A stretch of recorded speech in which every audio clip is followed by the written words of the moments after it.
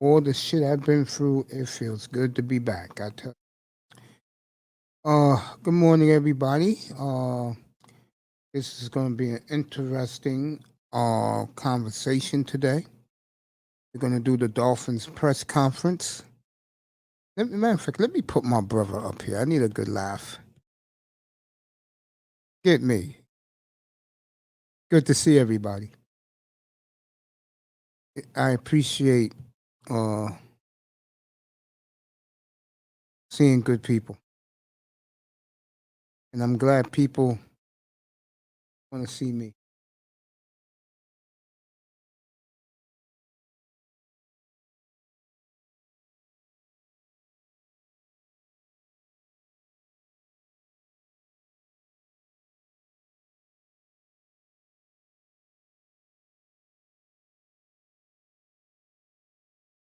Make sure this is the right one. Yep, it's the right one. All right, let's get this shit started, everybody. Good morning to all of you. Grinder's in the building. Deacon Dave is in the building. It's good to see you guys again. This will be the topic this morning. And I was in the hospital when this man got hired. And I'm going to tell you, when I found out that this man was a black man, I swear to God, I fell out of my hospital bed and I was on the floor laughing. I mean, and I showed the nurses, darn Philly in the building. Good to see my boys back in here. Good to see all of you, man. Good to see all of you. Um, and the nurses couldn't believe that this guy was a black man. And the funny part is, to be real with all you guys in the chat room, yeah, I'm back, baby. Yeah, he's black, bro. Believe it or not, he is a black. He considers himself multicultural, but he puts himself black first. Yeah, he does, Don Philly. You can't make this shit up. But you know what? I asked those nurses, and they were real with me. I said, "Would you date this man?" All of them said yes. All of them said yes. Let me start today. Grinder will get his applause when he comes up here. But first of all, it's my boy. It's my boy here. There you go. Don Philly 215 76ers playing better in the building. Good to do that again. Really is good to do that again. I'm gonna give Don Philly. Always give my guys when they come into the chat. I'll have Grinder up here in about 2 minutes if he's still in the building. Speaking of Grinder, he's gonna be having a one-on-one exclusive on Lady Love's channel later tonight. 9 o'clock Eastern, 8 o'clock Central. So if you want to see him on a one-on-one with Lady Love, aka Miss Cajun, she's gonna have him on her panel. Next is a guy who checked in with me in the hospital, and I always love and respect him for that. Big Dallas Cowboy fan, Deacon Dave, in the building. What's up, bro? Thank you for your support, making me feel better in a hospital bed.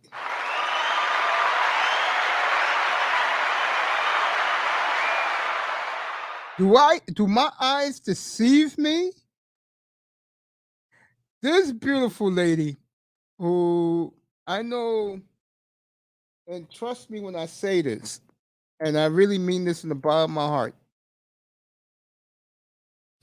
My heart went out to her, and she showed how tough of a black woman she truly is. And I know I don't pick sides. I'm not that way. I love you. I love you. I love this woman very much because she's been with me from day one. The beautiful Sheila E., the quiet storm. Check her out every day or every other day in the motherfucking building.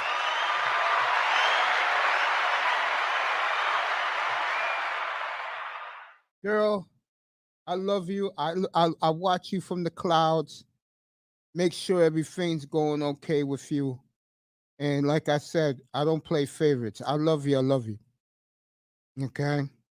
Speaking of that, I'm gonna talk about a certain concept creator later on that let's just say no, it's not a problem, baby girl. I'm just being honest with you. I'm just being honest with you. I love you from day one. No doubt. I always say this. You're always part of the Cuda family. You know that. It's me, you, Melody, Mahogany, the beat. No, never mind. Other words, it's a lot of us. Platt, Ism, Dusty, myself, you. We're family, girl. That's all that matters. Okay? And you'll always be family to me. All right?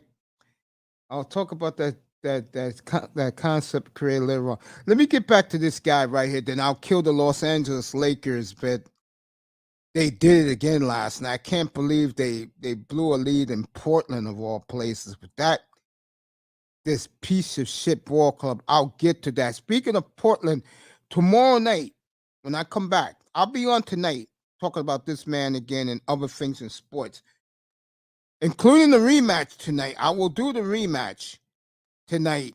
Milwaukee at Phoenix. First time they played since the finals. Milwaukee's in Phoenix tonight. Let me get back to this guy right here. And I'll kill the Lakers next. Now, I had buddies call me up when I was in the hospital, wishing me well. My people. I like to call them my people. They're my fam. I knew them for years, since the 1980s. They are well trusted guys, and I was the one a year and a half, matter of fact, 2 years ago in TD's network when I broke to him rapid we can get what's our quarterback? Watson in 2021. He thought I was nuts. I was the one who broke that story because I heard whispers. I will get to Deshaun Watson in a second. More whispers about Deshaun Watson, by the way. Back to this guy right here. Every guy told me that Mace, Fat, this Mike McDaniel, these guys are NFL guys. They know what they're talking about. Okay. And if I can get Prince Pierre up here, because he's a scout, he could tell you also. Guys told me that this young man right here is the real deal. They did tell me that. They said, Fat, this man's a genius. He's very temperamental, but he's a genius. And he learned from the Shanahans for 17 years. What more do you want? You want Harden? Don Philly? Don P. Philly. You want Harden? We'll see. Guys are happy to see Sheila E. back. I am too. They said this guy is the real deal. But here's the problem. And I also agree with this. And I wish there were more Dolphin guys in this room right now to hear this from me. Okay? I got something for you, Don Philly, in a few minutes about the 76ers. You may like this. Tackman's in the building. How you doing, my brother? Yeah, I'm feeling better, man. Also helps that you're here. I really mean that, bro. Give you some applause in a minute. That's for the beautiful Sheila E. Hey, buddy, I'm going to need you up here around Memorial Day so we could do the NBA draft because the Blazers got potentially 2 lottery picks. So since they're in the lottery, I do care. You have to give me, when they do the lottery that night with the balls, you tell me who fits there. We need a power forward and a small forward.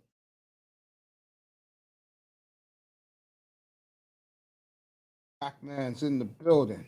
You get back to McDaniels, and then I'm gonna start telling you some rumors I've been hearing from my men. Uh, they all told me Ace Two is not gonna work with this guy.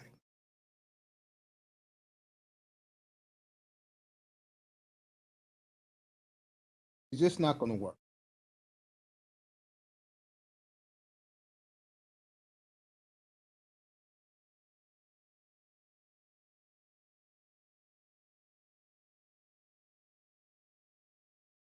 And they said why? I said why? I knew that was gonna be the answer, but it didn't surprise me. I didn't even bring two up. They did. And they said the guy's a bum. Everything you said about him 3 years ago, you was right.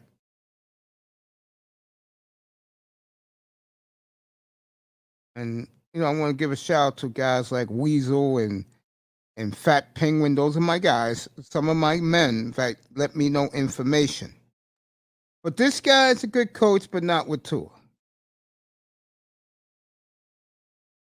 Oh, they won by 30 last night? Okay.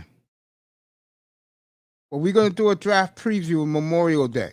Okay? Me and you bring up your goods for the NBA. We're doing the football draft again. No one does it better than Tackman Clan Killer when it comes to draft. He's excellent with football, baseball, hockey, and the NBA. So you'll love him. He gave me 2 years of excellence, brilliance. And dude, get a Cash App so I can hit you up with some dough that you're way overdue from, man. Okay, my brother, I love you. You know that. I appreciate everything you've done for me. Let's get back to business, everybody. I look at this man right here, and I hate to say it, but I do see a young man that can have this job in Miami for 10 years. Okay? Maybe longer. I see brilliance in this young man. Good morning, sweetheart. I see you've been over at Uncle D's channel lately. The beautiful Kareen is in the building. It's good that she supports her boy here. She supported me in the hospital, and I love her for that. Always will. Kareen is something else, everybody. I mean that in a very beautiful way. She is something else. Good to see you, honey. I'm going to drop the link in a few. Come up for a minute or two, unless the man got you working with a stiff schedule. I am recovering nicely so far. I appreciate that from you, my love. Thank you so much. I'll say it again, and I've been saying it. The people you meet on these YouTube streets, there's a good chance you're never going to meet them in person. Thank you so much about Mom. I always give Mom your best wishes. She appreciates it.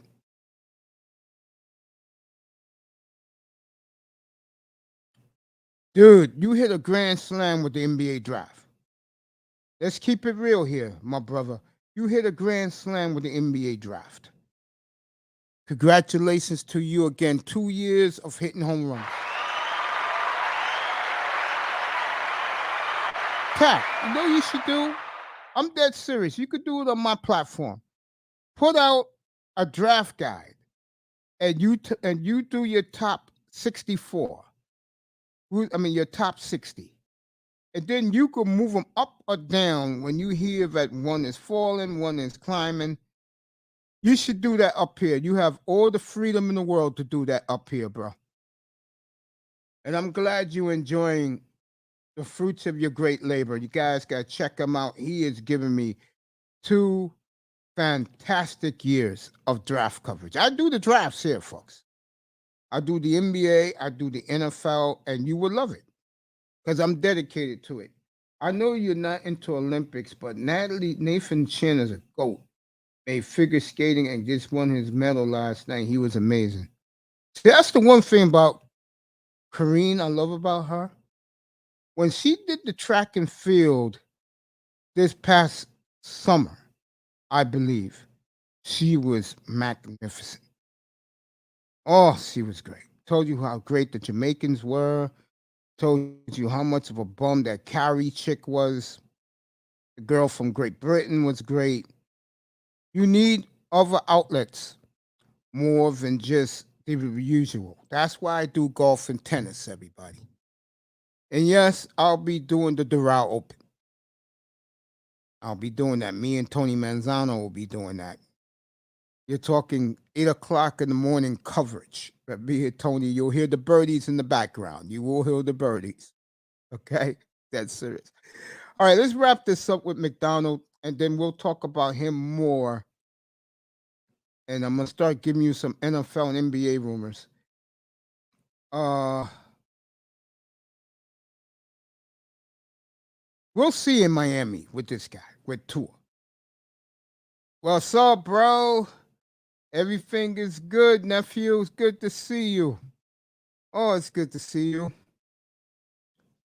That boy, getting ready for Sunday. You know I'll have it up here Sunday. Have you guys seen the thumbnail for the Super Bowl Sunday night? I already put it up. I put it up last night when I got home. You want Super Bowl coverage live. I wasn't gonna do it, but I owe you guys so much for supporting me. Come in here for the Super Bowl Sunday night. You enjoy it. Good to see my nephew, that boy Vader, in the building. I got 5 prospects that fits perfect with the Dolphins, brother. You'll love it. Okay. You know I take your word for everything you do. That's right. He's my draft guy. Big Money Sean is my informant, one of my informants, and he gets it on point. That's why this channel prospers. That's right, baby. I'll have the Super Bowl 5:35 Eastern Time Sunday night. Bengals and Rams. I'm going with the Bengals. And like Chris Collinsworth, who's going to be very biased during the game on Sunday night for NBC. Remember, he's a former Bengal. So you're going to hear him get on the refs when he don't think calls are going right for his Bengals. He says he's very emotional. He would have paid anything to see the Bengals in the Super Bowl. And he said, F this. He was telling us to Rich Eisen yesterday. F this. He took all of last week to watch every Bengal game, get to know the players. And I'm just going to say this. You got the over at 49. Stafford over 0.5 interceptions. Yes, that's a given. That's a lock. I'm with Collinsworth with this. As much as I'm not biased, if the Dolphins made the Super Bowl, I'm not going to lie to you. If I'm doing that game in this room and they're playing in the big game, I'm going to be very biased. Because they've been my team for over 50 years. I'm wearing the shorts right now. I would show them to you, but maybe later on I'll show you my Dolphin shorts. But I'm wearing a pair right now. I got plenty of Dolphin shorts. Rich Eisen's a legend. Yes, he used to be when he used to call the local sports show here in New York back in the late 80s, early 90s. Before he made it big with ESPN, he was Richie from Staten Island. Good people, Rich Eisen. Very good people, bro. Very good people, Richie from Staten Island. I always know him as Richie from Staten Island, as a regular caller, like myself, into FAN. Good people, bro. I'm so happy for him. His beautiful wife, he used to cover the Angels. their champion, Susie. Love that woman. She was our good luck charm that year in 2002. Susie Schuster. That's his wife. Let me get to the rumors. Let me start with the NBA. With the Lakers collapse, and I don't care what they do today, they're a bust. Let me recap what happened last night up in Portland. As the buffoons did it again. Can't make this stuff up about Los Angeles, folks. You can't make it up.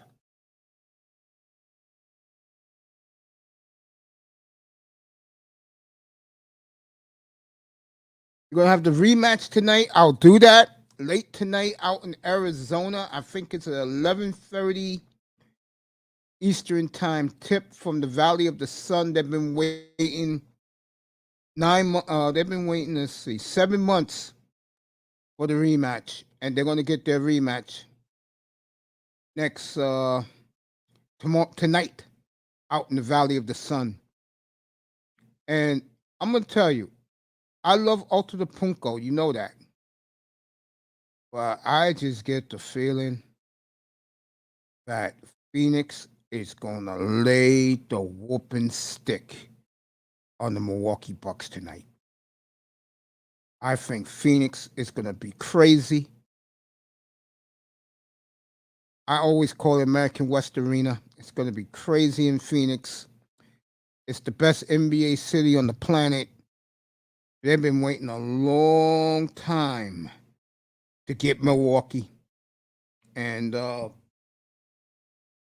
hope the Bucks make it a game. I really do. I don't think they will.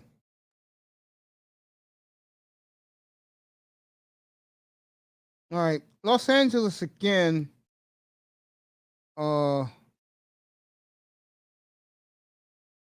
Loses again to Portland, and Portland is cleaning house. I will do a show tomorrow night in tribute, and I'm gonna be very emotional tomorrow. So if you hear me dropping tears, those are real tears. The thumbnail will be up later tonight. It's thanking C.J. McCollum for 10 glorious years in Portland. Lillard was very emotional about it. I heard when he got moved, he wasn't happy. That's his best friend since he got to Portland.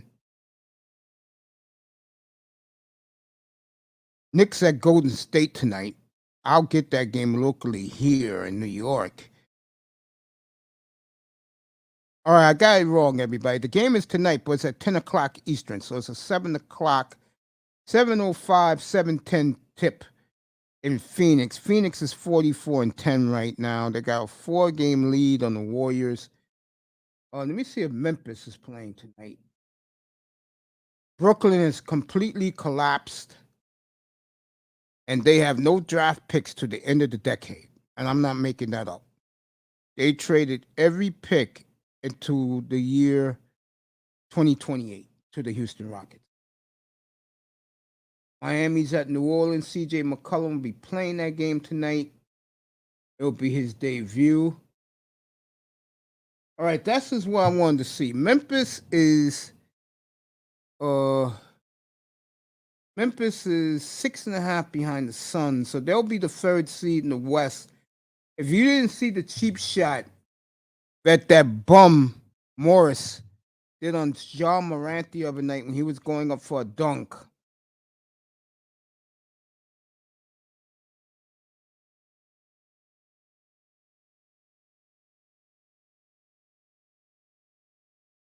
So Blazers are clearing up a lot of cap space.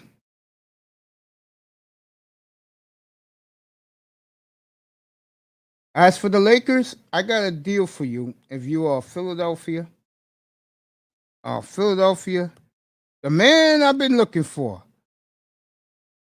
I'll drop the link for you to come up, SKC. I gotta talk to you for a couple minutes. See, now this is why. Let me drop the link. This is why I love Kareem. This is why Kareem's a good sports fan. This is why you need sisters like her on your panel. Don Philly said, let me say this real quick before I invite anybody who wants to come up. Kareem, SKC, I gotta talk to you. We gotta talk some business real quick. What the hell I'm doing? I'm crazy as hell. See where my mind is, folks? There we go. Put the link in, drop the link in the chat. All right, this is a freeway trade, which I hope happens this summer. And I think it'll work out for all three teams. I'm going to tell you right now, the Lakers are going to blow this up. And I don't see LeBron staying for a rebuild. So this is the freeway trade, which works salary-wise for everybody.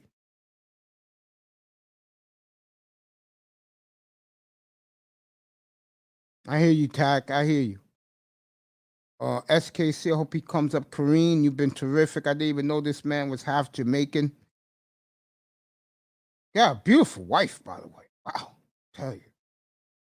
All right, let me do the trade. This is for Don Phillies of the world. This is this summer. Miss Molina's in the building. I didn't even know she was there. What's up, baby? Told you back in the summer, bro. Don't touch the Lakers, bro. Miss Molina, good morning to you, my love. Good to see you. Thank you for dropping by. All right, here's the trade. Let me not stop fooling with people.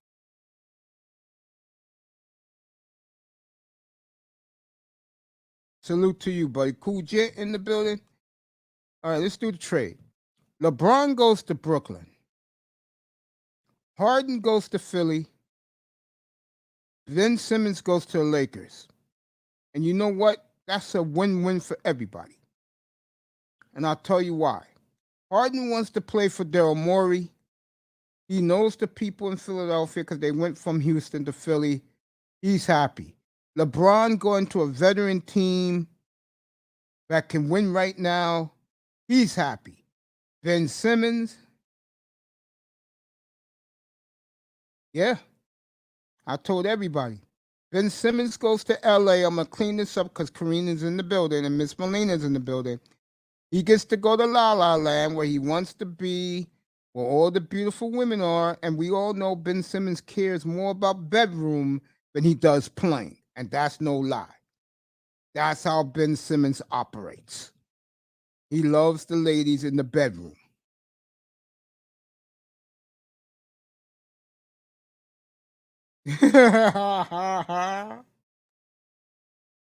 Oh man, Ben Simmons working out at Costco's. No, I think Ben Simmons is still laying up right now with two babes in his bed in Beverly Hills, I think. But that's a trade that will work for everybody. Let me also say this about the trade. I'm gonna do the Lakers more than anybody else. With the Lakers, what that trade does for them.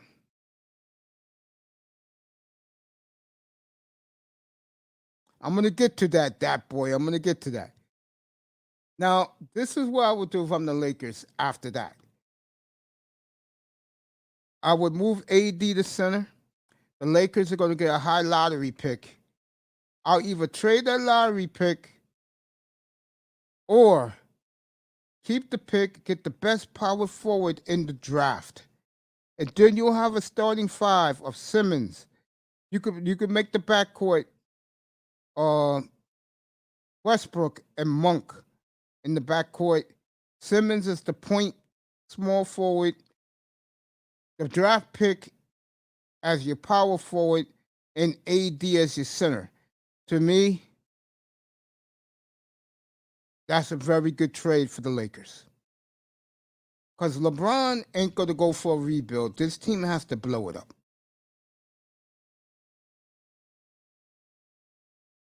He'll have his side pieces as his sixth man.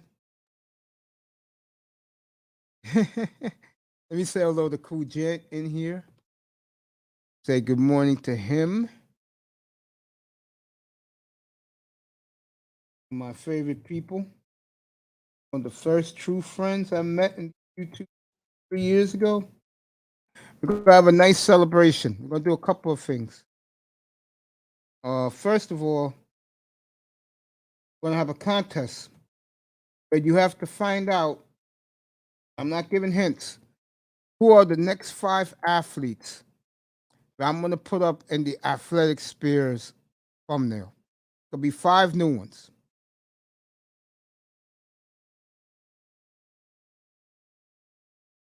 I'm saying good morning to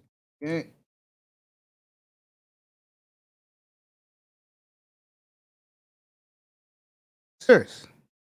Good morning, Sir Anthony. Good to see you, sir, in the building. Ooh, gent.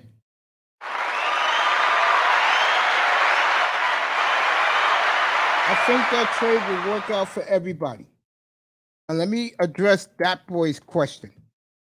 I was about to go there, by the way. Thanks for coming, Sir Anthony, in the building. There he goes.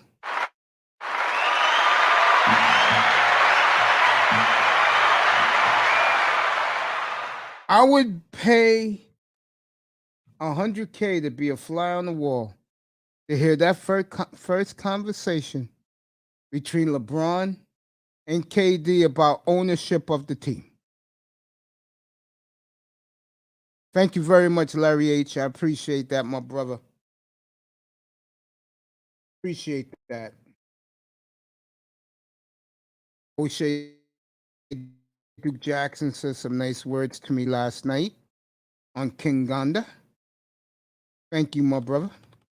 Appreciate that from the real GOAT of the manosphere. Thank you so much, O'Shea, that made my night last night. Larry H in the building. Good to see you, Larry.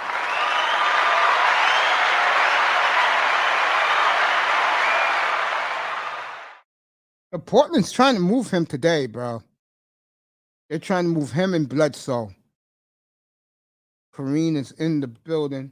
I agree, Mace has the best sports show, praying his channel blow up. Blow the F up this year. I think it will. I'm about to add some things in here. Antonio Brown, Dennis Rodman, Lawrence Taylor, Daryl Strawberry. You're way off, bro. But anyway, I got the beautiful Kareen in here. I got one of my biggest supporters in here, and he knows how I like to introduce him. Good morning. One of my favorite supporters. It wouldn't be this show without this man. Peanut Butter Hero.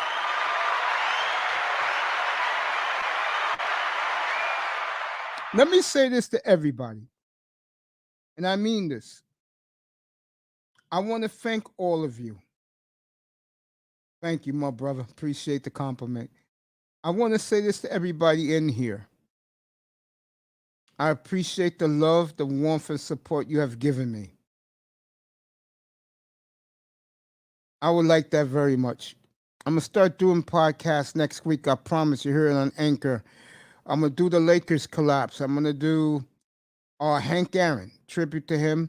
And I was going to do the Braves, but I'll do one better. The All-Star game is coming up, and next week is All-Star weekend. Be here. The thumbnail will be up Monday morning. Enjoy All-Star weekend. I'll have it up here. NBA All-Star game. I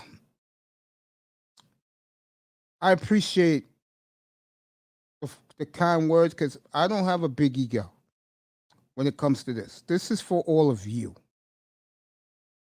because you all been so good to me. And plus, sports talk radio is horrible. They have no African Americans on it. I said, damn, I've been calling sports talk for over 30 years. I can do this shit myself.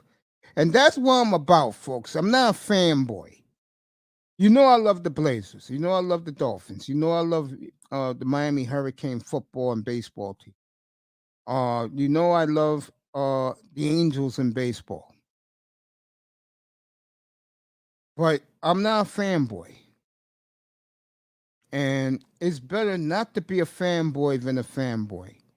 And one thing you're going to get from me moving forward, you're going to get more sports. Now, on Saturday nights, you'll get the BS, what people like, because there's nothing happening on Saturday nights no more. The football season's over. We're going to have Super Bowl Saturday night up here. If you haven't seen the thumbnail for the Super Bowl, go check it out. It's pretty cool. It's very nice. I appreciate it. Kareen says, I agree. Mace is mad talented. You can anchor now until then. Yeah, I'm going to start doing some anchoring. And Kareen, how did you know this man was half Caribbean, sweetheart? I would have never guessed that.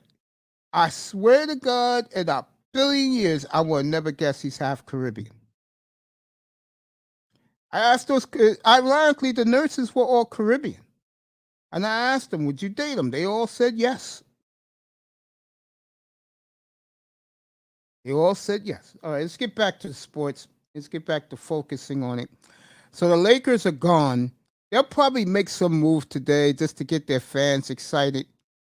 But there's no way in hell the Los Angeles Lakers are going to be scary to people. I said that back in the summer. Laker fans were acting all arrogant and pompous. And they deserve to have a bad team, by the way. They deserve it. I told them Golden State way up, Lakers down. Problem with the Lakers, they're already sizing up their ring fingers. Golden State, when the claim was theirs, and then the wild card and all this. Phoenix, they want, in their opinion, what was stolen from them. And I'm going to say it again. I will do the game tonight up here. It is going to be a crazed crowd in Phoenix tonight. You better believe it. All right, let's see what the old men are saying. LeBron says he's tired of as hell after the loss.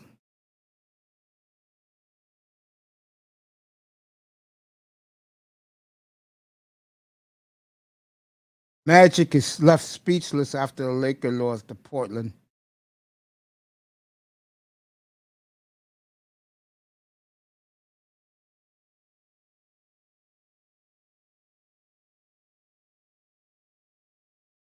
LeBron James says it feels like a fog. No one cares about Jeremy Lin.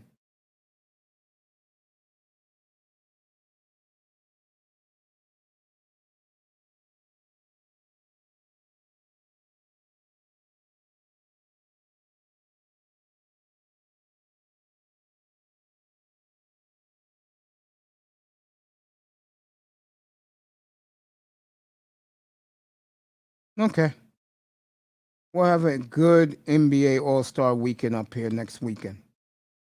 Should be fun. I'm looking forward to the NBA All-Star game. I haven't really got into it, but because of my sisters and brothers, the ones that are still left that love basketball, it's for you. I mean, see what Tackman says.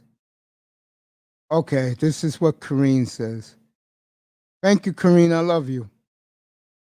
Every beautiful thing you said about me. All right, I look him up. He's cute, but he's married. Yeah, I saw his wife this morning. And I'm just want to say this. Kareen, don't get mad at me. Very beautiful blonde. He has a very beautiful. I think she looks Caribbean, believe it or not. Base, what you think about Flores? That's an easy answer from Black Edge Matters. My answer to that is I like Flores. I respected him. He gave us a direction. I think he got a raw deal by the NFL. And what he's doing is very courageous because if he ever gets a job again, he's going to deserve that job. Let me tell you. Maybe Anchor will let me say whatever I want. Unlike, yeah, the Anchor will let you say whatever you want.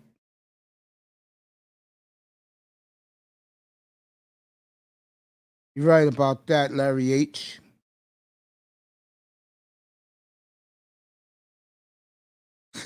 Seven turnovers in his own kitchen. Oh man, I answered Black Edge Matters. Oh, a lot of good people in here, and I'm glad you care about the sports like I do, like all of us do. Let me do some trade rumors in the NFL. One of them is very intriguing. If the Packers if Aaron Rodgers decides to stay in Green Bay,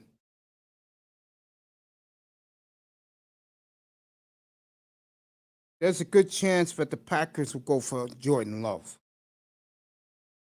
because Hackett has had him for 2 years. Harder than Chad Wheeler. Appreciate that. Hit those like button. Hit the like, hit the subscribe button if you like this. Let me say this.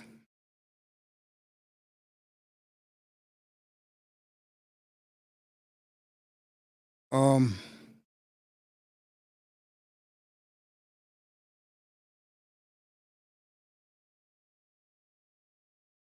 wow. I forgot what I was going to say. Okay. I apologize. Jordan Love going to that arsenal in Denver. That will elevate his young career very, very much. Yo, get up here, bro. Let me drop the link. Me and you going to talk right now, man. We've been missing each other. Get up here, EM. We're going to talk this shit right now. Let's go.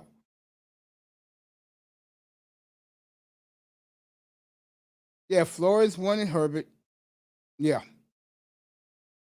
Hey, don't get me wrong, buddy. EM will be up in a minute. I am a big Brian Flores supporter.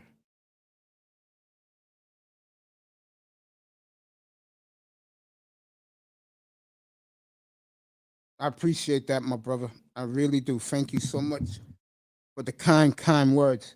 Let me give a shout out to a couple of people. Yeah, EM, come up, bro. We gotta talk this shit. Come on up, bro. I dropped the link. I gotta give a couple of people a lot of credit. I'm gonna tell you why. See, I've been the lone avenger of all these Dolphin fans on YouTube. And now give TD of Fins Talk credit, Insanity 5 credit, EM credit, and now Dudley Do Wrong is beginning to see the way I've been seeing things since I've been up here. Yeah, take your time, bro. Take your time. And I'm glad that people are beginning to see what I've been saying and preaching all along. The Miami media lie. They lie to their fan base. Appreciate that, brother. They lie to their fan base.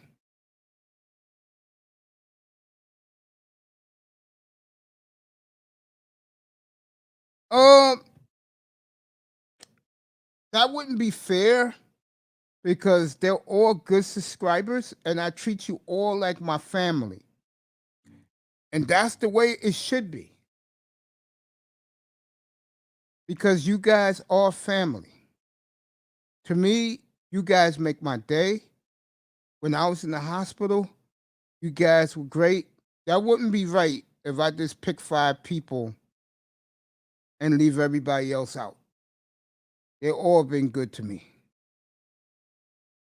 Just being honest, Black Edge matters.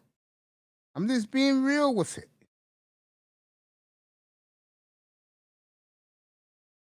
Just being real. I don't hold favorites like that.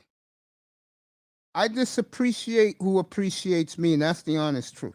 Hey, I have a lot of female support in here, bro. I have women behind the scenes giving me cash apps because they like me sticking to the sports.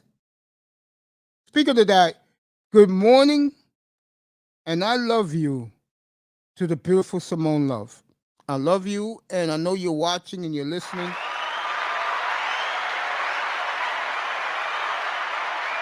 She's in the building. Good morning to him. Appreciate that. See, Black Edge matter. I'm going to say something, and maybe you'll like it, maybe you won't. When I first started, I had a much bigger platform than this. But you know who keeps me afloat? My brothers and my sisters of the manosphere. They like what Mace does. That means I tell you the truth. I can talk manosphere stuff. They like that. I had some big roastings up here.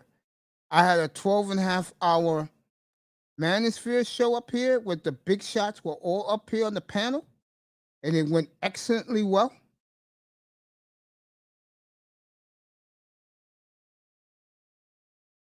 No, man. Game Changer is more personal. Laro, Dusty, those guys are good people, man. I know them from the manosphere, man. Everybody's good to me, bro. Sheet we hear is good to me. We've had me and Sheet had it out here a few times, bro. But at the end of the day, I respect Sheet as a hard working blue collar man and a great family man. That's all you can do, bro.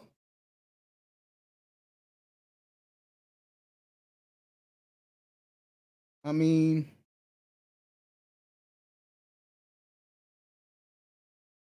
what more do you want?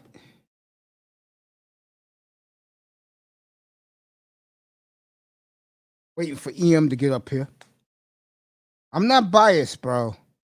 Oh, I said this from day one. I said this before day one, 2 years ago, my friend. I told people in the manosphere, even if you just come up here like a sheet, give me a salute, I'm happy with that. Because at least the brother knows I'm on live, and he likes other aspects of the manosphere more than listening to me talk about this coach right here. And I respect that. Little Rock comes in here, says, "Yo, Mace, what's up?" I say, "What's up?" to him. He's gone. He likes manosphere stuff. He likes the roasting. I know that. One of my favorite people in the world is on right now.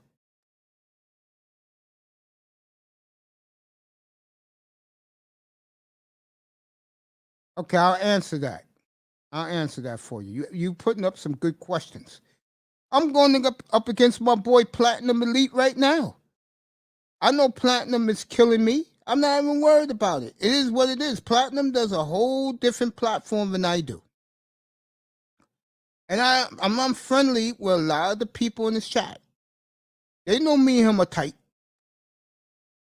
Me and Ism is tight. Kuda. We're family. Sheila E popped in this one. It's good to see her. Exactly. She just hit the grand slam. Then I'm gonna answer your question about Vegas. There you go. Mace always have love for the people who show love to him. Exactly. Okay? Yeah, Platt's my boy. You guys know that. All right, let me answer this question. McDaniel's a great move. Lovey Smith was horrible. I don't like Lovey, never did. It should have kept David Culley. I went and got our boy Brian Flores. I like that name too. It's pretty cool. Black Edge Matters. I like that too. Yeah, we're family in here, man. To answer your question, Black Edge, we're family. All right, let's get back to the NBA. The cheap shot by Morris the other night on John Morant. I have not heard the repercussions of that. But I know one thing. If someone hit one of the top three players in the NBA like that, to behead him, and he was my teammate, Morris be dead right now. Morris would be a dead man right now.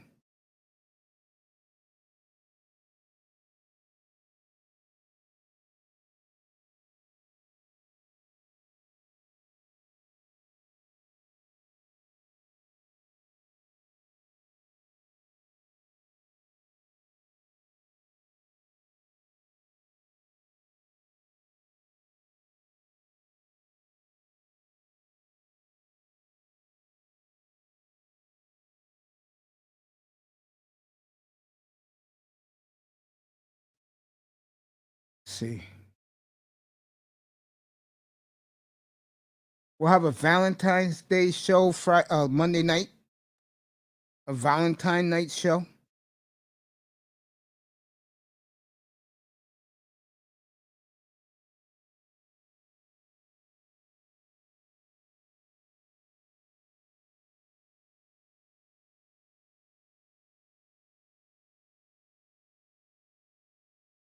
So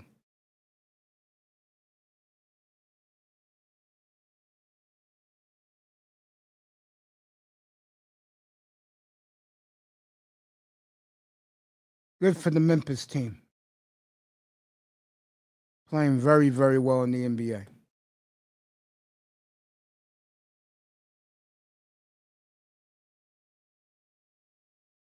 me see if EM is up here yet. No, not yet. Okay. Speak of the devil, he's in the building.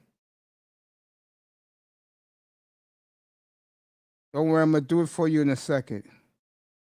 Always love, bro. Always. Appreciate that. She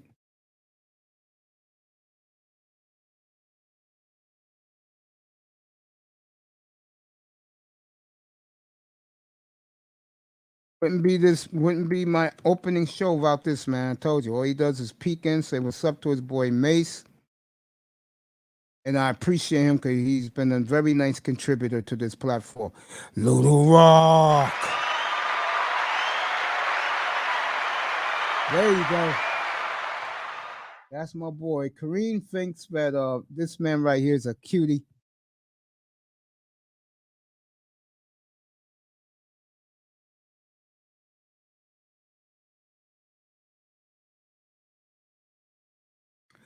Lou, after 9 o'clock in the morning, Eastern time, 4 o'clock in the afternoon, the motherland. If you don't know what the motherland is, you better check yourself. Shout out to O'Shea Duke Jackson, who said some nice words to me last night on Kinganda in the chat room. Appreciate it. Appreciate him. So Mike McDaniel will be introduced to the Dolphin fandom in less than an hour. This is a man that a lot of my people around the league told me he's legit. But they all say the same thing I'm saying. Him and Tua will not work.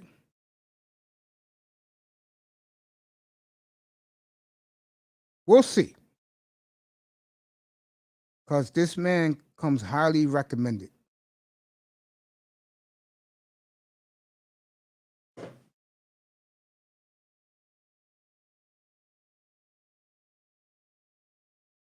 The reason why I didn't do it, the backlash they would get.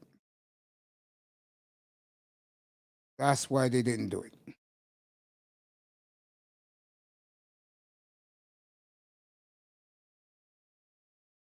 They knew they was going to get a lot of backlash. That's why they didn't do it.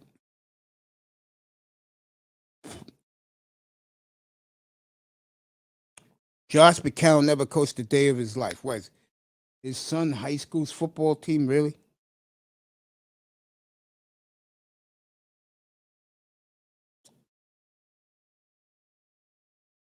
Waiting for EM to get up here.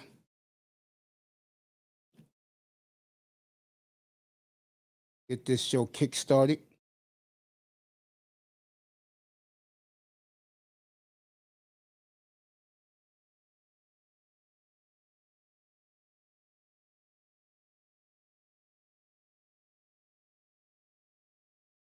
So, everybody hang tight. I'll be back in 3 minutes. I promise. 3 minutes. I'll be back.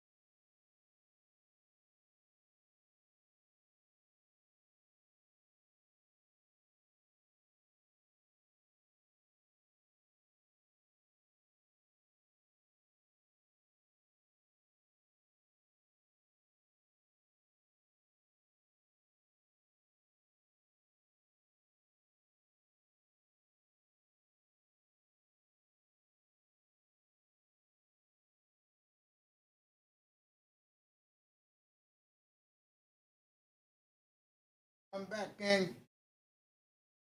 Oh, you give me like 3 minutes.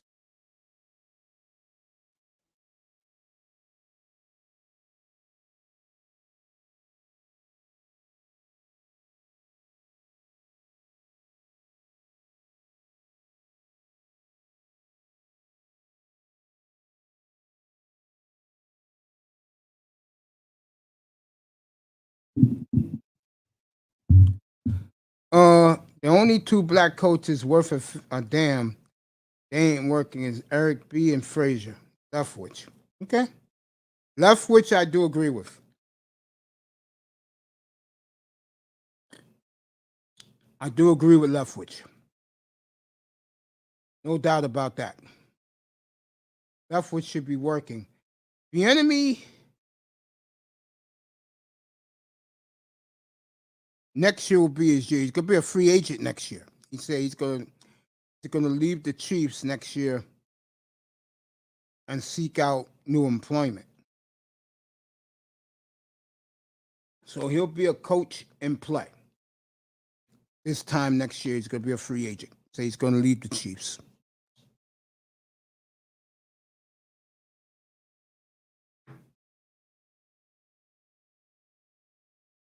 So we'll see.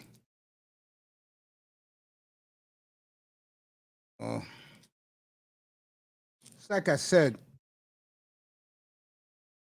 I'm not the rah guy for black coaches. That said, I do support them. Like I do support Brian Flores' cause right now. No doubt about that. Uh, Stephen Ross is a liar. He cannot be trusted down in Miami as an owner. And I do believe Brian Flores said he has witnesses. I do believe he's telling the truth that he wanted Flores to lose 2 years ago, 3 years ago. I do believe him.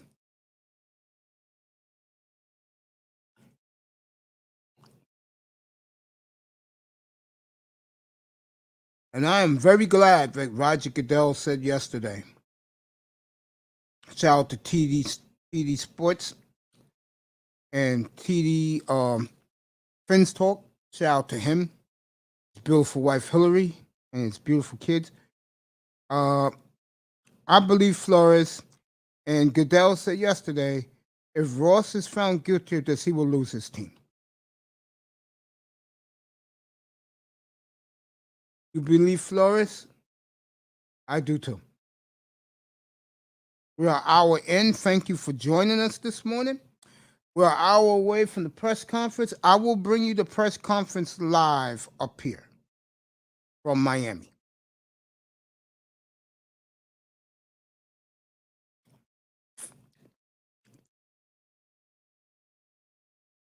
And I'll tell you why I think of the press conference and think of him. By the way, him talking to Tua the other day was bullshit.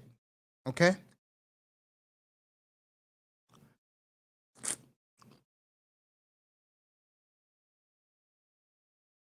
And that's the typical Miami media bullshitting their fan base again.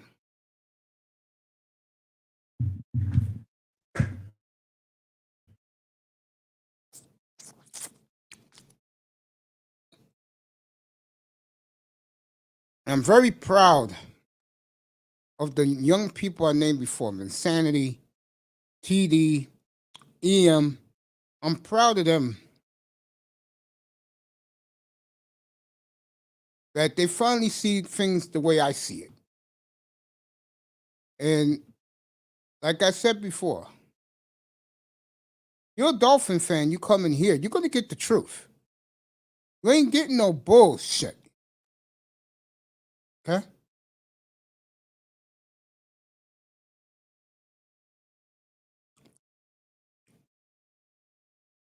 So if you didn't hear the news, this man right here, Mike McDaniel, is a black man, half Jamaican. Thank you to the beautiful Corinne.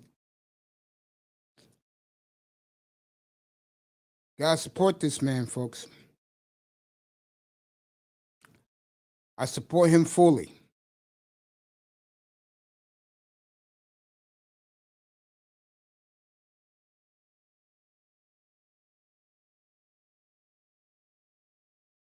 I do.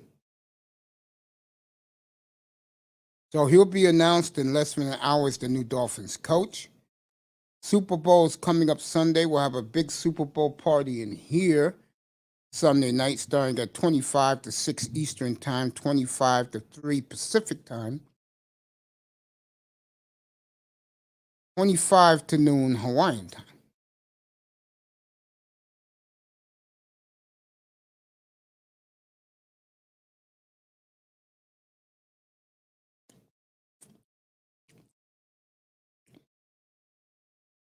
Thumbnails up.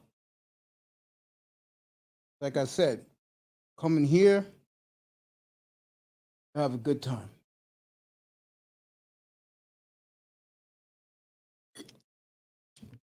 NBA trade deadlines today. I will cover that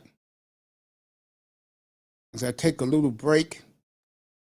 I'll come back on at 4 o'clock, tell you who was moved. Get up here, bro. EM will be up here soon, so get up here.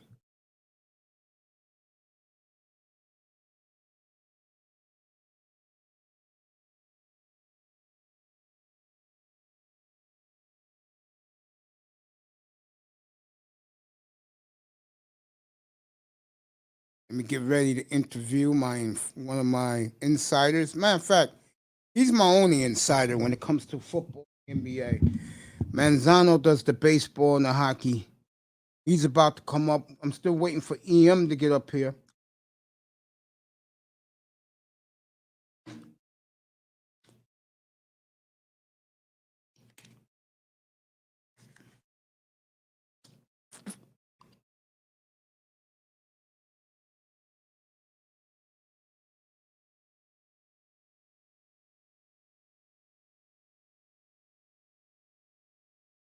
Waiting for Sean to come up.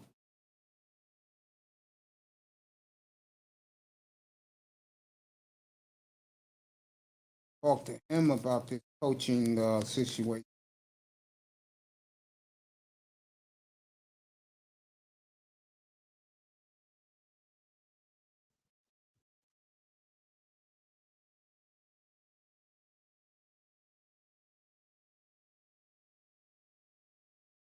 All right, bro.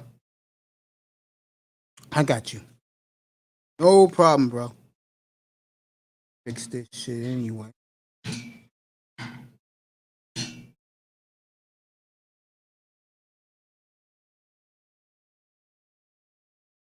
All right, take your time, bro.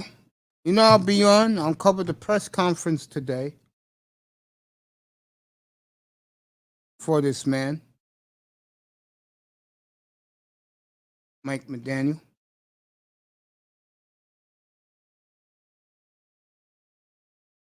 All good, baby.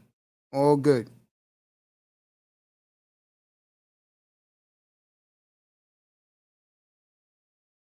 Some kid named Jeremy Grant get back to the NBA. Could be on the move.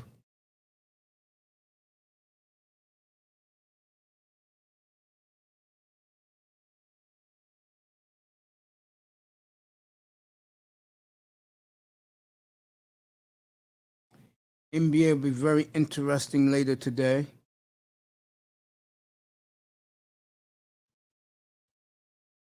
with their trade deadline. That should be fascinating.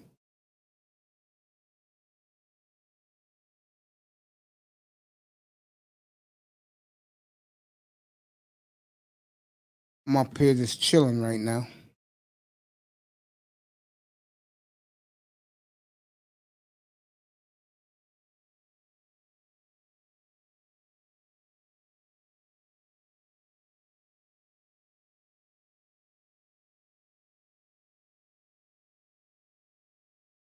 There you go. That's me right there. Looking pretty rough since I had to cut my stomach open again.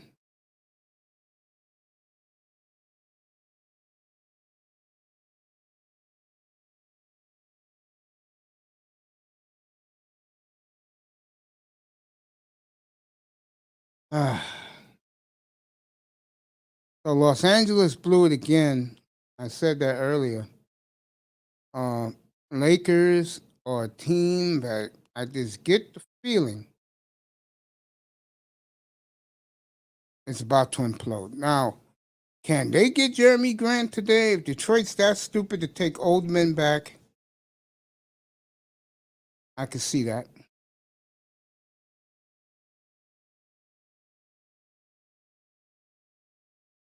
I could see that.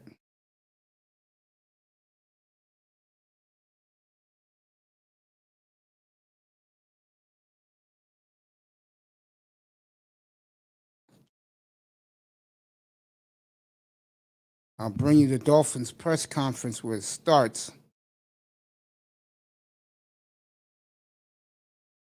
on the Miami Dolphins feed.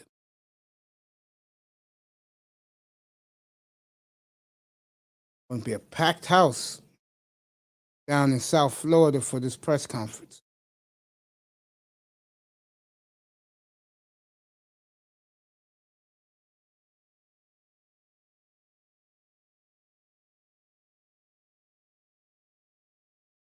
Should be a packed house today down in South Florida.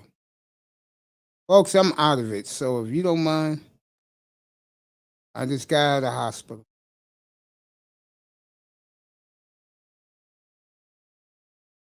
There you go. I just look like shit. Whew. So we're a little bits away from from Mike McDaniel press conference. I told you guys I'll comment on him after the press conference. How he handles it. And then after that, I'll be out of here for a little bit. Then I'll be back for the NBA trade deadline. Lady Love is in the building. Thank you so much, honey. I've been watching you. And I already plugged it. I'll plug it again. This beautiful lady has really taken her platform to another level. And she's going to have the #1 grinder. Real talk on her panel tonight, interviewing them one-on-one, 9 o'clock Eastern, 6 o'clock Pacific. And it should be a good conversation. Should be good.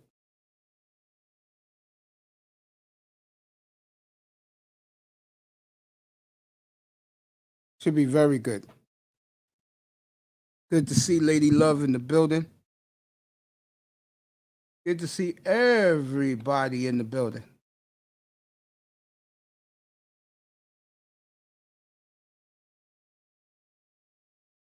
Of Lady Love, I would be really remiss. I didn't say good morning to this beautiful lady, the beautiful MTGVTV, Miss V. Good morning to her.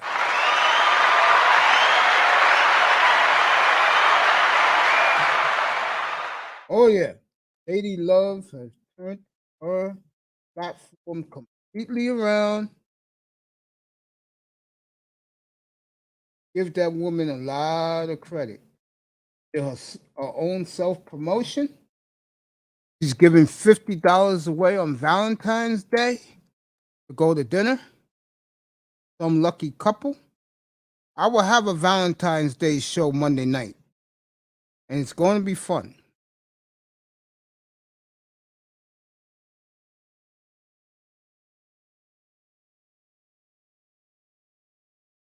It's going to be fun. We're going to make fun of the women who don't get dates. When I was younger, in my mid to late 20s, I used to be in the bar all the time. And the one thing I used to see is these average looking plain Jane women with no men. And they'll be wallowing in their beer and their martinis. And I used to crack up.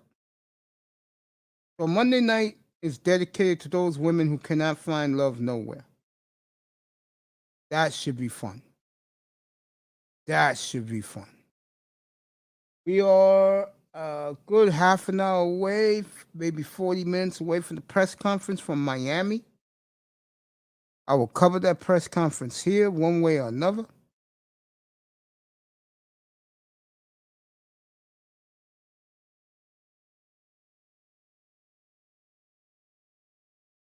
So I will. Thank you, my love. I will.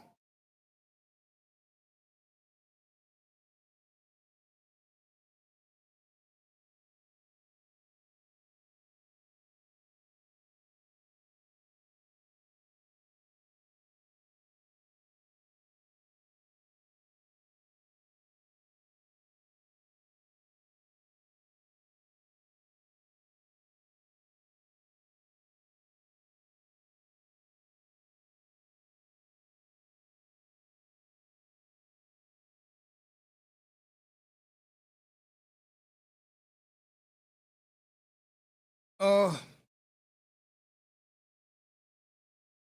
go check out Lady Love tonight. Check out her previous shows,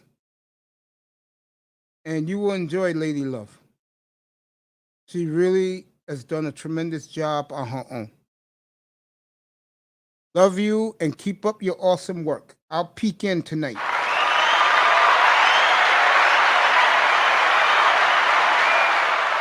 Because I'm going to be on tonight. Sean will join me. Tony Manzano will join me. Hopefully, EM will come up and join us here. And of course, Mr. Miami will be here later tonight. Yeah, the week off with me should be coming up here.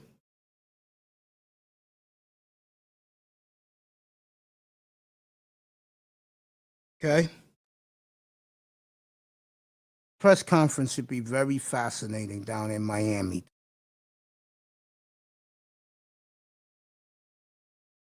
Should be very, very interesting.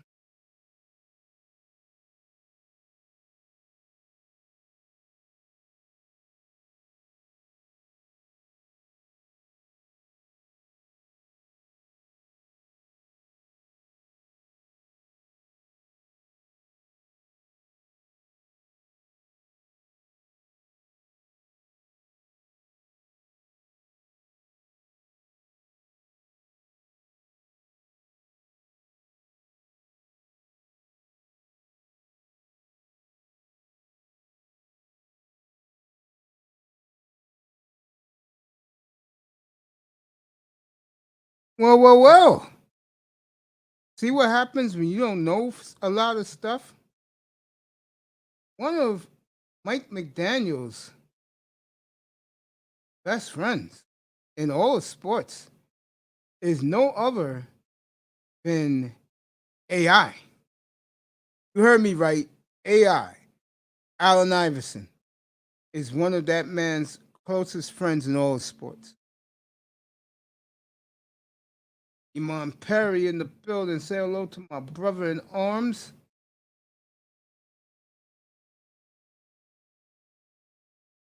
Getting ready for the Dolphin press conference.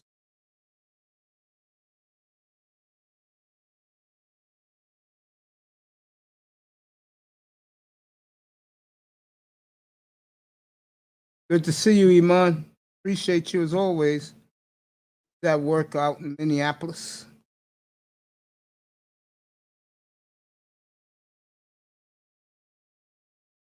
I'll be on to at least 11:15 because I want to have my comments about the press conference. Unless EM comes up or Sean comes up, I'll be out here 11:15, 11:30. Then I'll see you for the NBA trade deadline. Give you that real quick, and then I'll be back tonight.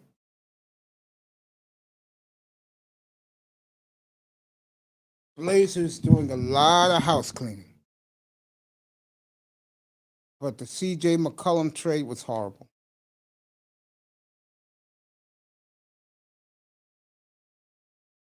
You had the team like the Knicks right there, who would gladly give up 3 of their kids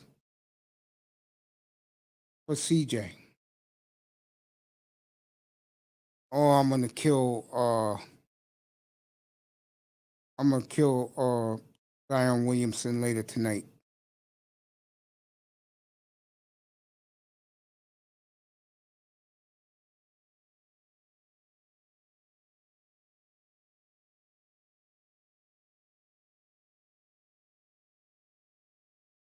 Oh yeah.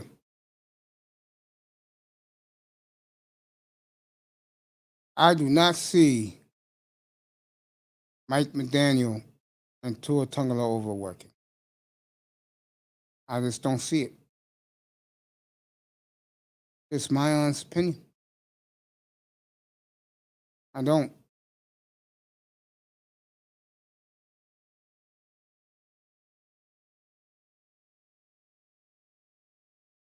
And again, that was BS, by the way. That was for these horrible, losing Dolphin fans. Because Miami sports fans are the worst in the world. Let's just call it spades.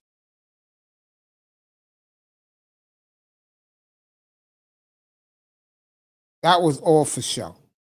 When he was talking to Tua on the airplane, that was BS. See, again, I believe Brian Flores. Tua did have bad work habits. Too busy playing golf instead of getting better. Well, let me tell you a little pineapple ass something right now, motherfucker. You're gonna be working hard, piece of shit. Because to me, you'll always be the little pineapple, a piece of shit. That's how I look at you. Now, let me get back to those losing fans in South Florida that believes everything that, you know, they had come off with this bravado-ish attitude. You know what I say to them? Fuck you. Because you don't know shit. Fans in LA, New York, Chicago, Dallas is more knowledgeable Dolphin fans than they are in South Florida. And let me also add this. I was in another platform the other day in the clouds in the hospital, and I hear these Dolphin fans complaining, saying that a certain concept creator be cursing a lot. That will be me. If you don't like the way I handle my platform, don't listen. Don't be in the clouds. Because you motherfuckers never supported my black ass anyway.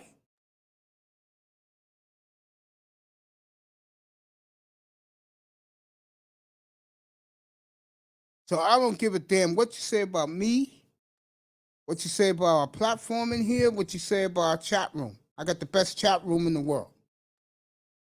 I got the best platform in the world. You know why? Because I like my shit being like a library, not niggas talking over each other to prove a point.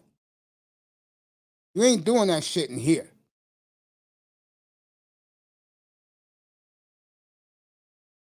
Esther Finn, motherfucker, Larry L and his fat ass, and the rest of them. See, the only guys I respect is those two Dolphin guys. I gotta think of them. K Flexen, and of course, these beautiful people. TD Fence Talk was come around a little bit to my way of thinking. Insanity 5, and of course, EM. Those people get my respect. When they come in here, I'm stunned and I'm privileged. Shout out to Dudley Duron.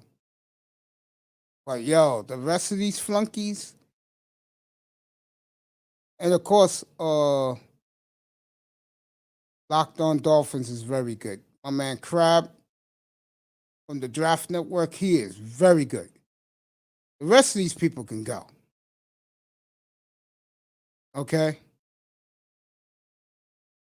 They can go where the sun doesn't shine. Counting down the minutes to the press conference down in Miami Gardens, Florida. I mean, you gotta be out of your damn mind, bro. And here you get the truth. And I'm proud of those last three people I just said. A couple of weeks ago on a Sunday night, Dolphins lost to Tennessee, and all three of them went gung ho on the franchise. And I'm laying up in my bed. I'm in pain, withering in pain. And I said in my mind, I'm proud of all three of them. Proud of all three of them. It's good when you have a fan base that you have some deep thinkers and unbiased opinions.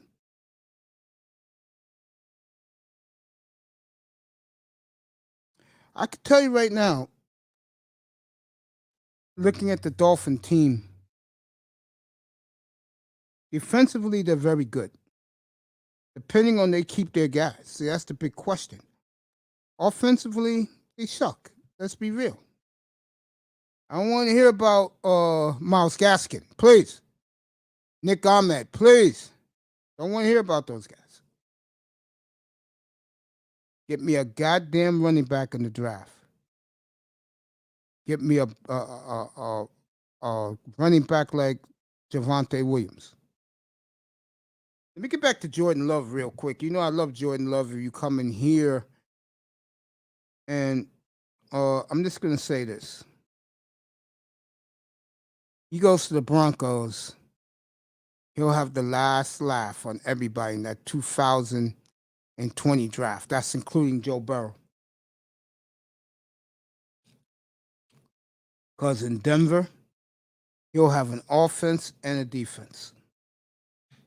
He'll have a complete arsenal. And if of course, you want Aaron Rodgers. But Aaron decides to stay, I will go get Love right now. I won't even waste time, Hackett.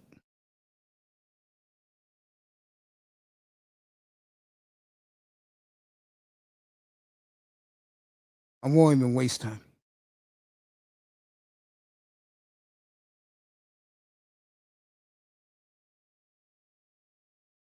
They're waiting for this goddamn press conference. Once that's over, I'm just about done for the morning show. I'll be back in the for the NBA trade deadline.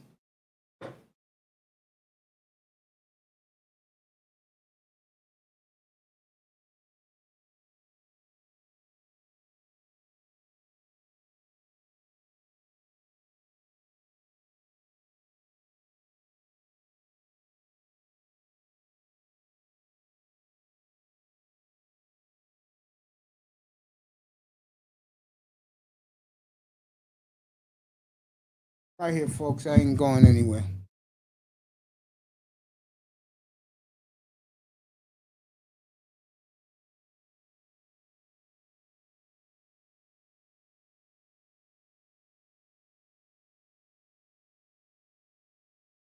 Good to see Lady Love in here. It's only what 20 to 7 out in California. Peeked her head in here to say hello. Appreciate that. Sean was here. He'll be here later tonight. Well, we will critique the press conference.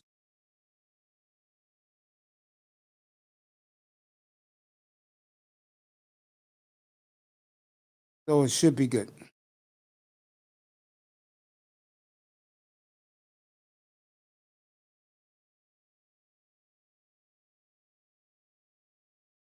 I'll be back tonight. Aftermath of this press conference. Then I'll let you know if I'll be on tomorrow. I'll put it in the community tab. Okay, I'm gonna start using that tab.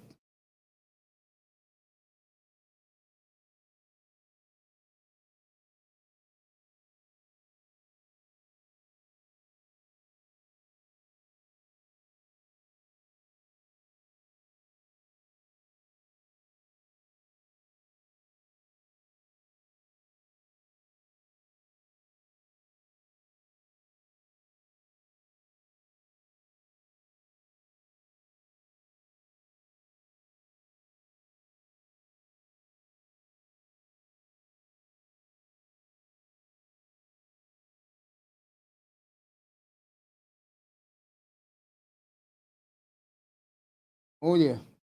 Good to be back, folks. It really is. I miss all of you. Not not fun in a hospital.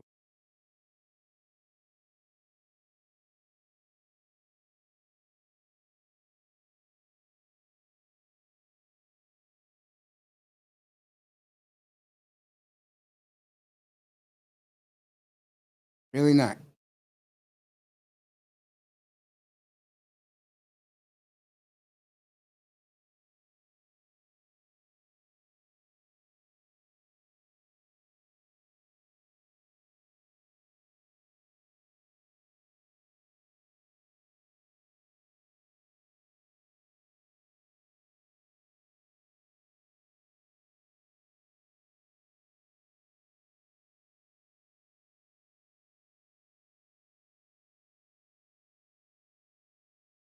All right, folks, I'm right here. I ain't going nowhere.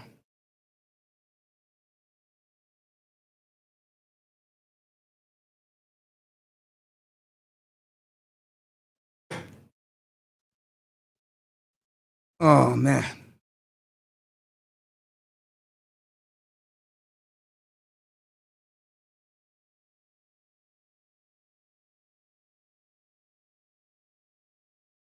NBA All Star Weekend is next week.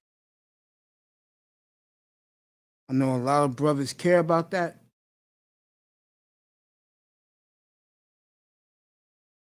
I will cover it here.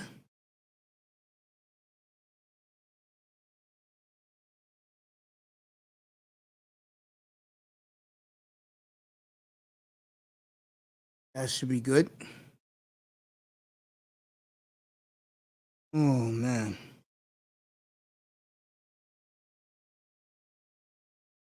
Let me dig up some other stuff. Who you guys like in the Super Bowl?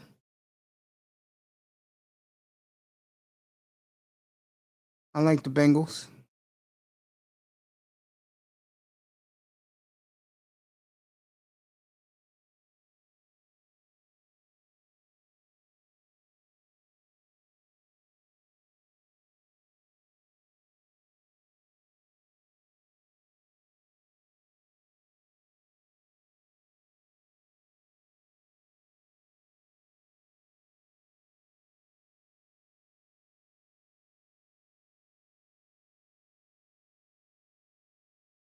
Oh man.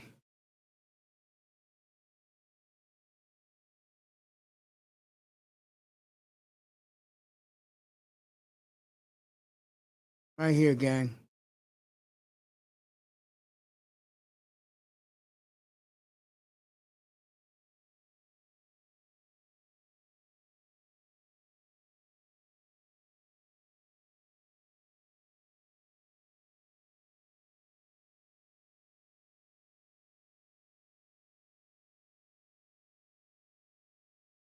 All right, all the TV stations down in Miami will carry the press conference live.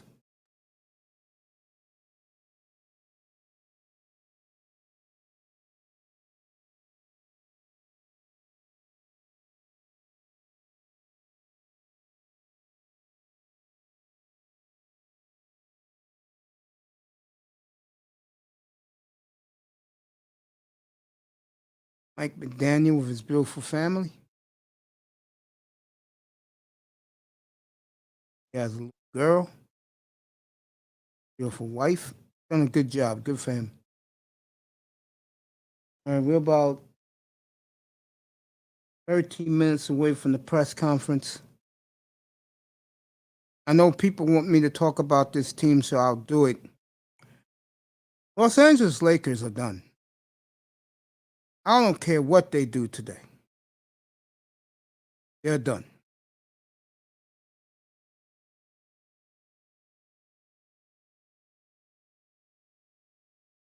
They made a, a drastic mistake. Let's be real about it. Uh,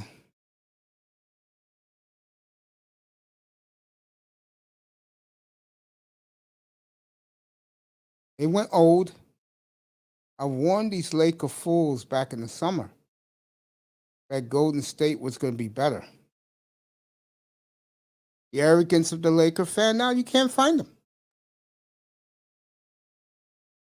They're hoping on a wing and a prayer today that they'll get some sucker to give them something.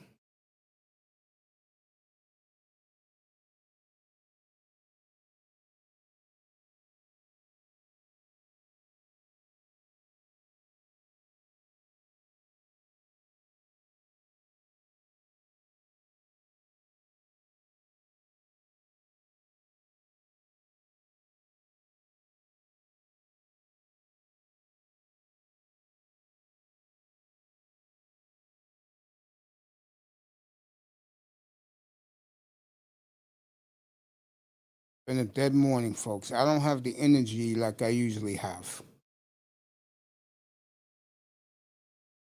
I apologize for that.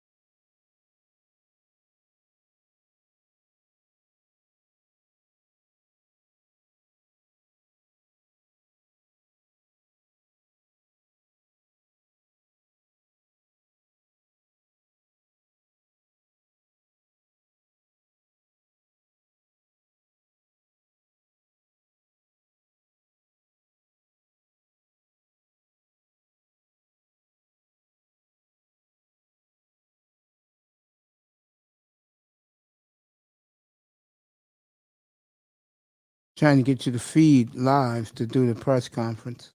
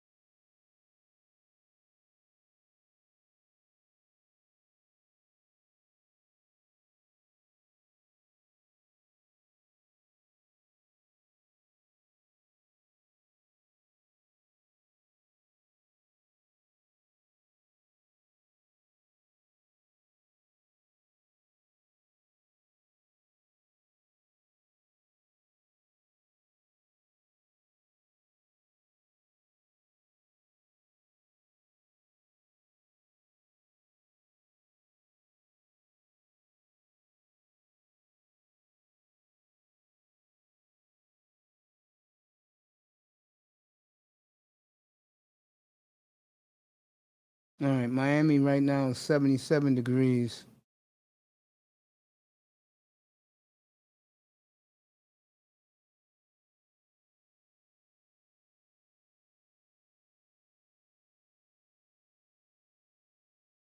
All right,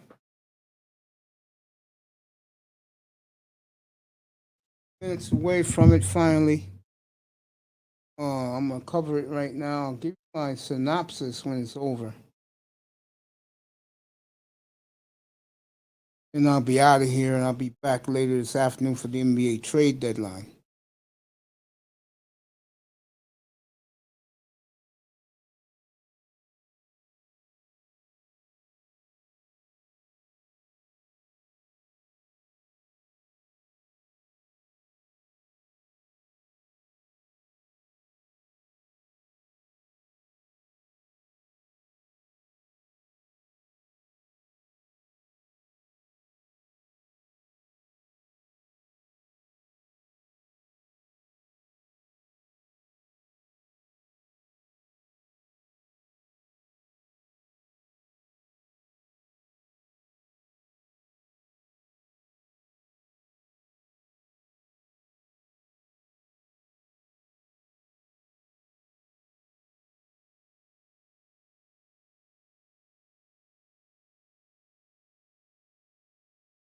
Oh, it's boring in here, and I apologize. I thought it'd be some more flow. I thought there'd be guys up here on the platform, on the panel.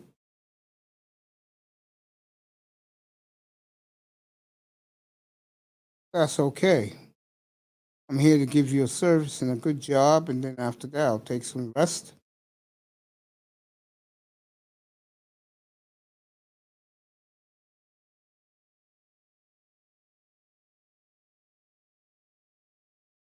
Oh,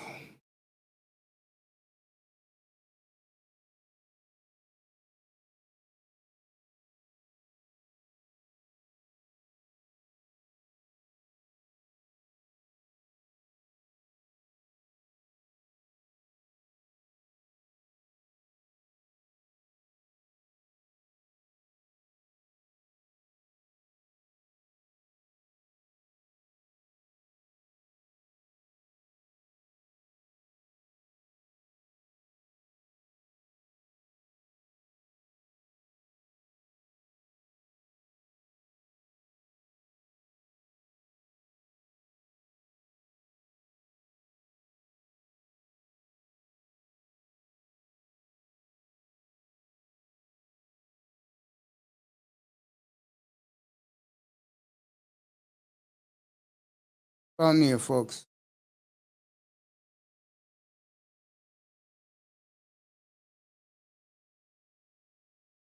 What's up, Tampa? Want to come up for a few minutes while we do this press conference? Good to see Tampa Supreme. Great to see all of you.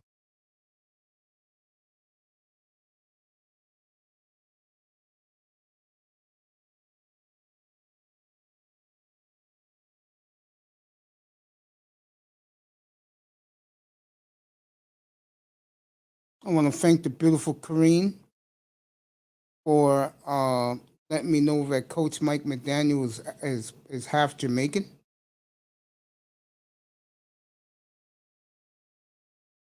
He thinks he's cute, but he's not Mike Tomlin.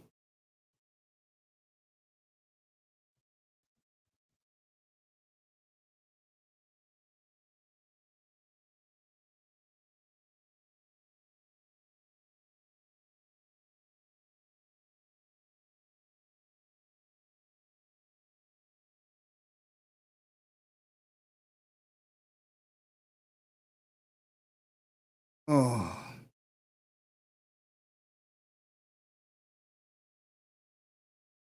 5 minutes away from that press conference.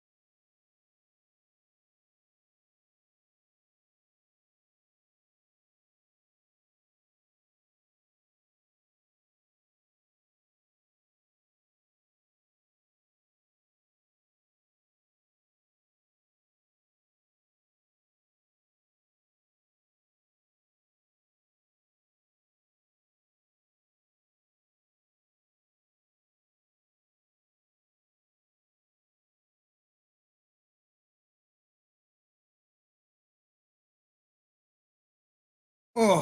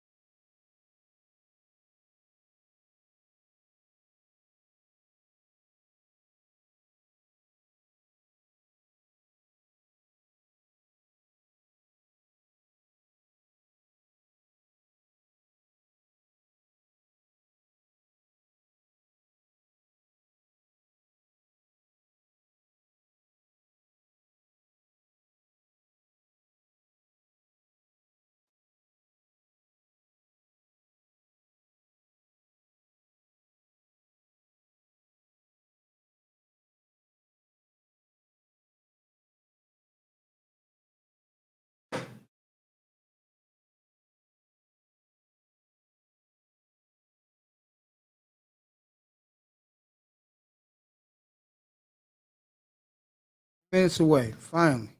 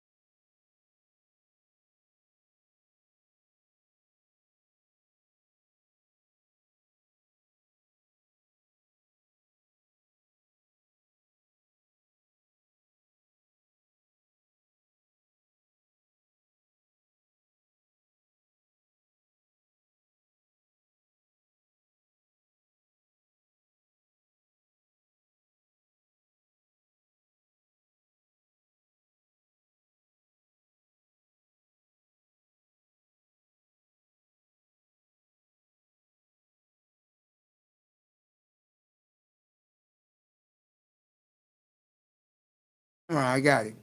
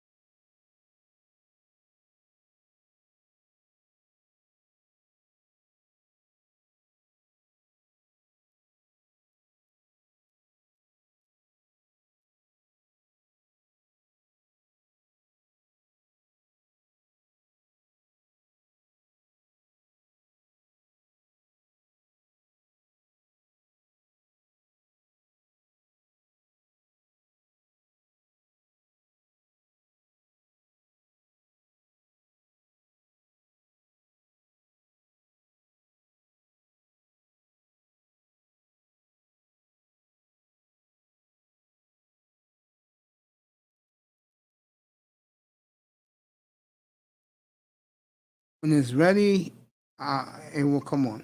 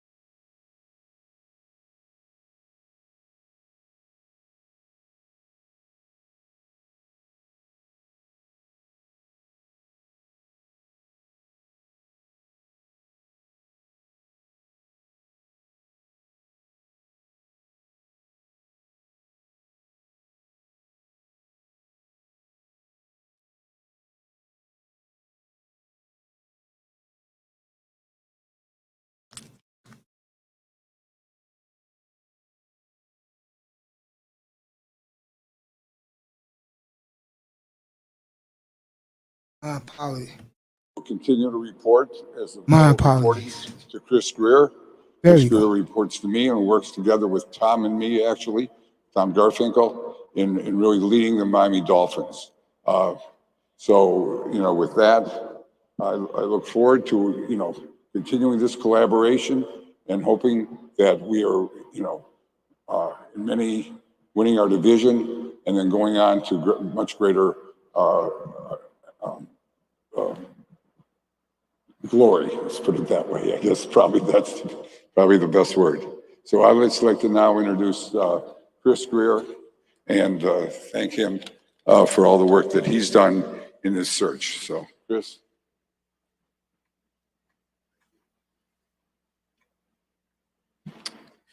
Good morning.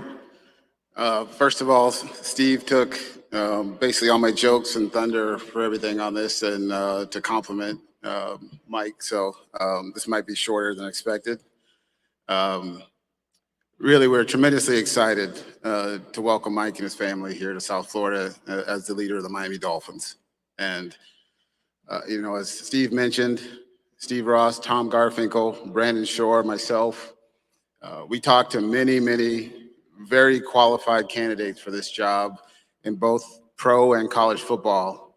That resonated with us was how excited everyone was for this job. And where our roster was, the talent level, it was clear that there was excitement. And even into the last 2 weeks, you guys would be surprised the people that were calling trying to get into this job. So, for us, as we worked through the process, we interviewed, as we said, many people, did our research extensively. Steve was very calculated and made sure that we didn't rush this process. And that's a credit to Steve, because there were times when I was like, let's go, let's push this forward. And Steve was like, hey, let's make sure we do this as thoroughly and correct as we can. So, I thank Steve for his patience, because, I was ready to get going and get us going moving forward. It's been a good month in trying to find the right man to lead the Miami Dolphins. And when we got through the process, it was Mike McDaniel. And the one thing, as we kept talking to everybody, was, as Steve talked about, the football intelligence, the innovativeness that he does. You wouldn't believe the calls and texts, like Steve said, just from players that he had connected with over the years, former players at his former team, and agents calling us just about the relationships that he's built over the years and how respectful he was in terms of guiding those players through, dealt with adversity and things like that. So it's always good to hear, those stories, because when you go through this process, everyone wants to tell you how great everyone is, and never wants to tell you, their warts that they're trying to sell people. But it was very genuine, and everyone's, I guess, love and affection for Mike and how he had impacted people's lives at his previous teams. So for us, when we got down to the decision, it was a clear choice. And, you guys have all heard everything that's been about Mike, his intelligence, his passion, his work ethic. The people that have met him in this building here over the last, 48 hours have all talked about the energy level and how he is. And he spent time, new coaches come in, it's not easy. And they come and they'll spend 5 minutes with people. He's literally in there still talking for like an hour with people as I'm trying to get his attention on other things. And that's who he is. He wants to genuinely know who people are, connect with them, and get to the whys. And that's what makes him a unique person in terms of getting the best out of people. So again, we're tremendously excited to welcome you and your family here. Richmond did a great job of pushing me too, as we're talking about getting you through stuff and being patient, because you guys had a great run in San Francisco. So, but again, we're tremendously excited and glad you're the man to lead us here over the next years.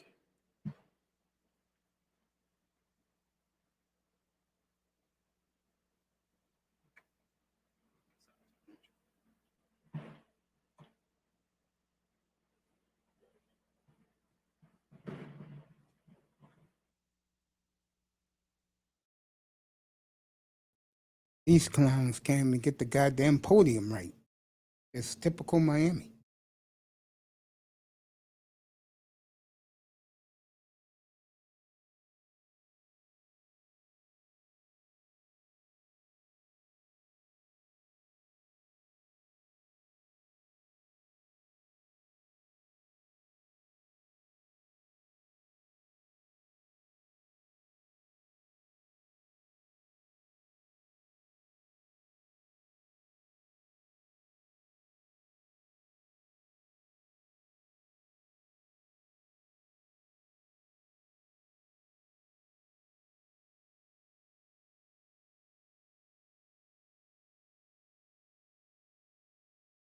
All right, they're going to put the podium back for him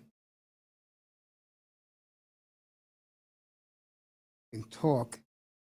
Dolphins did it in reverse. They took the pictures first.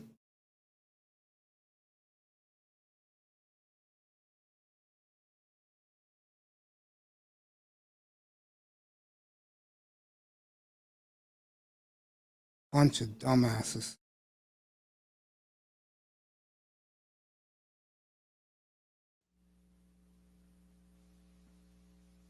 This is Mike McDonald's. Can't hear the audio. They lost the audio down in Miami. There you go. Now the mic is working. Again? Dumbasses. All right, it's an honor and a privilege to stand in front of you guys here as the head coach of the Miami Dolphins. You know, any Ms. man standing at a podium like this would be honored. Let me see what she says. It's a tremendous accomplishment. You'd feel great about that. Hey, baby girl. But that's not why you get into coaching. It's standing at this podium. You get into coaching because you love to coach I football. didn't want to mute it. I want to hear You this love to man teach. talk. And you love to make people better.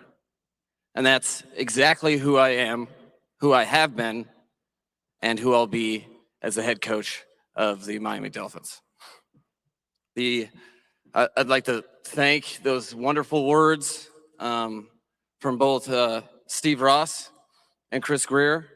I really appreciate the opportunity and the responsibility, really, and it is a big one. But I'd like to talk about me coming here to Miami about a week ago. You know, I was coming here to interview for a dream position, a dream of mine. And that's what I thought it was. But as I walked through this building, the gorgeous building we stand in, saw the people, looked into their eyes, felt their passion, I quickly realized that this was my dream job and I had to go get it. That one of the things that really struck me with the Miami Dolphins organization was their interest in general.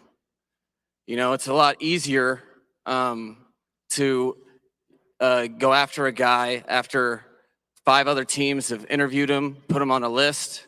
You know, traditionally, that's the way it works, where people want whoever other people are interviewing. This was not the case. They looked at me for me, and that really galvanized my interest in this organization and really told me a lot about who was really targeting me.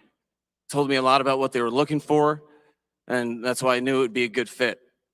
You know, interviewing with Steve Ross, Chris Greer, Brandon Short, Tom Garfinkel, it didn't take me long to realize this was the place that I was meant to be, so I better not screw this interview up.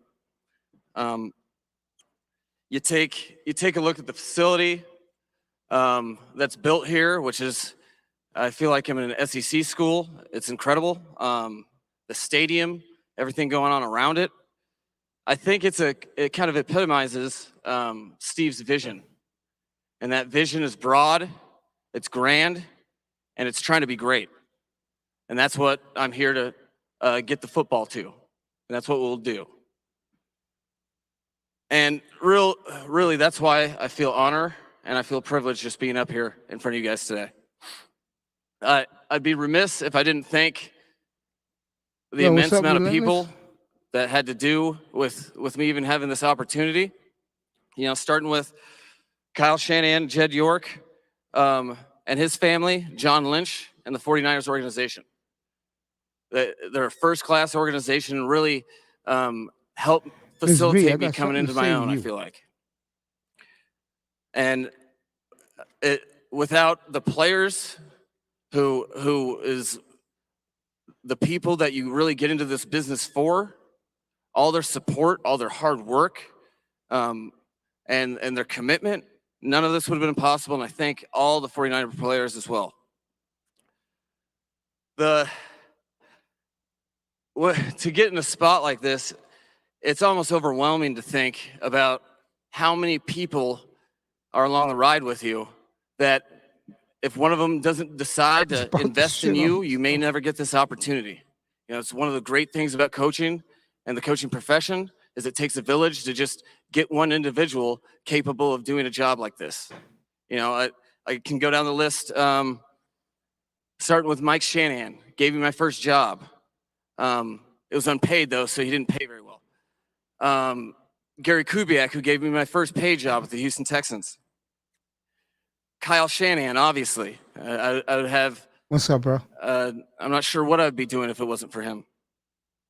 You talk about guys like Sean McVay, Chris, Matt LaFleur, Bobby Turner, Dan Quinn, Raheem Morris, Mike LaFleur. The list goes on and on.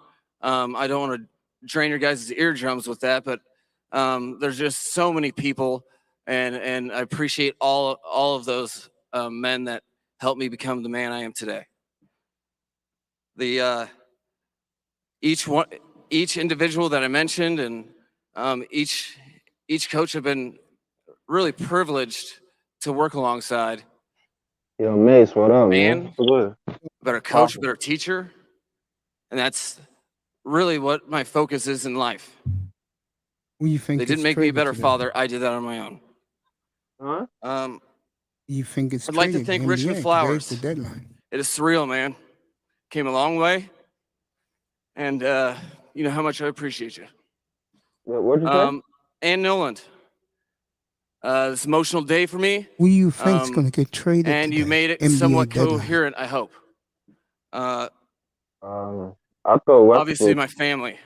but I don't think he's gonna get My traded. wife, Katie McDaniel. We've come a long way. We got a long way to go. Don't do that to me. I'm trying to do a press conference. Hey, Mace, And my daughter, What's up? Ayla June. is this guy like a rookie coach or You're a something? miracle, and I Yes. can't I wait know to see he what you grow sounds into. like it, right? Yeah. Sounds like you said he's shitting on his Now team. back to what we're all here for.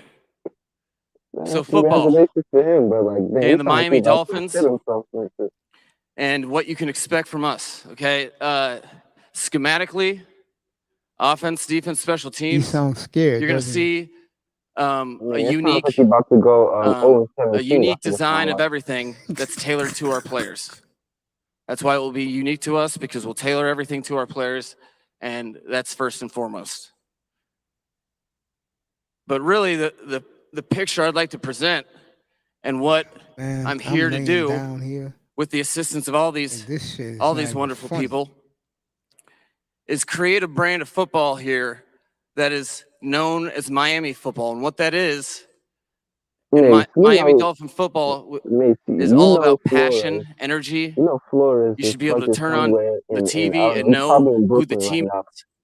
is, even if so I don't the know, color's fucking, distorted. I don't know, somewhere. But just by laughing the about energy that they play Hell with, yeah. by how they bond together, things that They're replacing me only with get this softy. with true work and bond together. Okay, it's a team sport, and we're gonna play as a team. And I promise you that we'll feel that. He looked like a substitute teacher, man. What the fuck? Yeah. The whole thing that makes football so magical, What you the whole throwing reason paper balls I've at? Shooting devoted my spitballs. professional life to it. He'd So be you like, have do all your these work. You'd be people like, with no, different nigga, interests let me leave. focused on one common goal. Okay, that one common goal of winning, winning often, winning playoff games, and winning Super Bowls. Playoff game. And that goal is what drives us.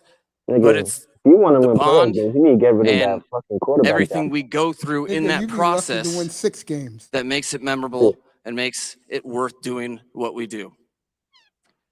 I can It's only the imagine essence how of sports, fucking really, demoralizing this is for the and it fucking players. They come to see epitomizes this what shit. the Miami Dolphins will become. Oh yeah.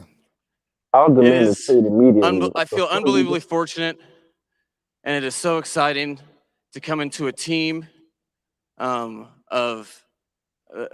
energy, of youth, of talent, And Mace, you but know this more is a bunch of so PR, of right? hunger Of that course. really matches the city of Like Miami, when he said, the oh, fans, when I talked to and every Greer and all that, person I that knew it's for me. But is if he went employed by to the Miami fucking Dolphins. I Indiana, felt he it would have said the same thing. immediately when I walked in the door. Man, get It out of gives me here, Mace. It was goosebumps for right you now because they offered to you be the a part of fucking something job. like that. An organization. This is my 7th, I got a and bombshell for you. You I ready? feel like Yeah. when you're hired and fired that many Kareem times told and me bouncing around the this NFL, morning. you get a glimpse at a lot of Look at him. things. Look at him real close. And you know when something You're looking at him, has right? the ability to Yeah. be great. You ready? And that's Mhm. all I feel walking He's in and out half of these Jamaican. hallways, and I can't wait to Get the serve fuck each and out every of one here. of you. If he's half I'm Jamaican, dead serious. if he's half Jamaican, I'm half Australian. I nigga. think Then you collectively, must be Australian. one of the most powerful things within these hallways, within this organization, that I think He should be considers focused himself on black. Man, half Jamaican. Where's that half the from? lack of That motherfucker ego look like Sean Paul. and He look less. the Bro, drive with a Paul, common I goal. don't know who Sean Paul is. You know, I was in interviewing in this if he's process, Jamaican in his it's family, all Sean about Paul, we one don't know thing. no God. And His that is a father is rarity, Jamaican. I something guess his special, mother is, and I'm so fortunate to be a part of. I forgot what But his that mother is. collectivity and Bumba clot. working Yeah, he's together a bummer. He for considers himself a bummer clot. with a shared sacrifice is something that can't be replicated, and I'm extremely fortunate to be a part of. There's lots of Caribbeans in Miami. Now, I know. I think They love that this shit. is always odd because you're getting all I know hyped up Casey's for done. Go ahead. a media session, yeah. and we just go back and study film, put coaching staffs together, Yeah, I wonder if and Mr. Miami's gonna then take him get ready to golfing. practice. Welcome to the city. Man. Hopefully, we teach the players what the plays are before we do that. Probably will. That whole process, This man is although a it's bummer anticlimactic, clot. it is part of it. As soon as he loses And game, the week and one, I can't man, this Miami be like, I "Get the can't fuck out of my express city, the nigga." gratitude to everyone to allow me to be up here and to be a part of it. Yeah, I told And Mr. Miami to there's take no the better job. You see time what y'all to ended start up this with? whole process Yeah. than right now. Wow, man. Thank you, guys. Or questions? Yeah, he a Hey real guys, rookie. we're Maybe gonna he'll take get better with questions. like We his teeth have and two all that. mics. Brett and Renzo each have a mic. Raise your hand, we'll bring it to you, and please say your name and your affiliation when you get the mic. Thank you.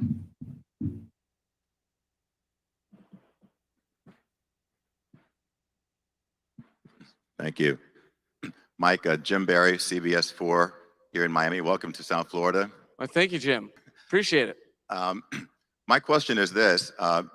Did Man, any of this the guy's issues talking and fucking. raised by your predecessor in his Nah, legal man, action he just gotta be so raise I any don't red flags in your mind about this organization? If not, why not? And if so, how did you resolve them in your own mind? I'm interested about today in the NBA. Red flags. I can honestly say there was absolutely no red flags. What do you And the think? reason why was because I was stepping into an organization with a boss that I think he's nervous as hell. I don't think people give it its proper due. Stephen Ross, there's a lot of people in professional sports, that are out to make money. And I mean, He is I can't telling lie. the I truth. feel like if I'd spend that much money, Yeah, I I'd want to know, make a lot of money. but like, damn, where's he getting this? But like I said, when I walked in How that we get door, you look at every single detail within this building. You look at the people that are hired. You look at just all the extents that there is nothing. You're right. There's You no called cost it. too high for winning for him. You could tell he's a first-time And coach, and he's a young when guy you're in multiple too. organizations, Yeah, you realize He's in his 30s. that's not always the case. The city of Miami really is lucky to have an owner that, right, wrong, or indifferent, all he cares about is winning. And as a coach, Sure doesn't act like that's it. all you are literally working, he cares looking about for. winning so much. That's why he That's skipped on all. fucking Herbert. So red flags? No, there's no red flags for me. They better hope Jordan Love don't go to Denver. Now, Hey he Mike, how you ain't doing? going Cam Wolf, NFL Network. Welcome to South Florida. What's up, Cam? How you feeling? obviously, when you start, the offense start, everything's going to start with the quarterback. What's your belief in Tua and him leading you guys into the next season? Man, listen up. My belief in Tua is that he's a football player on this team that's trying to get better. And the biggest message I have for all players, really, the message should be about the team. And what I mean by that is it's really about the team collectively getting better. And there's a responsibility of the quarterback to do so. Guys But told me I'm that not this necessarily, kid's I'm the not real sitting here deal, concerned but with how ain't good gonna work with Tua Tua. can be. I'm concerned with, as a collective unit, what we can grow together, because that's what wins football games. Like, where did he come from? Did he come from There's, Chicago? I haven't seen a quarterback Huh? win a football game by 49ers. himself ever, really. Oh, was he a backup or something? He has to No, have he's the somebody to throw offensive to. coordinator. He better not be getting tackled before he throws, so that's somebody better fine. block. And the defense better not allow them to score. But the biggest thing for me with Tua is that I want him to come in and work every day, and I'm very confident that he will. What made I them want get a to rookie provide coach? teachers that can develop him. I'm very confident in the people we're discussing this week, They're probably and gonna the tell plan you- we they're have for probably that. gonna tell you some fucking And ultimately, Philadelphia 76ers all you want is bullshit, all a that guy trust the that's process and driven all that. to be great, Man, come on. Totally a guy agree that's with driven that. to get I agree better, with you. and it gives you a chance. And it's my job to make sure that he has the best chance to showcase his talents. And that's everyone's job, really. Hey, Mike, Dave Hyde of the Sun Sentinel. Welcome to over here. There we are. You alluded to earlier the Dolphins were the one team to talk to you for interviews. How do you know you're ready for this job? What See, he told asked you, that okay, I'm ready to question be a after head what he coach heard in him the NFL? talk. It's funny that every head coach, there's a lot of talk about being ready to be a new head coach, and I think you guys have had new head coaches. The thing that kind of trips me up is every single head coach in the history of football has never been a head coach until they're a head coach. All right, And people for watching me, on this, I'll replay the entire press conference tonight because I know my the some comfort Dolphin level guys up here. within the hallways. I'm gonna talk to my the- boy Whoa, Relentless about the whoa. NBA. What did he? Really, it's every year of my experience, especially the last 5 years, that head coach Kyle Shanahan in the 49ers, Did he just he say really that? relied on me, Yeah, allowed me to be dude, today's the his day. right-hand man, and At least I Wait, got you up here. We could talk opened my about eyes that. to all the things that That's am I big news. understanding head that coach does. this is right? Not to mention all the other years where I've had great Or am I tripping? teachers. Am I comprehending And that the key stuff for that's right? me is paying attention. It's right in front of me. Did he just say And so a head coach when I don't do get become a my head coach until opportunity, they become a head I've coach? been Did fully he just say aware that? whenever that day Yeah. comes, the responsibility it Man, brings, this motherfucker gonna the go responsibility you have just to for that every bullshit. individual that's employed in the That's like organization, me. I their think he'll be all families, right once he every gets a better player. quarterback. Oh, shit, So he need to think before he speaks. He just said the some bullshit right there. when they What the fuck? called, I was That's like kind of me nervous saying I'm about an not an interview NBA player until because becoming I an don't major NBA in that. player. I major What the in fuck? Nigga, I'm not an connecting with NBA player. players, teaching them, No and shit. helping them grow. But after getting the job, no, I know there's going to be things that I'm not that are new to me, but it's more about being prepared for the moment, because everybody has to have their first time to do it. And I know that I'm prepared for the moment. I know there's going to be things that See, anytime I are see rookie new and coaches, challenging, I mean, scared. but that Yeah. doesn't make me nervous because I've been Anytime preparing for I this my see entire rookie career. coaches or whatever, I just automatically think you're a puppet. If you Hey, go Mike, around right here in the center. Will Manso with WPLG TV here in Miami. Welcome to Miami. basically, I You feel like talked the a lot in higher the last ups couple are of days. just I've heard clips controlling him, about coaching saying is you can have teaching, this, and you it's can something have that you that, you love to can't do have in the this, individual whatever. players. But when They it don't comes want to a big managing man 53 coaching up there up in there, personalities, man. They the want to emotion control from that. week to week, the drama, the That's what I distractions, think things when I that speak with come people. with the This is team. just a How guy do you that think you'll handle that? And what is your that's plan when a you've got yes to man for the handle higher ups, so many man. people That's a as one liability. head coach? My plan is to handle it well. And how you do that is you take, coaching a position group. There's a transition to coach a position group to be an offensive coordinator. That that told me a lot about what I thought it was. And there will be a transition to coaching 53 men, which that's at the low end. There's also practice squad and training camp roster. So I'm prepared to coach more of those guys than just that. But yeah, there's challenges. But every step of the road, every position you hold in football, that's what your job is. Anytime you ascend, you take on new responsibilities, but you're doing the same thing in terms of, oh, there's something unforeseen. How do I problem solve this? What messaging do these guys need to hear? Who do I need to connect with? Who isn't do these guys need to hear? really coming Did he along just say that the shit? team's direction? I They're mean, all God they're all damn. just problems. There's more of them for sure, but He looks scared, doesn't he? that's why there's only one head coach. You work I your mean, entire career to do it, and that's why you have so many resources within the building. Why I felt so comfortable taking this job is because a I team feel that completely ain't won a comfortable Super with Bowl my knowledge. since In 50 I know 1970, years. I've been since preparing for this. That would have been 1972, irresponsible for me to have all hired a these great rookie, leaders in front of me and not hired a rookie coach. bear witness. But I Yeah, also have a lot of that's people they to rely always do. on That's why they lose. within the building. They're not serious, yo. And when everyone's working in the same direction, yeah, there's going to be They're problems I not don't foresee serious, or guys. I couldn't They're not forecast serious. today.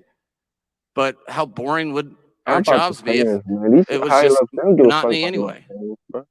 I embrace the challenge. So I know how there'll be long new is it gonna things, take but for him to I mean become a that's decent level been coach? What, the 5 task seasons? at hand Yeah, I my can wait entire 5 3 seasons. years. 17 or 3 18 year years. career. Get the fuck out of here. By No, that time, seriously. fucking Once he gets rid of Tua, he's going to be okay. Hey, Mike, Marcel Louis Jacques with ESPN. Welcome to Miami.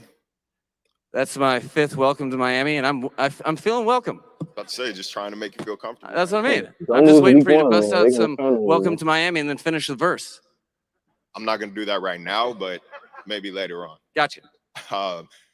Once you get your offensive staff kind of put together, what do you foresee that collaboration process being like? Do you plan on calling plays yourself? Is that something that you're going to kind of delegate to your offensive coordinator, or do you have another unique system in mind? Anyway, I this plan is on calling Tua's plays last year in myself. Miami anyway. But one thing that I've noticed in my journey is that successful play callers don't isolate themselves. They utilize the people around them. That's what a head coach should do. I'm not up here doing anything by myself, or I won't be, after this press conference ends, I'm not going to be going into a hole and hanging out by myself and thinking about stuff. You're working with people.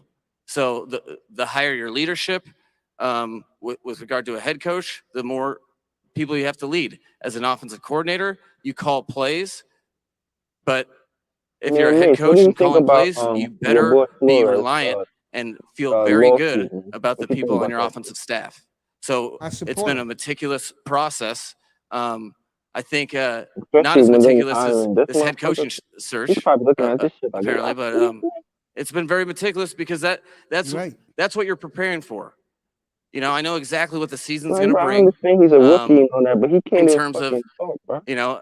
there are so many So things what's that he go gonna do on when in the the fucking course of the player? season, It's like, yo, I and don't want to fucking there's run this player, stressors you whatever. have to worry The fuck is he gonna do when that player about got up in his face? He mean, like, I know kind of football, like focusing those the players, they direction of be the team, aggressive as but fuck when they get into arguments that's and why you shit. How spend the this fuck time you in the gonna off separate season them finding the from people that you fucking can rely fighting on, that on you can the floor? trust, They and don't work have with, no so they can respect help for him you because he game ain't plan, help you competent solve yet. problems. I need to get a real We can coach get the up in best there, man. plan together, Fucking all this and bullshit. then All this when the rookie coach players own the bullshit. plan, It might you're work. just calling It plays, but might they not make them work. come to Man, life. yeah, this fucking franchise ain't won shit from man alone.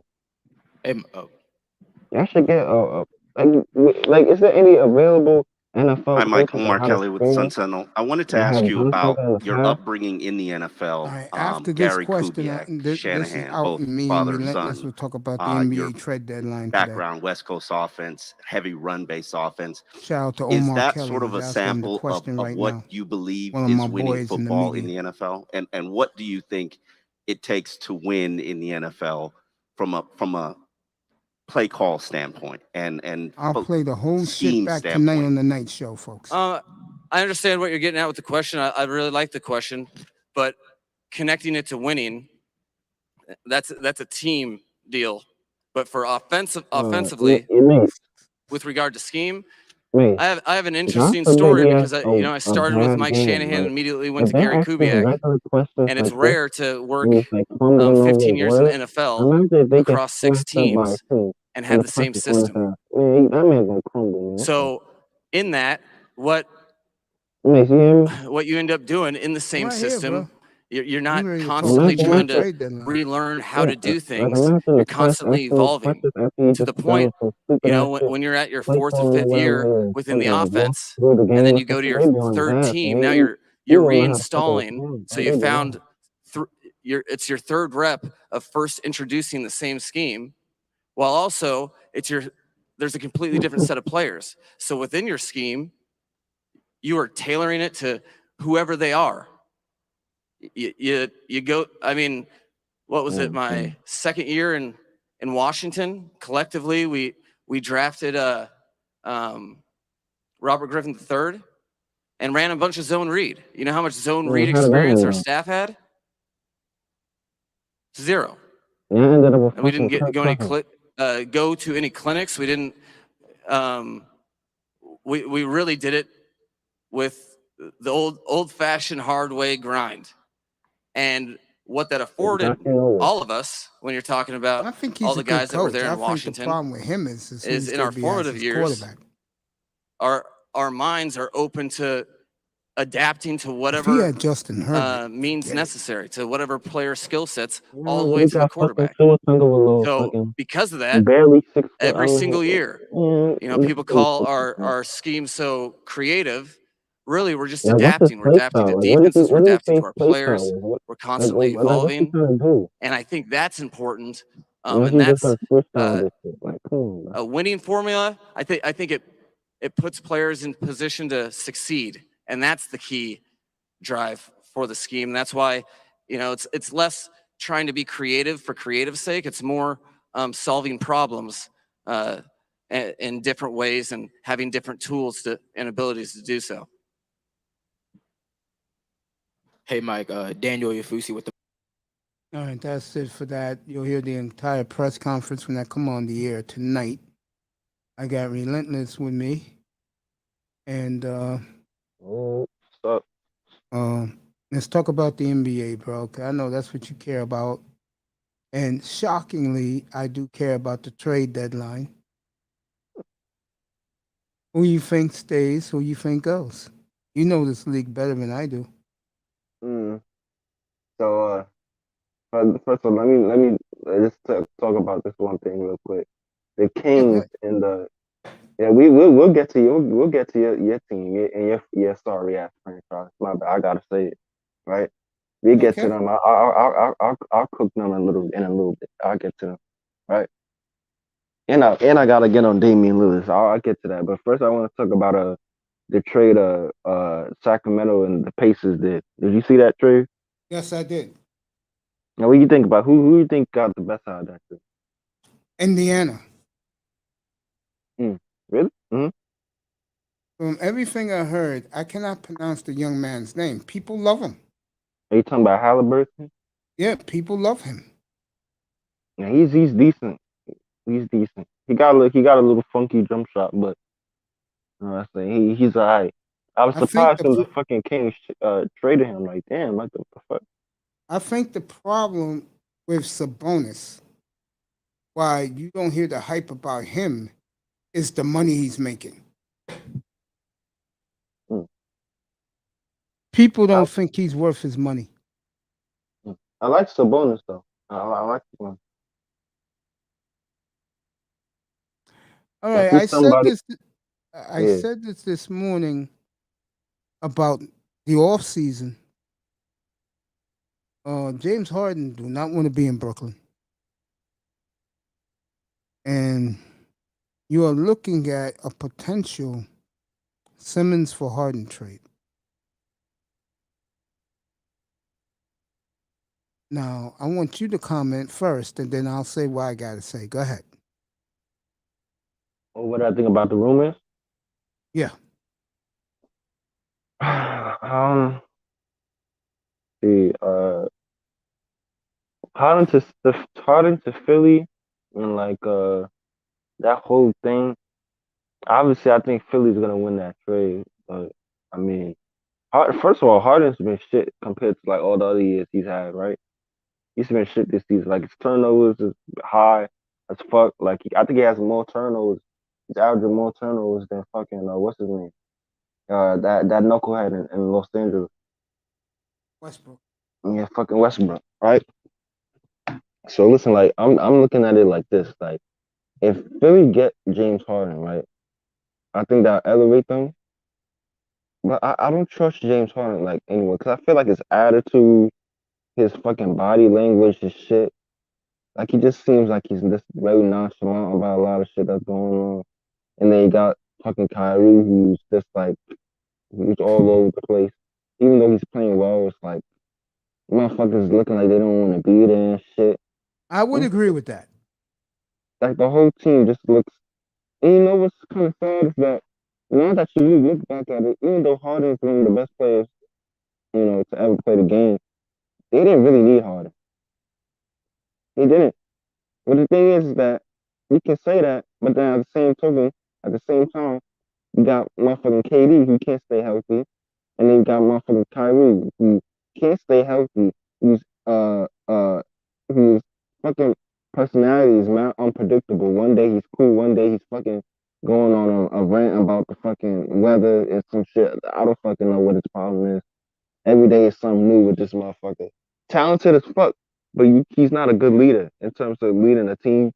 He's inconsistent in terms of his fucking mood. One day he's happy, one day it's like I don't know. The whole thing just blew up in everybody's faces. The whole thing, and now you're starting to see that Steve Nash. It's just it's not a great coach, and I've been saying this even when they first got him. I said, yeah, they're gonna win games because they got probably the best big three on paper, and maybe even in history. Like I don't know if you agree with that, but that big three is probably the best big three in history on paper. In history. I was thinking about you. I think it was today's Thursday. It was Tuesday when Stephen A. Smith was really downgrading Giannis's greatness. Yeah, Stephen A. Smith is a fucking crackhead. And he agreed with you about KD as the best player in the world. And he is taken aback. Yeah, he is taken aback that guys like me are so high on Giannis. And by the way, I'll be up here tonight. The rematch is at 10 o'clock tonight. First time they play since the finals. Milwaukee's at Phoenix tonight. Did you see that drubbing the other night? The Bucks gave the Lakers, bro. The Lakers are fucking disgrace to the. I'll get to. First of all, I gotta kill the Blazers before I get to the. It's a build up. You know what I mean? But like I was saying, the whole James Harden stuff. They didn't really need him. Let's be honest, they didn't need him. And plus, James Harden is just great player, but just his attitude has been really poor. Well, that's KD's boy. You know they go back since Oklahoma City. Yeah, that's what it is. That's his nigga. And I feel like I do agree with you. I'm starting to agree with you now, especially now that KD's injured. I do feel like Giannis has taken the throne. What's up, Ant? You want to come up? You can come up. Talk some NBA. The link is right there. I feel like Giannis has taken over the throne of, the best player in the world and all that. Oh, yeah, he's the best player in the world. I'll tell you who's not too far behind. Devin Booker? Is Ja. Yeah. I think Ja's insane, bro. And what I love about Ja, he has beefs with a lot of niggas in the league, bro. Anthony Davis, we all know his hatred for Rudy Gobert and Donovan Mitchell. I'll get to the Lakers team. The next trade, I want to know how you feel about this. I don't know if you've been keeping up with your Blazers. I have. I led off with. I didn't do them yet, but I will. Depending on how I'm feeling tomorrow, I was gonna do a whole show on them. My blood pressure is a little up, and usually I will start going off. They got peanuts for CJ McCollum. They traded him for they traded CJ McCollum for Josh Hart and bacon egg and cheese with some juicy fruit in Arizona. Again, I would have shipped his ass to New York, got back Toppin, Quigley, and a draft pick, and I would have been very happy. See, Very happy. this franchise just doesn't give a fuck about fucking Damian. John's about 6 sandwiches away from being a top. Yeah, we'll talk about this before I get off the. You know, it's really sad because a player has come out and said multiple times that he doesn't want to leave the city, that he wants to be loyal. This is what you do, Sam? The guy's recovering from surgery. He hears about his fucking best friend getting traded for peanuts. Y'all couldn't even get, like, who's the probably the third best player if they can't get, It was a horrible trade. Got nothing back. nothing. It's like we gave him away. Your second best player. Actually, if you really think about it, it's probably like what? Fans in Portland are not happy about this. Like what, your third best shooting guard to ever play for the franchise, maybe? Because he ain't better than Brandon Roy, he ain't better than Drexler, right? So what is that, 23rd? And he's still a highly regarded player in Portland. And you're trading for nothing. The fuck? Malika Andrews, I love you, baby. You keep looking fine as hell on ESPN. Damn, right? You see her sister? Her sister looks nothing like her. Oh, yeah? Yeah. Yeah, Andrews got it going on, bro. I'll take her over fucking redhead Rachel Nichols any day of the week. But no, like I feel bad for Dame. Dame just needs to get the fuck up out of Portland. And just let that whole team rebuild with Anthony Spitfires and all those guys. This is gonna be good. They're gonna suck for a long time, but I mean, hey, you're a Blazers fan, you're used to it, right? You know what I'm saying? All right, Lillard is back on the block, according to Mark Stein.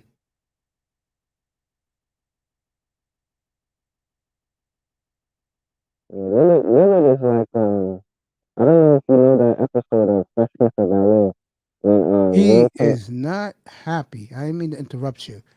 He is not happy what they got back for CJ McCollum. I don't know if you remember that episode of Fresh Prince of Bel-Air when Will came back and the whole room was empty. The whole room was empty. Oh, Relentless, you gotta fix your mic a little bit. It's not board game. It's like it sounds like you talking like you're muffling. Hold on, can you hear me? I hear you, but talk a little bit. Hold on. I'm coming.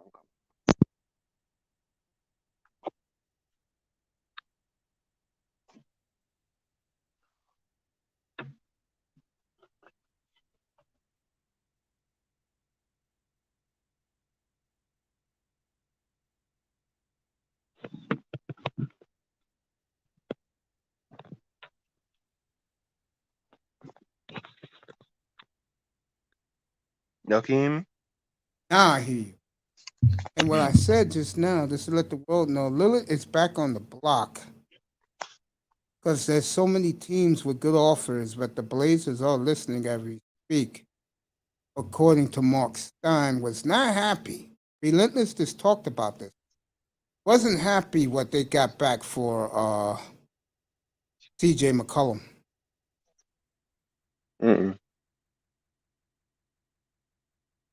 They got it's just bullshit, man. Like a lot of these teams, like I don't know, bro. Like I don't know. I've never worked in the NBA, so I don't know what goes on behind the scenes. But you can't tell me that the front office was looking at that trade and say, you know what, this is gonna help our franchise in the future. Like the Blazers is just a team that you just always look at them as like Shake your head. They can never make that final step. It's kind of like the Pacers and the Hawks and those franchises who historically are just stuck in mediocrity. And you just like, yo, what the fuck? You know what I'm saying? I think It's a like, big problem with a Portland is not a market that you really want to be there because it's a lily white market. Players don't want to be there because nothing for brothers to do but work out and practice. No,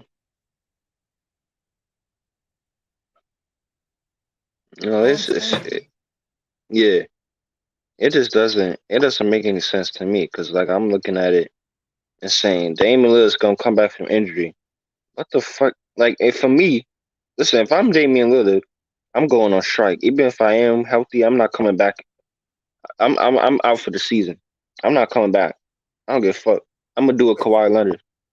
I'm not coming back. I'm gonna be like I'm gonna be like Anthony Davis and do that bullshit that they doing right there in LA, faking injuries and all that. I'm not playing because that's bullshit.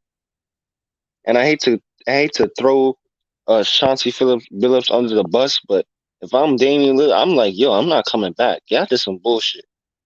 And you want to know? Listen, you want to know what it is? Is that they look at Damian Lillard like he's a fool. You want to know why? Because they saying, oh yeah, he's all about this loyalty shit.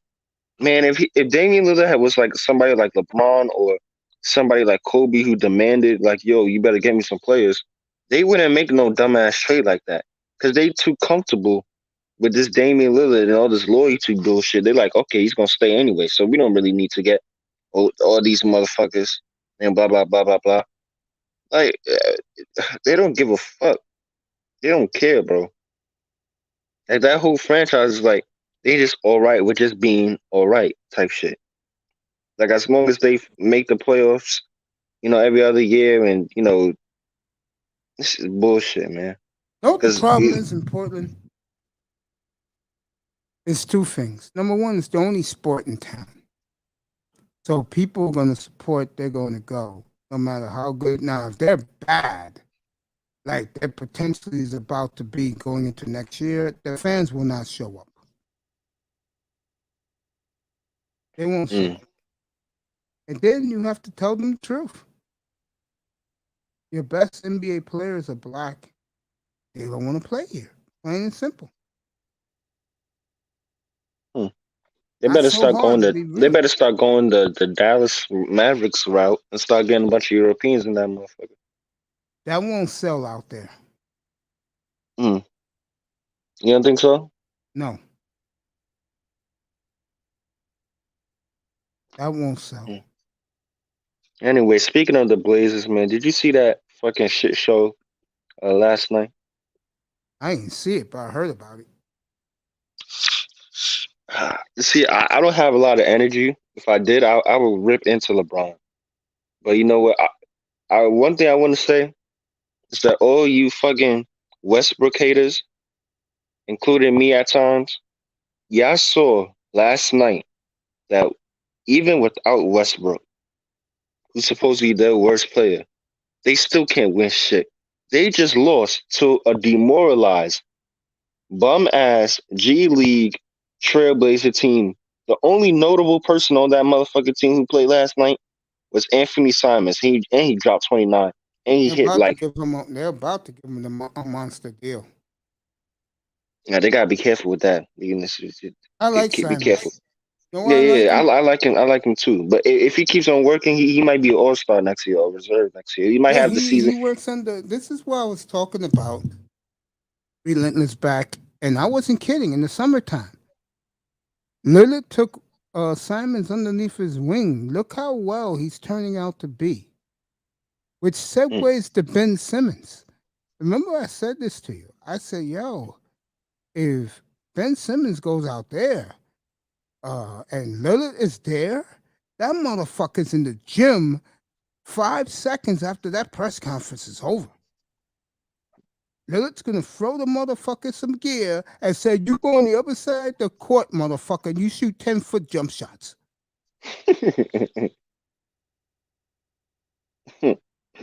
That's true, but like, Simons like, I don't know if he'd be an all-star because then Lillard will be back.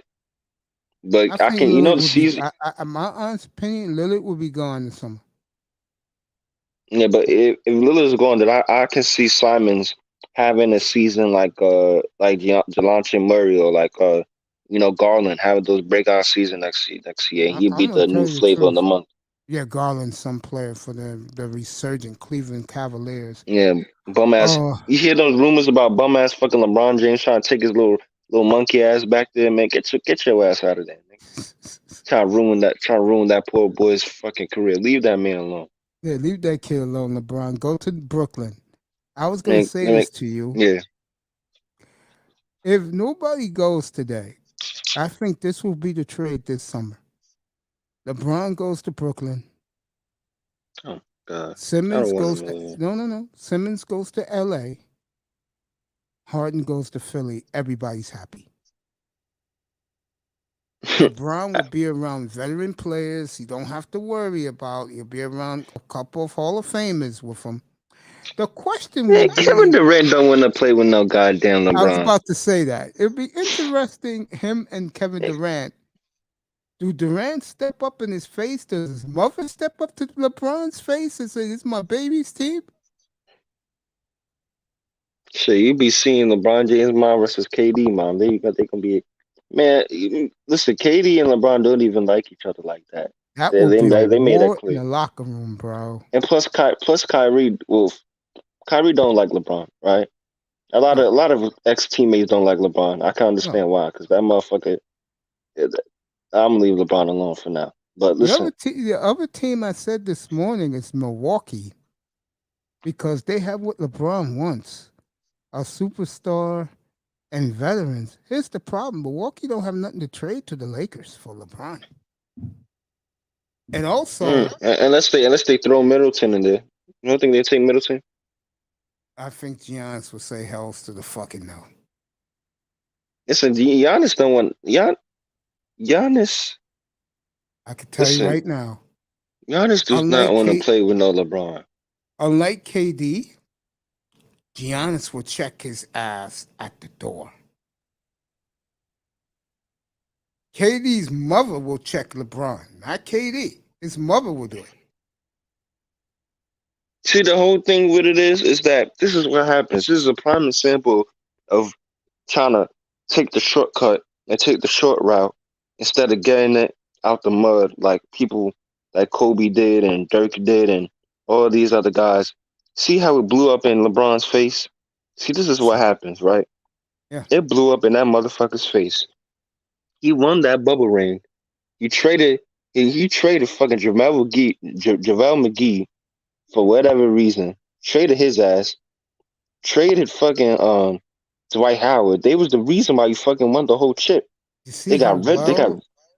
Do you see yeah. how well he's playing in Phoenix? With JaVale McGee, right? Yeah. Man, they got that motherfucker out there hitting threes and shit. I'm like, yo, what the fuck? I knew the Motherfucker Suns were out there good. shooting threes. I said a year ago. Shout out to Platinum Elite who keeps giving me credit for it. I said a year ago, I didn't know Phoenix was this good. And I'll tell you the player, and I know this is going to surprise you, Relentless. I'll tell you who's the glue of that team because he keeps getting better and better and better. I know you're talking about Bridges, right? Hells yeah. I am a big Yeah, fan yeah. of Bridges. What's up, Antonio? I think he's What's up, my better than brother? his brother. I think his brother's actually pretty good too. His brother's damn good, but the difference is his little brother plays defense. Yeah. His little brother, you know who he remind me of? Damn, the player is on my mind. He was a great two-way player in the NBA. That he played both offense and defense. And he'll come back to me. He's in the Who, Hall of Fame. Larry Johnson? Larry Johnson didn't play no defense. Hey, Kareem, welcome back, baby. Yep, he should retire. Baby. Built up his agency or look to coach. I'm tired of LeBron. Remember I said retire. I know you're happy Brady's gone finally. Yeah, shit. I had a street parade when that motherfucker retired, nigga. I said, yes, get his ass out of here, nigga. trying to think. Players from the early 2000s. Who was the great small forwards of the early 2000s? You would know. Yeah, I gotta think. I know McGrady. McGrady was one of them. I guess you can put Vince in there. Dang, you got me thinking now. I don't know. Damn. Oh, his Bridges so good. I don't know. Joe Johnson. I don't know. I ain't no goddamn Joe Johnson. I can tell you that right now. Joe Johnson. Hey, Joe Johnson might be a Hall of Famer, bro. Y'all start sleeping on him, bro. I'm gonna leave that alone. Nah, hey, he's seven-time All-Star, man. He had a hell of a career. Yeah, I'm not man. gonna take that away from him. Come on, ISO Joe, man. Come on, man. Who else? I can't really think, yo. I can't really think.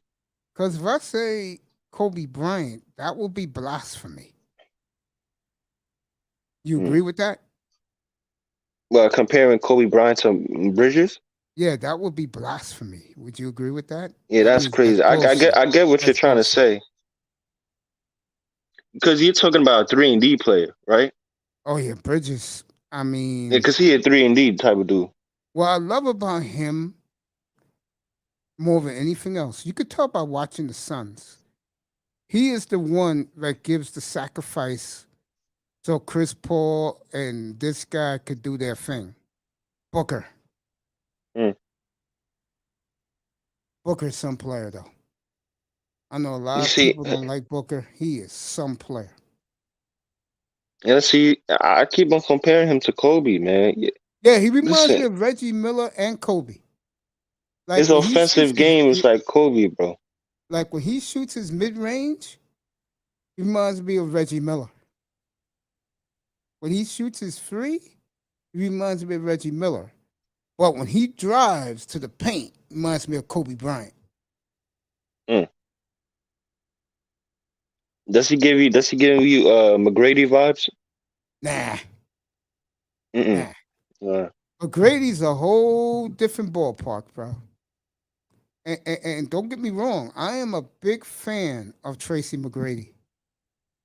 I think injuries took his career away from him, unfortunately. But he's in the Hall of Fame. The guy we trying to get in up here is Big Shot Rob. I'm gonna leave that alone.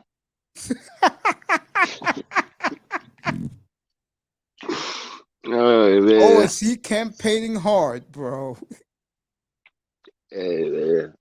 Maybe if they had like He's telling the truth, though. He was on Shaq's podcast. He said, nigga, how many rings would you have if it wasn't for me? Shaq said, you right. Yeah, I give that to you, yeah. Yeah, he's telling the truth. Maybe if they had like a Moments Hall of Fame, he can get in there. If it wasn't for the 2005, one of the great playoff championship games I've ever saw, when Rasheed Wallace did it again, he left Robert Ory on the inbounds wide open for the game-winning three. That won the Spurs the championship.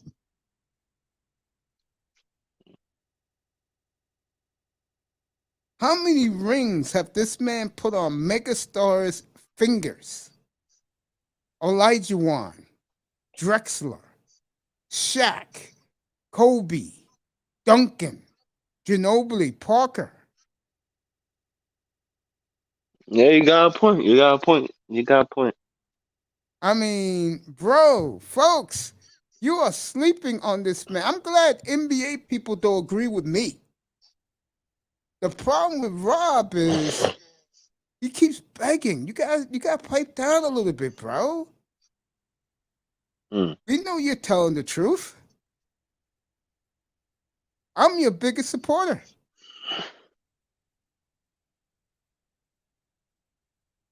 I mean, my Lord. I remember this man against the Kings. Remember those threes he was hitting in late? Even one game I know 6 for the Lakers. Sure wasn't Shaq and Kobe. Last thing I'm gonna touch on. Yeah, go The ahead. fucking Knicks, bro. The Knicks are gone, bro. It's over. But you know what? Barrett's coming through, bro. That's all that matters. That's the only shining light, bro. That If is you a look at the big Knicks, shining light, bro. the Knicks got 3 bad contracts. Nobody's gonna touch. Listen, nobody's gonna touch Burks. Nobody's gonna touch Fournier. Nobody's gonna touch what's his face? Number Nobody's gonna 30. touch Number 30. Julius Randle. Nobody's gonna touch Kemba because they all got fucked up contracts. Let me See say how this. the Knicks shot themselves in the foot? Yeah, You see that? yeah. Let me They say screwed this. their whole shit over. Let me say this about the Knicks, and I meant this. When they did what they did in the offseason, I told everybody they had the worst. Over $100 million in cap space. And you gave Evan Fournier all that money? Are you fucking kidding me? You gave him $70 million. I would have saved that money. This year's free agent sucks. Next year is gonna be good. Nigga, I would have traded for megastars like a Damon Lillard, and you could fit them easily underneath your cap. I mean, Leon Rose, come on, bro. You ain't blaming this shit on Jimmy Dolan. This is on you. Okay? I mean, This is on Nick management. that shit is a tragedy, man. When I was looking at their fucking contracts, I said, y'all stuck with these motherfuckers. You see what y'all did? They fucked And you it know up. what? I'm part of the problem too because look, I did not agree with giving Evan Fournier $70 million. You know, I killed the Knicks when they did that bullshit. I said you giving a guy who put up what 18 points a game, 19 points a game on a fucking bullshit ass fucking Orlando team that could barely win games. Like y'all gave him $70 million. Yeah, like, y'all didn't see the fact that Boston wasn't even trying to keep him. Y'all didn't think that was a red flag. Like, come on, what the fuck, yeah? It's all this nonsense, man. Like, why give him $70 million for what? What has he done this season? He hasn't done anything. I mean, he's not terrible, but this is not no $70 million worth player. Come on, man. What type of bullshit?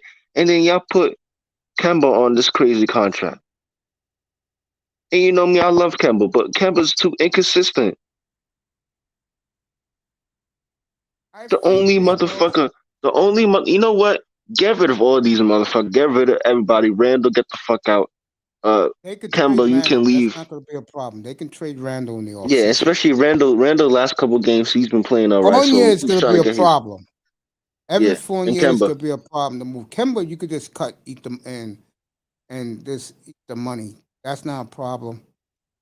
And who's the other fourth guy you said is you mad at? Who, Randall? No, it's Randall, Fournier, Kemba, and somebody else. Oh, Burks. I was talking about Alec Burks. Oh, you can cut him. Scrub. You can cut his ass. Do we even still have Taj Gibson? Do we still have him? Yeah, he's there. I saw him the other night when I was in the hospital. I was watching the game. Number 57. It's just all the teams, they just made dumb decisions in the offseason. You know what happened? I'm gonna tell you what happened, and this is the honest truth. Oh yeah, and when you're done, I want to talk about the Chicago Bulls. Cause I got something to say about that. Okay. A lot of players still look at the Knicks the way they've been the last 20 years. And they're like saying, you got to do it again. Now, this year, they're not going to get nobody. I would get rid of those guys you just said, no doubt. They got a lot of draft picks. And I think sometimes you have to roll the dice. This is a very good draft, according to Tackman Clan Killer. See, I'm excited about this draft because Portland got 2 lottery picks. They got New Orleans, and they got 2 top 14 picks. Yeah, They got Oh two top shit. 10 picks. Oh shit. So I'm excited about this draft. Yeah, but you know it's Portland. They might fuck around and draft a motherfucker. Yeah, I No, can't trust Portland, man. I think they'll let Dame will be in that process. You could bet on that. Dame's gonna say, "Nigga, you want me to stay? Let's see who we're going with. Let me work out the players myself," and he'll do that. That nigga lives in the gym. The only time he takes time off, it's around late August, Labor Day week. He goes to San Diego because he has friends on the Padres, believe it or not. And he takes the whole team to hang out with the Padres all week. And Bill Walton got his own basketball court. It's like an outdoor court. It's a pro-style court. And Bill Walton let the Blazer players, because he's a former Blazer, he lets them work out there. And that's when Portland starts their workouts. When they in San Diego, that's the beginning of team workouts. And Dame leads the workouts. It's not the coaching staff. So Damon Lillard will work out these players. He ain't going to be the coaching staff for the GM. He's okay. Get the fuck out of here. I'll work them out. I'm telling you, these short backcourts, man, these short backcourts. It's not. It's this whole thing. Y'all seeing the trend. It's not going to work out, man. No, you I'm got gonna give it the thumbnail tomorrow night. You'll see it tomorrow morning. It's a tribute to C.J. McCollum that I'm going to go off tomorrow night. I don't feel well enough to go off today, but I will go off tomorrow night on the Blazers. because you already see it. There's no like. Look at the coincidence, right? Yeah. You got John Wall 6'3", Bradley Beal 6'3", 6'4". Didn't work out. Got CJ 6'3", Damian Lillard 6'3", didn't work out.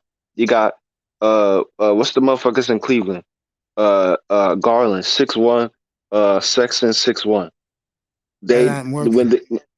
And look, when Sexton's out and Sexton is a great player, why do you think there was rumors that they was going to trade him to the Spurs? I still see Sexton getting traded today. And the thing is that they drafted. You want to know what it is? They drafted Garland, right? Drafted so well, bro. Give them a lot. And Garland of only played. Listen to this, Mace.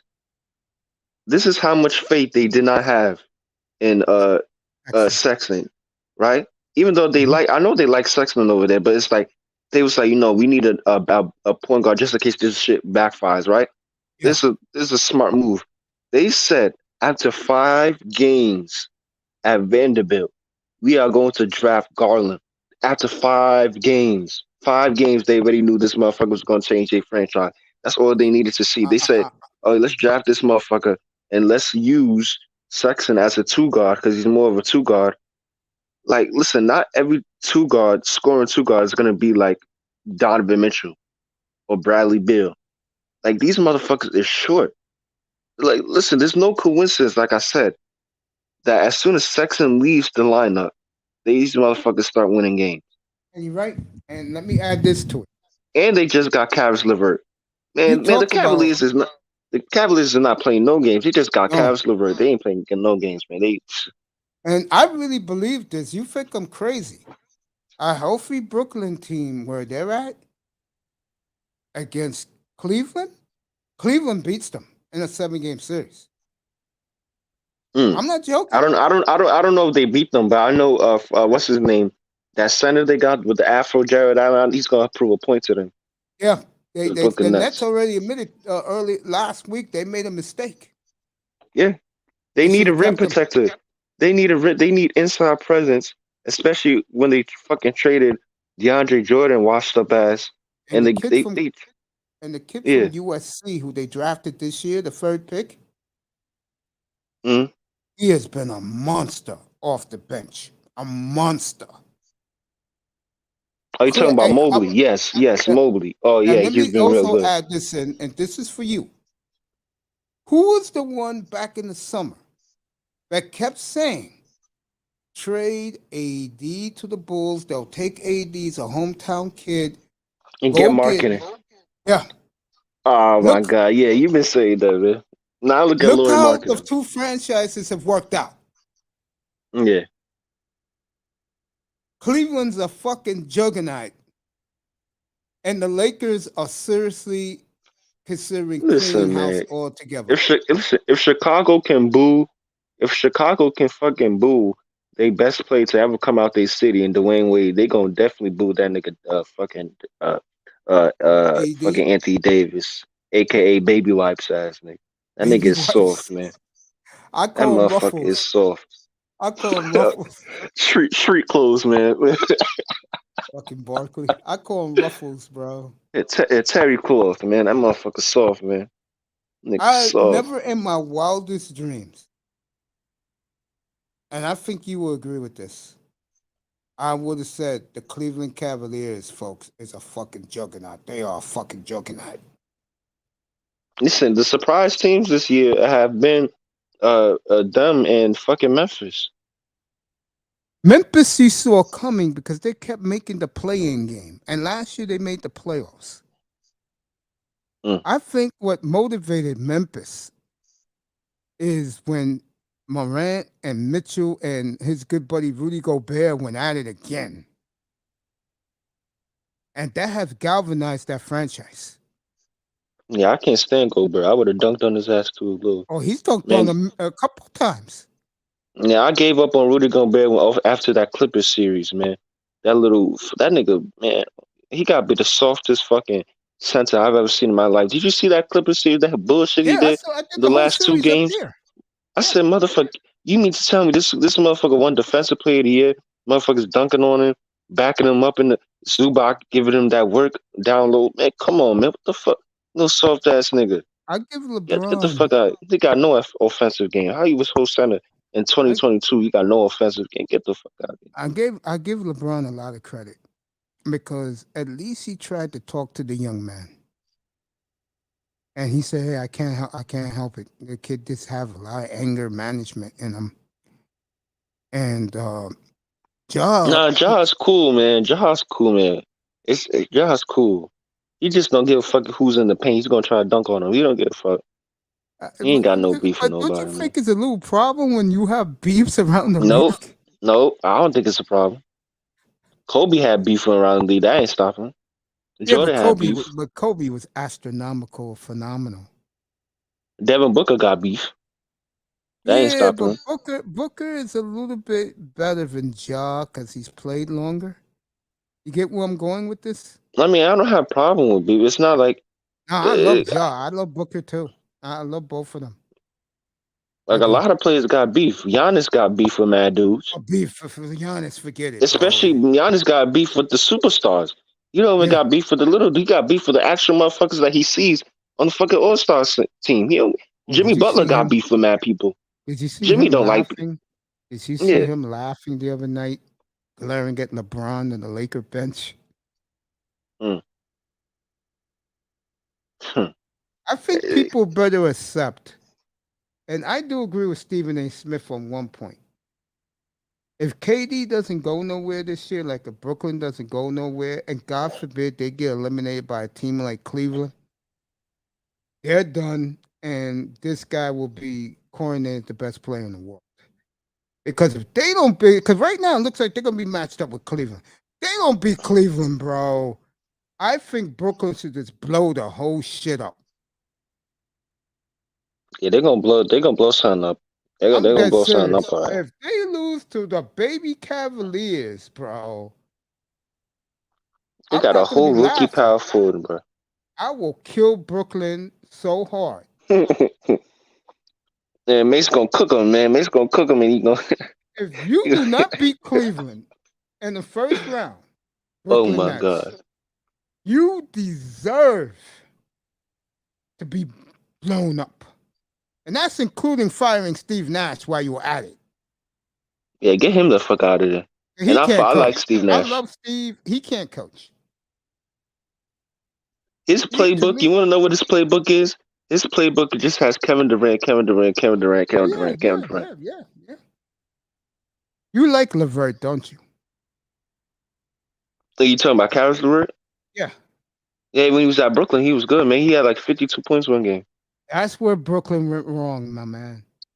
Yeah, 2018, Levert. 2019, with that Yeah. faceless young team that Atkinson had them win Yeah, 48 with games. D'Lo. Yeah, with D'Angelo Russell. Right, Yeah, right. yeah. Yeah. That Don't forget about him. that was the Knicks before the Knicks. You get what I'm saying? Mm. That was the Yeah. Knicks 2 years later. What that guy did as a head coach for Brooklyn, I Yeah, mean, and they got rid of him so quickly. there was Durant who got rid of him. Yeah, Durant you got rid don't of know him. how that goes. I would have never signed Durant and Kyrie. Kyrie, yeah, I would have signed Kyrie because he loves the Nets. He grew up loving them. Boy, I would never blew that team up. I like that team. Believe it or not. Mm. I used to watch them every night, bro. I used to tell people, this is the way you build your team. They had the Long Island Nets Farm Club 15 minutes away. If they needed somebody to replace somebody hurt, Mm. they should have never brought those clowns on that team, bro. Then I look Yeah, at the especially Knicks. all three of them. All three of them. They didn't Yeah. need all three of them. Then I look That's at the too much. Knicks. Okay. At least the Knicks got 60 million in cap space. Okay.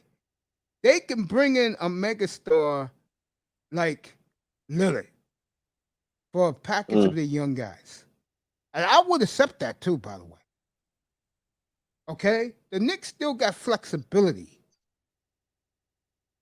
Their problem is, will they pull the goddamn trigger?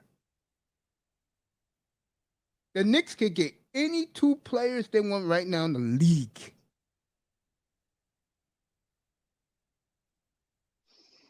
They could have got three, but they gave the money to Fournier. I don't know why. And that bum number 30. That attitude having ass nigga, man. That nigga is fucking so inconsistent. He let the money And get to him. He let the New York he media get to him. he is like he's getting outplayed by R.J. Barrett, a guy who's in his third I'm year. very happy for him, by the way. I really am. And you know what? You want to know how crazy the tables turn? R.J. Barrett was considered the third best player in that draft, behind the best player, who's supposedly the best player in that draft, Zion That piece of and shit. Ja. Now look at now look how the tables turn. Now Ja and Get Morant ready. and R.J. Barrett. Get ready. 'Cause I'm gonna roast Williamson's fat ass tomorrow night. He Get gained ready too for much that. weight. He gained too much weight. And you want to know what's crazy? If you had Zion Williamson from last season averaging 27 points, you take that and you have Brandon Ingram giving you what, 23, 24. Add that with CJ McCollum, spread out those points a little bit. You got the offenses down. All you need is the Hispanic kid from Brooklyn, Yeah. Jose, what's his name? Yeah, I He know. fucking Hard to he pronounce his fucking name. yeah, what's his By the name? way, they traded him. They traded him yesterday to the Jazz. Oh, that's sad. I hate when NBA teams do that shit. They traded him yesterday to the Jazz. The Blazers got Joe Ingles, who Well, will that's the never end of play that. for them. They're trying to trade Bledsoe today. Damn, Bledsoe can't catch a break. Oh my god. They're trying to trade Josh Hart today. Yeah, did you see Josh Hart with his girlfriend? They were sitting in the front court at a Pelicans game after he got traded. Nah, I ain't see that. Remember, I just got out of the hospital. What were you in the hospital for? They had to clean out all that body fluid around my kidney. Hmm. I was in the hospital for like 5 days. Hmm. But everything should be good to go now. Finally. That's good. You know. But yeah. Tomorrow night, folks, it will be about the CJ McCollum. And he'll be the thumbnail tomorrow when you get up in the morning. I'm gonna be very emotional talking about him tomorrow night. And I will be crying up here tomorrow night. That's how much he meant to me. You know, it's really sad because CJ was never named the All-Star, bro. That's sad, right? And it's real sad because when you look at his numbers, he at least could have been an All-Star research 3 I'm gonna times tell you at least. people. I'm gonna tell you people the difference between him and Damon Lillard. But they loved each other. They really did. Hey, you I'm want to gonna, know one thing I love about those two? Right? They probably like my favorite backcourt, not because of the talent wise, because we definitely seen better backcourts. But I'm talking about in terms of the way the brotherhood between them is that you got this bitch ass Stephen A. bitch on TV pressing them constantly every time. Mace, go back to every single I've seen it. interview I've seen it. Stephen A. Smith did was with Damian Lillard or CJ McCollum. Every single time he asked them, "Oh, y'all should blow the team up. Y'all should trade. Oh, small guards don't work." Even though he was right He's about that, telling the it don't truth, work. bro. He's telling Yeah, the truth. but you want to know one thing I liked about CJ and Dame is that they always defended each other Oh yeah, against Stephen A. Smith. yeah. They never folded and said, "Oh well, maybe we need to do this and that." Every single time Stephen A. Smith sat down with them, he always asked about them. Oh, so when y'all traded, who's this? When y'all gonna blow the team up? Like, come on, bro. And they always defended each other. That's one thing I really like about them is that, and they actually liked each other. It wasn't like no fake friendship shit. Like Well, the fucking reason why they had a bond is something that people don't know about. They went to small schools. Nobody wanted neither guy. yeah. That's when they began to bond. They used to follow each other on Twitter. And they both they both came into NBA at a late age, like at 22. They all did like 4 years in college. Yeah. And Yeah. another thing is this, and this is the difference of the two guys. I'm gonna do CJ McCollum first. Because I think you could relate more to Dame. So let me do CJ first. CJ is the guy, but he's the boule nigga. He's the guy playing crossword puzzles, reading Shakespeare when guys walk into the locker room. And he's got a Becky. Yeah, he's a Spanish chick. He's great with the media. He's going to be in the media someday. That's why I wanted him to go to New York or Philly where he could blow up his game being a media member. And he's the type of guy that speaks the proper English, the King's English and all this. And Dame times, yeah. And at times he think he's better than you. Now, Lillard.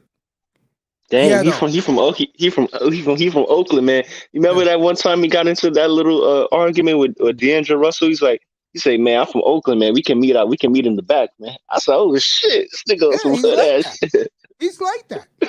We can meet in the back. I said, he "Oh had shit." the beef with this guy. He said, "I'm from Oakland. I'm not with all that extra shit." Yeah. What's up, boy in Golden State? Oh, what's his name? Draymond? Yeah. He told him, "Nigga, are you crazy? I have my posse here in 3 minutes. Are you fucking nuts? You better apologize to me now, nigga, or I will beat your ass before my boys drag your ass." Nah, the most gangster players in the league gotta be like Jimmy Butler, Russell Westbrook. Iverson gave it to Dame. Yeah, Iverson, the most gangster nigga. Yeah, Iverson's just a Pookie Ray Ray who made it to the NBA. That's why I look at that nigga. He said Dame is pure gangster. He's the only nigga. I think Ja Morant joins him now. Ja, to me, is definitely gangster. I say Carmelo too. Well, Melo's old. No, but I'd say Carmelo. He don't play around. Will he get traded today? Oh hell no! They shouldn't. If they trade him, I'll kill LeBron if they trade that nigga. I'll kill LeBron if he do that some shit. I'll kill LeBron if he do some bullshit like that. If I'm Milwaukee, I'll go get him right now. If I'm Phoenix, go get him right now. Oh yeah, if he goes to Milwaukee, yeah. He's very available, folks, and he only costs $7 million, which is now $3 million. You know, Carmelo's averaging like 15 a game. I can see the Lakers pulling that today. Because the Lakers have waved the white towel. They said it's over.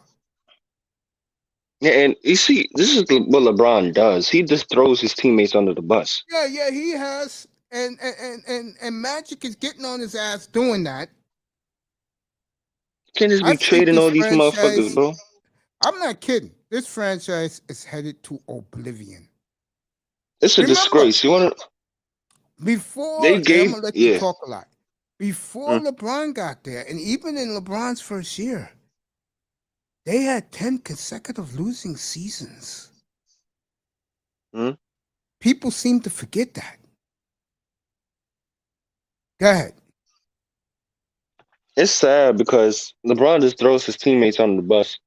Like you got fucking what's this motherfucking name? He the biggest LeBron fan I've ever seen in my life.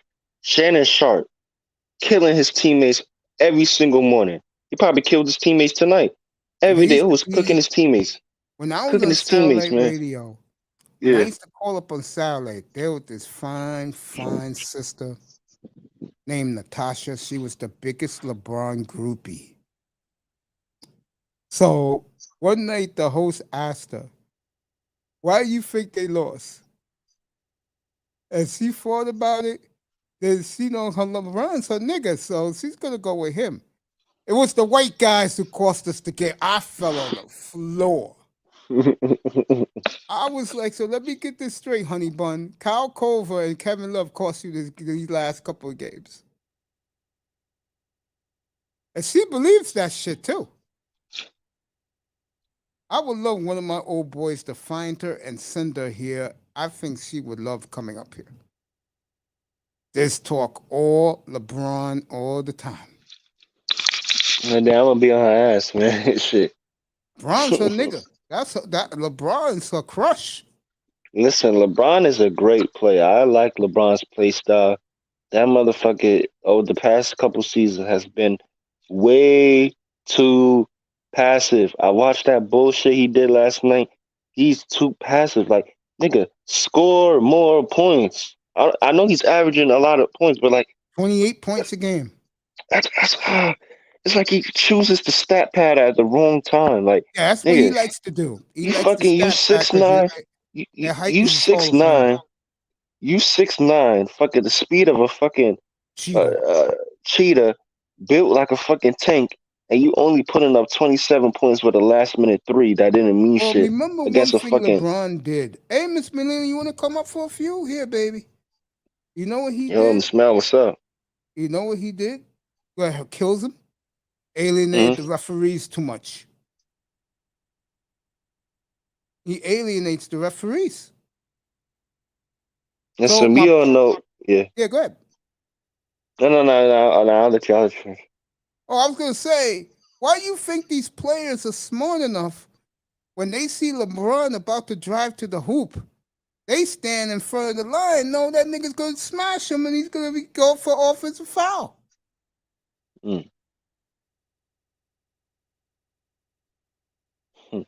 These players ain't stupid. You know what's really sad? The player that just really pisses me off, and I saw him get absolutely murdered. It was so sad, Mace. I couldn't believe what I was watching that last night. I saw him get absolutely worked and murdered and cooked by Nurkic last night. By your boy Nurkic, man. Oh my God. The guy that can't even stay healthy for a whole season. Yusuf Nurkic absolutely destroyed. AD. Absolutely destroyed Mr. Baby Wipes himself. I couldn't believe it. I said, Anthony Davis. Los Angeles folks is the Intrepid. If you ever watched the Constellation, that's even better. You ever watch Star Trek, the episode The Doomsday Machine, and they found a lookalike Enterprise destroyed by a robot? That is the Lakers right now. They are just a shell of themselves. You see, I couldn't believe what I saw last night. The AD was getting cooked by Yusuf Nurkic. But that's 2 weeks ago. 2 weeks ago, he dropped 30 points on Joel Embiid. The inconsistency with this motherfucker I also saw him get cooked by Giannis. Giannis blocked his shot. Yeah, the other night. Yeah, Milwaukee swept and have dominated the Lakers this year. They'll be in Phoenix for the rematch tonight. Let me get back to what you just said. Look, here's the bottom line with Los Angeles. Give Monk a lot of credit. He has contributed. Yeah. There's not enough Monks on the roster. Maybe if you trade Melo today, And get Johnson another and young Stanley player. Johnson been playing all right too. I think Melo goes today. I do. It would be sad because that's not a good look. A lot of contenders can use a Melo. Yeah, like if you sent him. I could tell you right now, if the Blazers were a playoff team right now, you better damn believe Lillard would say, get Melo back here today.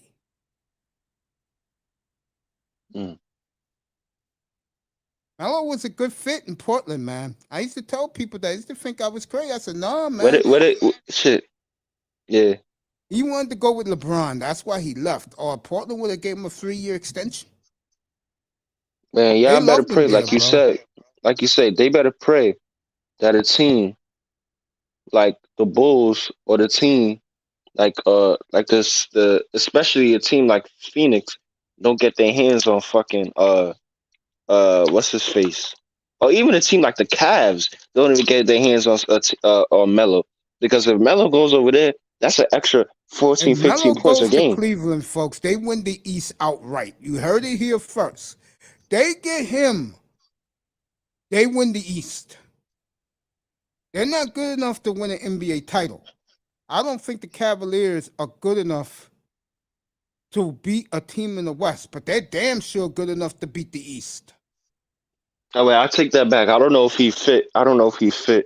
In Chicago, especially not with DeRozan and fucking Levine. They operate in the same areas. I think he fits in Cleveland. I think he fits in Phoenix too. You get him, Chris Paul. Oh God, let me. You know what? I'm gonna leave that alone. I don't even want to know what's gonna happen there. If the Phoenix Suns get somebody, a veteran like Carmelo Anthony gonna win a ring, and I'm gonna cry. I think Lillard. Let me say who'll go today. Dwight Howard will go today. Yeah, of course.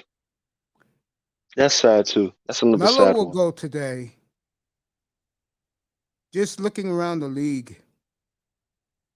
They should have got rid of Westbrook, but nobody wants Westbrook.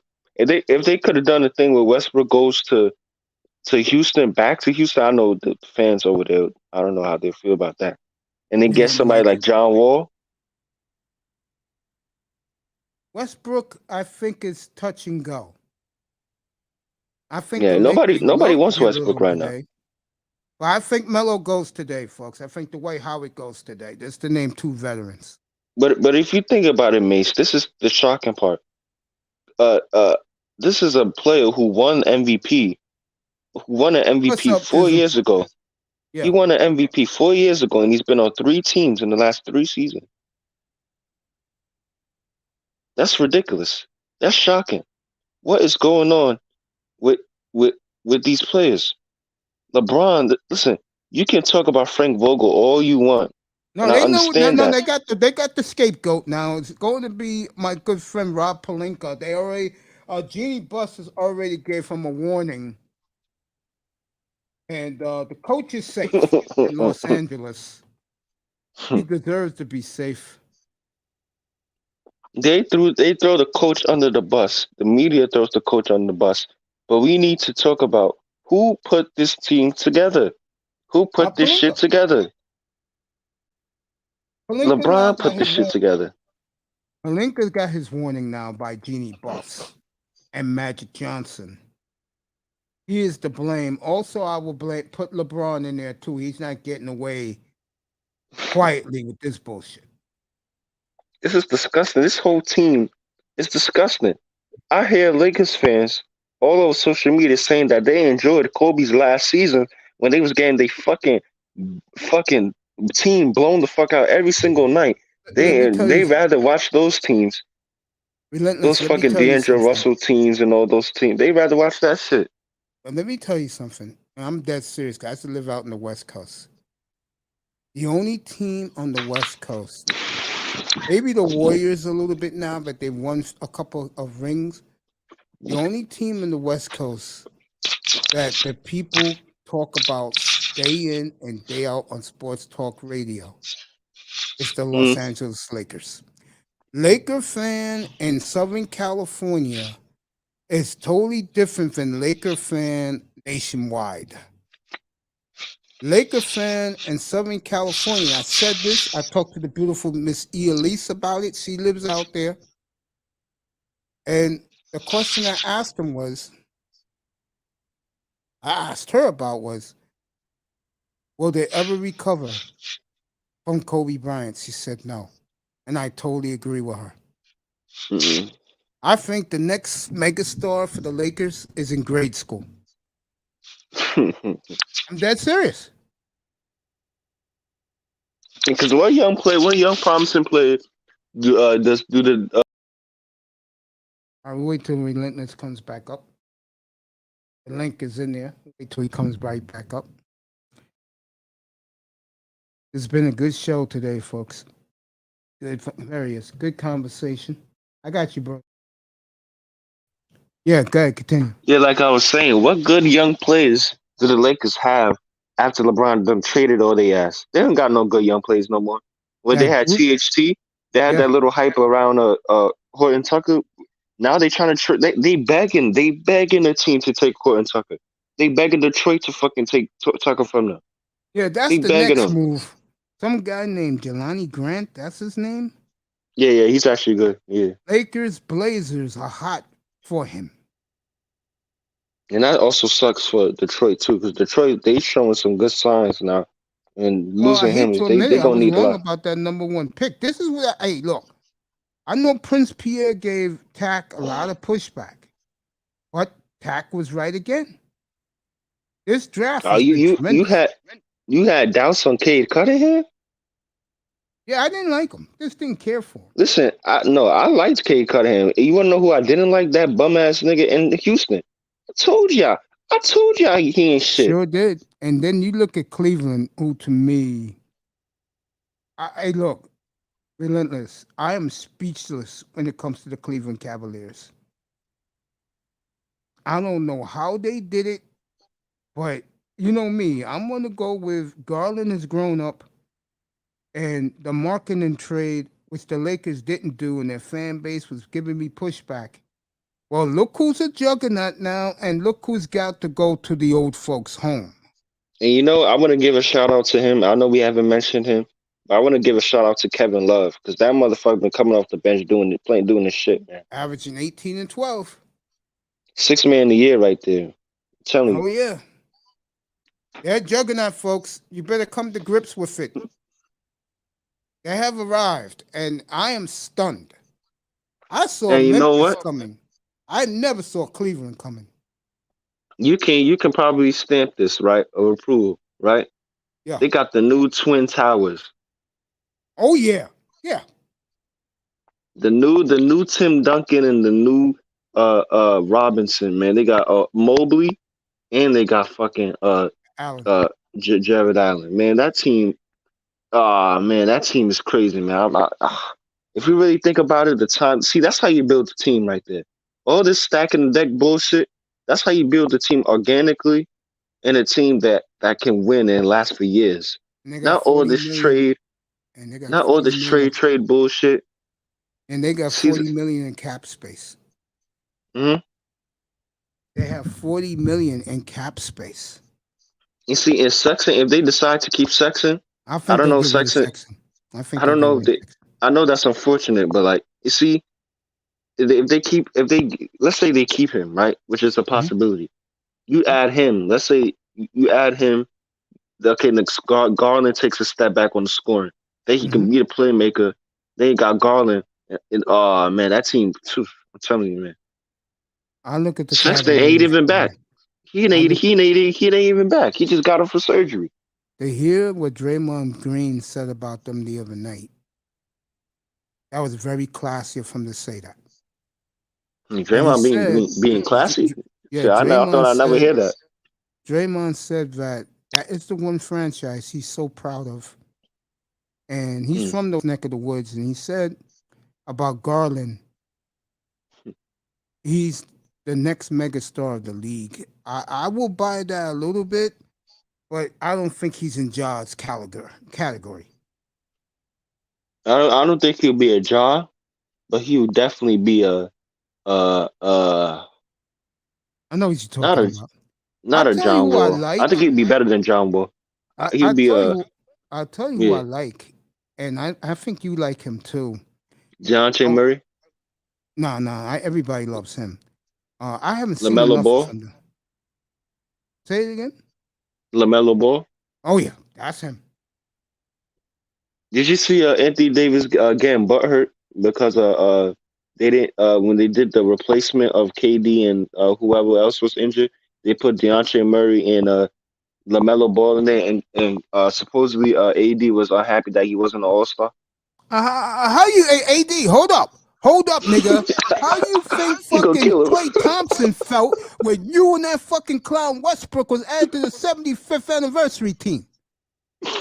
You fucking keep your mouth shut, nigga, and eat your fucking ruffles. I don't want to hear from you. You're a disgrace. That franchise is a disgrace.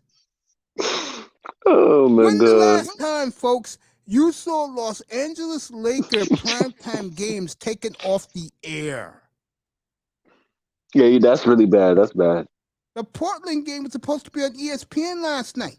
That's about 10 games now. The Lakers have been pulled. And I don't know how they lost that game. That was such. Listen, my coach used to say this shit, and I never understood it. He said he hates unnecessary losses. That was an unnecessary loss. Y'all could have won that goddamn game. Come on, bro. They were 9-point favorite last night. They lost that game in the. Ooh, I got an alert. Oh shit! God, yeah, man, what the Bucks doing? What did the Bucks do? I see. Kings are acquiring Bucks Dante DiConzenzo in 14 trade. that. Marvin Bagley is going to the Pistons. Ooh, that's decent. And what goes to Milwaukee? Oh, I gotta see that. But I think if I click on it, it takes me out the thing. Let me do it for But you. Marvin Bagley to the Pistons. I got it right here. All right. Yeah, the Kings are blowing up. trade. The Kings are blowing up the whole team, bro. The Bucks get Serge Ibaka. Can Oh, you that's believe good. that shit? Oh God. Oh my God. Listen, Serge Ibaka on the floor at the same time as Giannis and Bobby Portis. Ain't nobody heading to the bat. I'm not going to no basket. I'm getting blocked. It's over. Wow. So the Milwaukee Bucks made their power move. I kept warning you people about Giannis. Oh my goodness. All you people The Bucks want to might hate win another Giannis. shit. I They call might you win know what I another call shit. Giannis, bro? I call him chicken wing. You know why? Yeah, you eat them chicken wings. Hell yeah, that nigga be eating 50 piece on the podium, bro. No Oh my God. shame. Man, that shit is crazy. I love Giannis, bro. The Kings are really making Kings moves, are going man. for that 10th spot. They're really going for that 10th They're trying spot. to get into that playing tournament spot, man. Yeah. They They will blowing up trade that whole DeAndre team, bro. Fox. Hey, bro, they will trade DeAndre Fox right now for Ben Simmons, but Philly don't want to do it. I don't know about all of that. That was slow down. That is true. Kings offered them that guy who went to Indiana and DeAndre Fox for fucking for defensive boy, and Philly didn't want to do it. He will lose his job. I promise you. He will lose his job as soon as Philadelphia's season is over. Daryl Morey will lose his job. That motherfucker should have been traded back around fucking July 4th. You had 2 deals on the table. The 2 deals you wanted, Maury, you was the one who told the world, I'll trade him to Portland for either McCollum or for Lillard. Well, guess what? McCollum went to New Orleans yesterday, dumbass, for a fucking bag of fucking peanuts on an EBT card. Bag of Doritos, man. Fucking. The day A I did bag of not a like bag of Daryl Doritos in Morey, Arizona.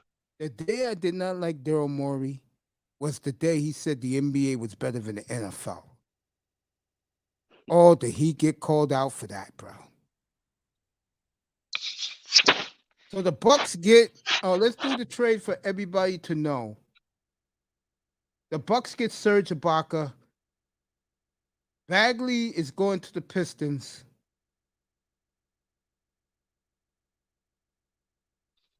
Yeah, the Kings ain't playing around. They blew up their whole team. They got rid of Luke Walton too.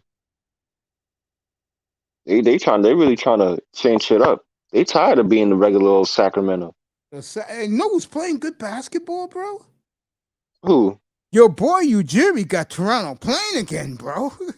They got Fred VanVleet and Siakam playing well again.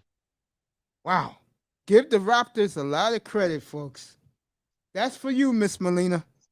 Boy, have they turned it around.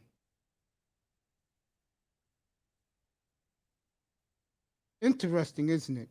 How Toronto has changed their fortunes around. And speaking of the Eastern Conference, I want to talk about your team. Your team that you've been riding for, even before the season started. I want to talk Miami about the Heat? Bulls real quick. Oh, No, the I want to talk Bulls. about Yeah, the go Bulls ahead, real go ahead, quick. go ahead. Why do the Bulls struggle to beat decent teams? I'm really starting to realize that. Like, what's going on? They've been losing to a lot of like when it comes to the good teams in the East, on the West, it's like they can't even compete. What's And they get going on? blown out. I saw Memphis sweep them. See, this is why I don't trust it. This is why I don't trust that. Trust the Bulls and the players because you got DeMar DeRozan. I love DeMar DeRozan, but his experience in the playoffs, is just him getting losing to LeBron. That's his experience in the playoffs. All right, And that's true. Let's do the updated standings in the NBA. The first four teams are pulling away from everybody else. That will be the Heat, the Bucks, the Bulls, and the Cavaliers are pulled away. Then you got Philly, who I swear to God, if Daryl Morey picks up that goddamn phone today and calls Sacramento and say, "All right, well, I'll take the Aaron Fox. You will win the NBA title."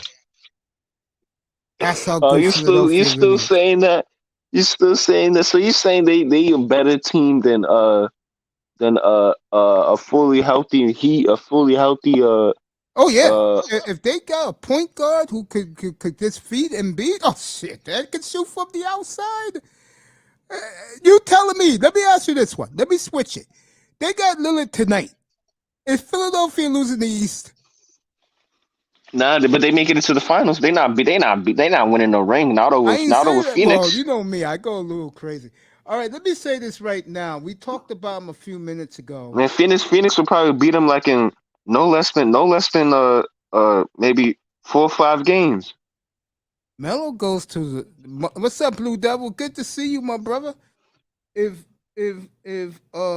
Melo goes to Cleveland, Cleveland wins the East, folks. I hate to disappoint you. They'll win because Melo can show them leadership and guile for that young ball club. And then you got Melo and Kevin Love off the bench. Oh God!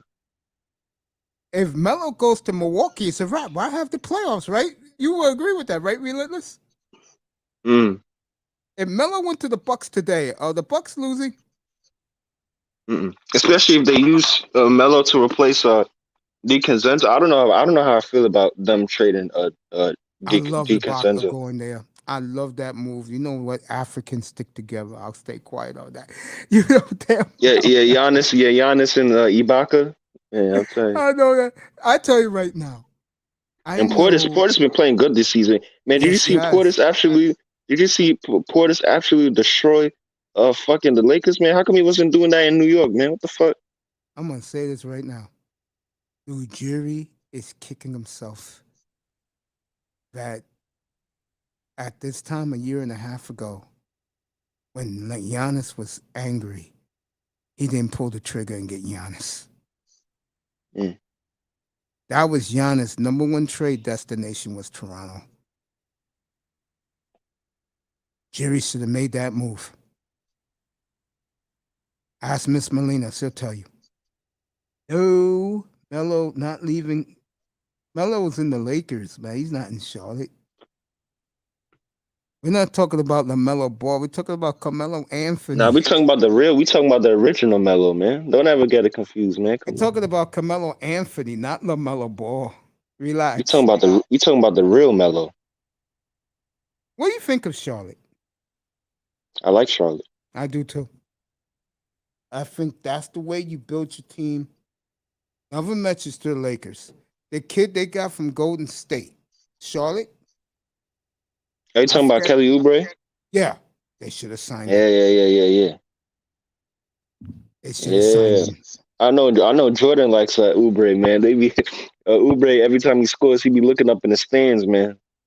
Well, pointing to Jordan and shit. Yeah, relax, Blue Devil G. We're talking about Carmelo Anthony. I think we both feel he'll be moved today. The Lakers are going to clean house. They just need to train that fucking fraud, LeBron James. That's what they need to trade. Would you and want fucking Melo back today? What, in New York? Yeah, for one of your young guys. Lakers will do that. Melo's See, if Melo comes to New York, I want him in Brooklyn, so he actually has a chance of winning the ring. Yeah, but I think the Knicks would do that for the fan base. Yeah, but like at the end of the day, I'd rather have Melo win a ring than him come back to New York. I totally agree with you, Blue Devil. I agree with you. Charlotte's a player away. I would be saying I think Hayward is injured. Oh, I don't care about him. You give me. Damn, what the fuck?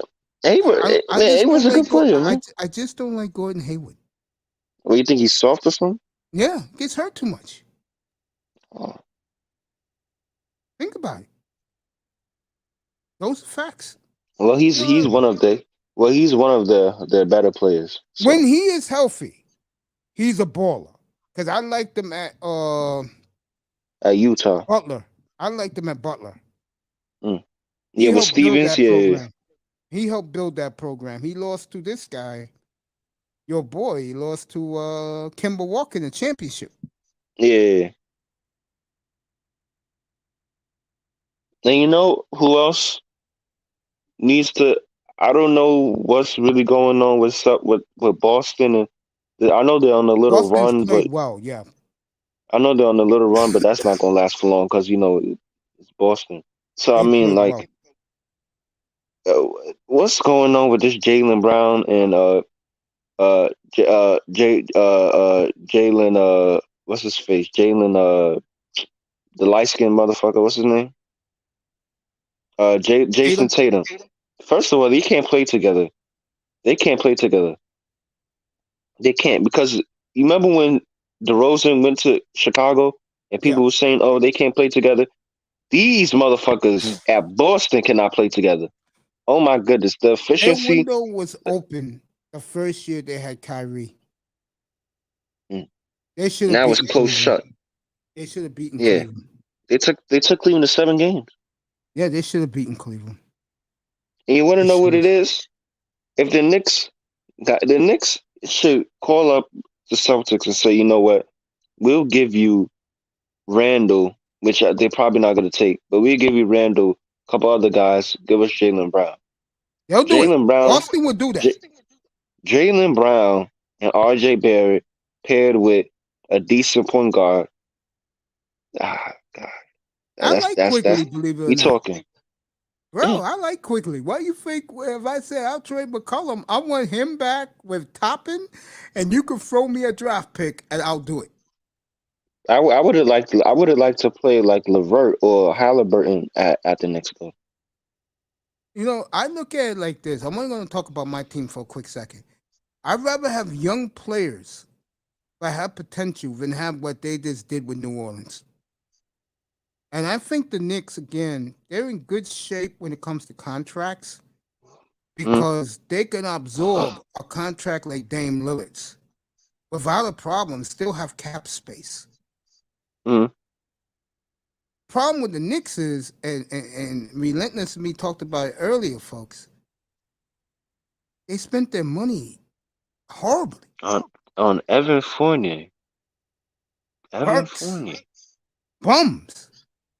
Like, come on, Evan Fournier. Like, if you're gonna go like that whole Orlando team that they had down there for years with Gordon and Vucevic and Evan Fournier. Evan Fournier was like the worst out of the three. I mean, love he's a that good player, I love but that that trade, look, by the way, yeah, where the Bulls got Vukovic. Vucevic, yeah. Like Yeah. that whole little fake big three they had down. They ain't do shit. And Fournier was there for years. He was there for so long. I'm like, God dang, he's still around there. They ain't trade that nigga. By the way, Blue Devil G, I'm not being funny here. The Blazers cut your boy Cody Zeller last night. You can pick him up off waivers. They finally got rid of Cody Zeller. Yeah, the Blazers, yeah. Oh, I thought you said the Hornets. Oh. The Hornets did, yeah. He went to the Blazers, and the Blazers cut him Oh They can my get him back. God. How long was he at the Hornets? He was at the Hornets for so long. Oh my goodness. So I thought they was gonna give that nigga shares in the fucking franchise. That nigga been there so out there long. Ever since they drafted him like in 2013. I remember his brother. Cody Zeller, what was his name? His brother. He had a brother. You remember his brother? Yeah. His I brother remember his also name. played for Charlotte. Yeah. The white And the boy, Bulls. yeah. I remember the what's another big man white dude brother? I know what you're talking Mason about. There was Plumlee. yeah, Plumlee. I like The Plumlee when he was Plumlee on the brothers. Blazers. Yeah, I Yeah. like Mason when he was on the Blazers. And then you remember your boy, the drama he got into with Myers Leonard? I don't like Miles Leonard. I never liked him. You don't want to He know the had a true he story had a about Miles Leonard? You want to know he the had a true 3-point story? shot though in You know what the Portland. true story about him is? Yeah.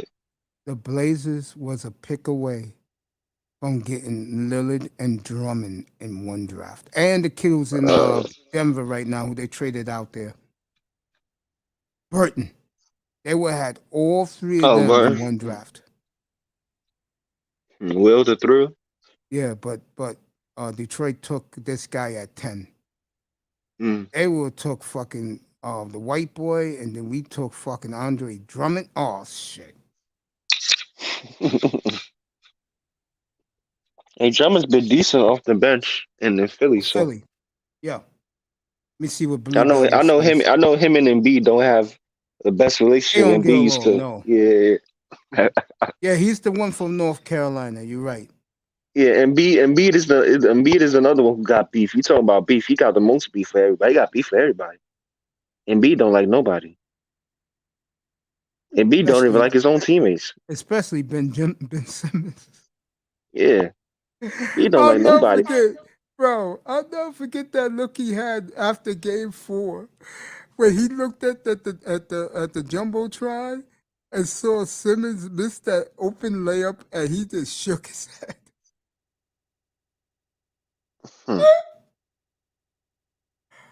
Oh man, you know the sad part is, and I really mean this. Let's be honest here. Trae Young made his career off Ben Simmons. Yeah, no, and us too. Fucking, he cooked us too. Oh my God, man! I And predicted. he You cooked the argued Lakers a about couple that years, too. a couple weeks ago. He cooked the motherfucking Lakers a couple weeks ago. Yeah, me and you had that argument, bro. I said he's going to embarrass Ben Simmons, bro. We'll see what he's made of. Mm. Now we know what Ben Simmons is made of. And you know what the Atlanta did too? They kept Collins. I thought they was gonna trade him. I thought he was gonna be gone. I like Collins a lot. Collins another one. He got beef. He got beef with Joel Embiid. I like Collins a lot. He's a good player. The number one grinder in the building. What's up, Grinder? What's going on? I'm good. Have a good. You all right? I plugged. Yeah, I'm good.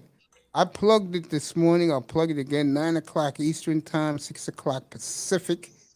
Number one grinder will be on Lady Love's platform, a one-on-one interview. Go check that out. I mean, I told her this morning, and I gave her a beautiful compliment. Lady Love is really, really blown up. Yeah, because we supposed to do it last night, but something happened. So said it's gonna be happening today. So. Is Westbrook gone from the Lakers? Nah, they keeping him. They keep him. They keep him. Because think about it, if they was gonna trade him, he would have never became on the road with them last night. Hey, the NBA don't care. They don't. And you know what? You want to know what it is? I'm kind of glad that the Lakers lost because it proves that Westbrook is not the only problem. Because the media, they try to keep it as far as the blame as far away as they can from LeBron James. No, now they that blame. you saw, Hold up. They blame him in LA, bro. Magic is not the on media. his ass. Magic The media? is on LeBron's ass, bro. No, but I'm talking about the media. I'm talking Yeah, about the people media like Chris blames him. Bouchard, Nick Bright. The guy they give a break is Westbrook. They kill LeBron out there. Oh, Space Jam. You gotta understand, well, it's Space Jam media. Yeah, they love this guy. He's one of them. The only person who keeps that same for a long time. The only person who keeps that same energy is Skip and sometimes Stephen A. when it comes to LeBron.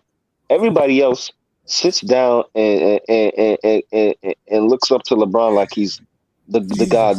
I keep on trying to tell people, listen, when you look at this bum ass Lakers team, this team is disgusting. It's nasty. I'm hearing Lakers fans saying that they enjoyed Kobe's last years. You remember when Kobe had that team with Brandon Bass and all these Jeremy Lin and all these motherfuckers? They enjoy that team more than they enjoy this team. And they supposed to have the greatest player of all time, apparently, on their team. I totally agree with you, Blue Devil. They are killing LeBron out there. And then they got Anthony Davis.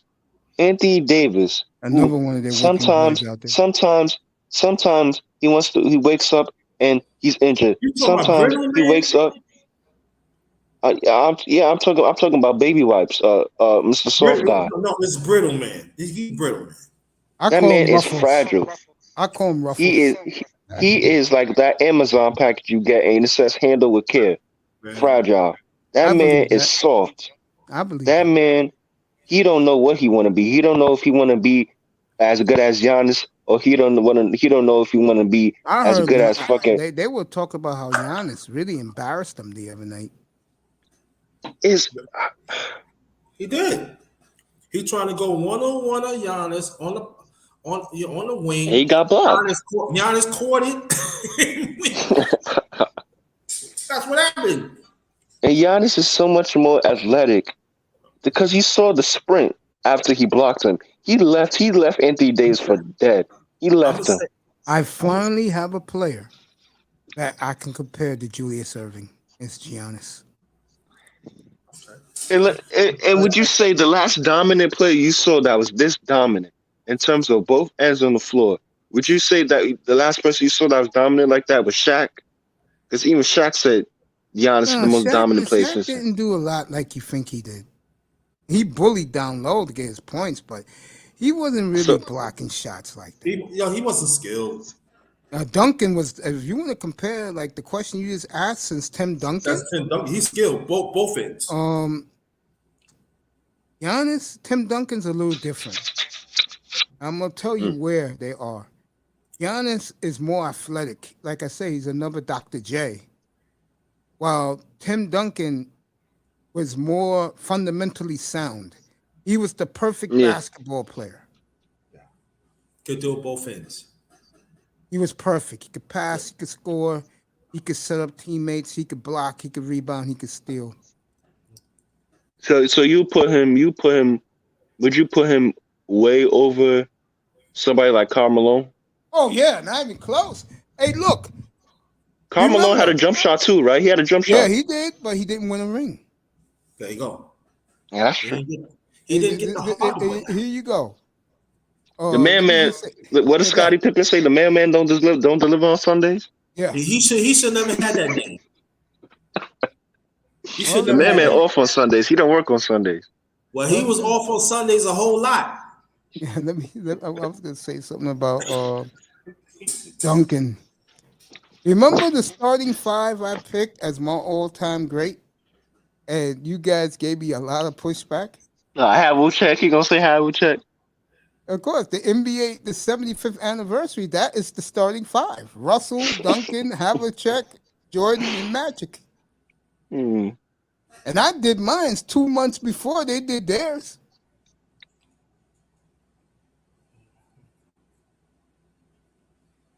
I know you got a lot of pushback with it.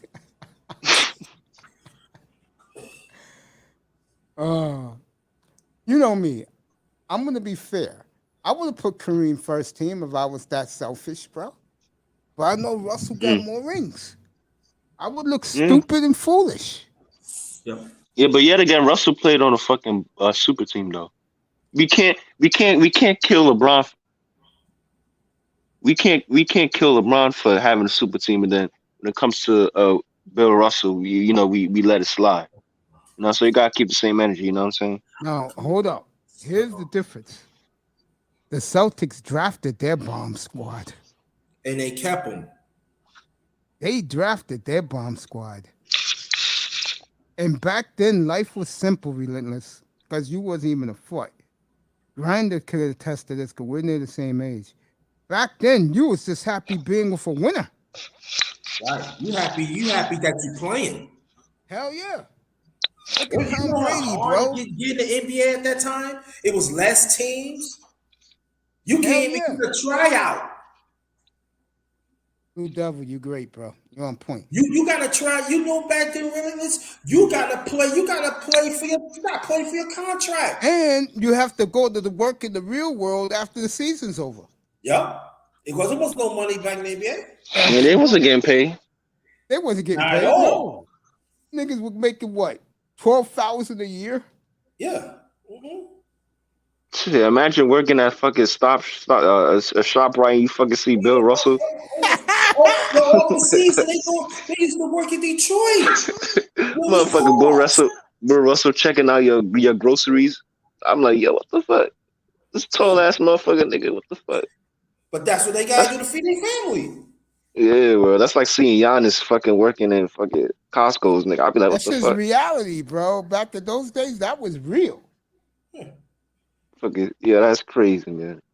And then think about it. After they finish doing work, they gotta go back to practice. That's crazy. Come on, man. Shit, you go to a restaurant and motherfucker Devin Booker, your waiter. Like, what the fuck?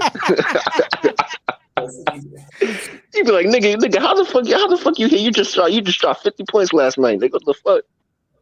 Waiting Back then tables, was right? no problem. Waiting tables, right? That shit is was crazy. reality back in the day. Yeah. They sell insurance back then. Shit, motherfucker, niggas got DeMar DeRozan selling cars and shit. I'm like, oh shit. It's true, bro.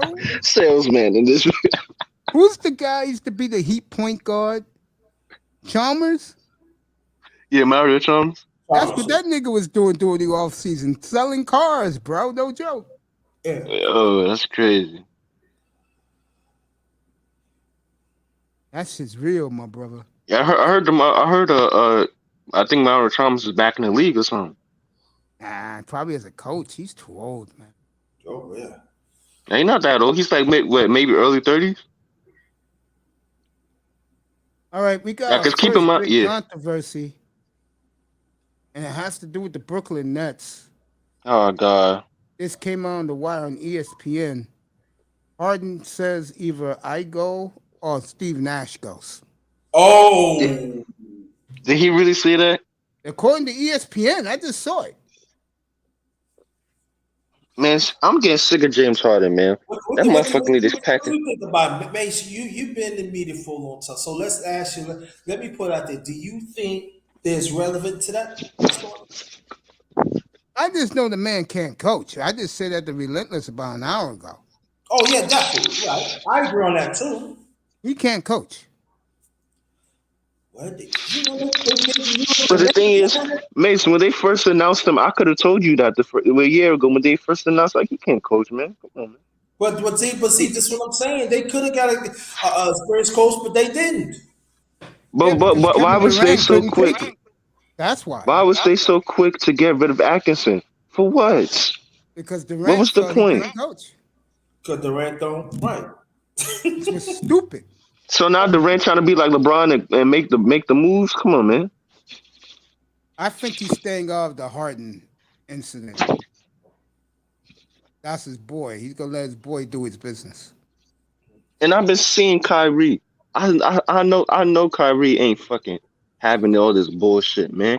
You should see this motherfucker every away game, man. Fucking putting the whole goddamn team on his back. You got motherfucker Harden missing these fucking easy threes and all this shit, giving all these fucking turnovers, man. Did you see against the Kings when they lost against the Kings? Man, Kyrie was looking at that motherfucker like, nigga, what the fuck wrong with you, nigga? Just doing dumbass shit.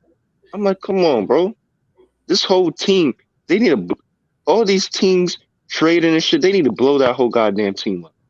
They Because lose they to fucked that whole Cleveland. goddamn team. I'm telling you right now, they lose to Cleveland in round 1. Blow that shit up. And Mace, you remember? And that can happen too. Yeah. And Mace, you remember a couple seasons ago when Kawhi was at Toronto and D'Angelo Russell was at Brooklyn? Brooklyn and Toronto had the best supporting squad, the best They role sure did. players in the Hey, league. look, I'm not gonna lie to you. That year, 2018, 2019, when Brooklyn was good under the radar, Russell played his best basketball of his fucking life. Yeah. They brought that entertainment back. That team and that bench. They had to listen. That was when Jared Allen was coming up. Cavis LeVert can give you was averaging like 17 points a game. They was giving people buckets, man.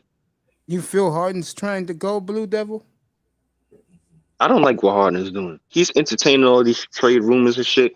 Then they saying, oh, he don't like being in the cold. But then he's saying, oh yeah, I want to go to Philly. Nigga, Philly got the same weather as us. They got the same weather as us, Philly is motherfucker. It's 70 miles south. You're going to get the same goddamn cold weather. Here's the bottom line.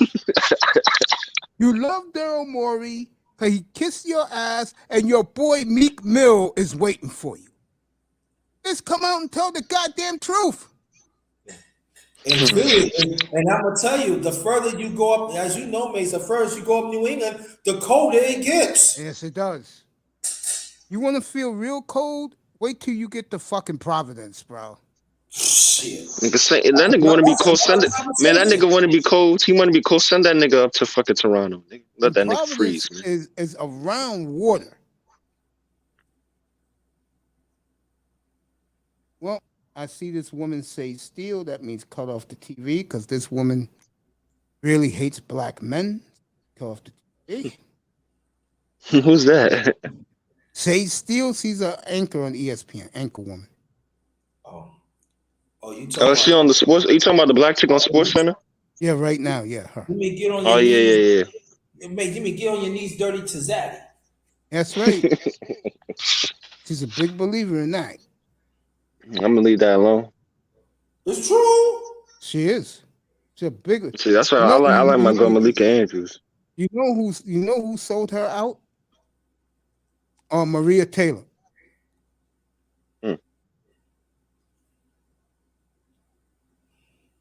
Yeah, Maria Taylor tells the story that she went to a seminar and what's her name was this killing black men.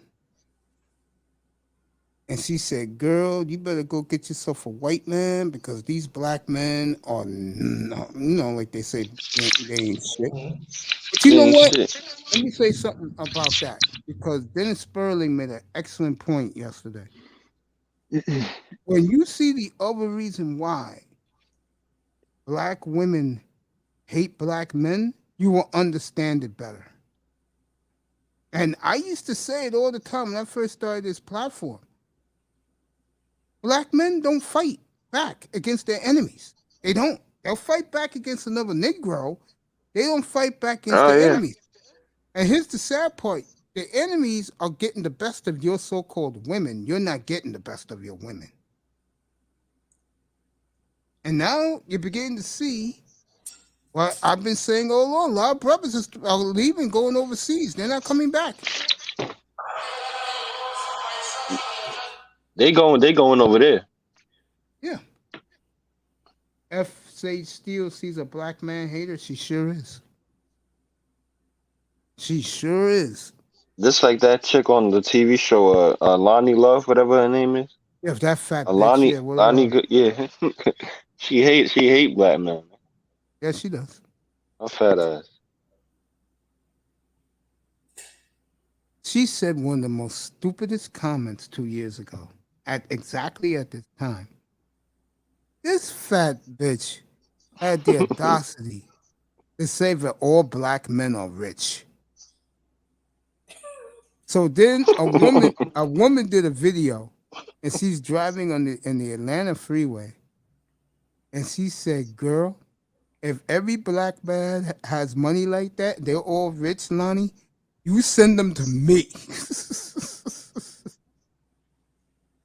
Hey, Miss, what did you think about the? I don't know if you saw it, but what did you think about the Pro Bowl game?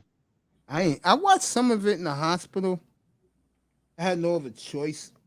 You know me, I don't like the Pro Bowl really. Oh, you don't really like it? Nah. By the way, the flyer will go up Sunday night, Monday morning. Next weekend is NBA All Star Jamboree, NBA All Star Weekend next weekend, and I'll do nothing but All Star coverage up here Saturday and Sunday. So if you like the All Star game, come up here. Man, their draft is crap. I haven't been hearing anything. Which draft? The NFL draft. No quarterbacks. I've been hearing nothing about it. No hype, no nothing, no mix, no highlights. I haven't seen none. No quarterbacks. Nothing to get excited about. Then, so if you were a team that tanked this year, ain't nothing to look forward to. Houston Texans, you're fucked. Oh shit! But the Houston Texans could have a consolation prize. The best defensive back to come out of college since Deion Sanders, kid from LSU. Stanley.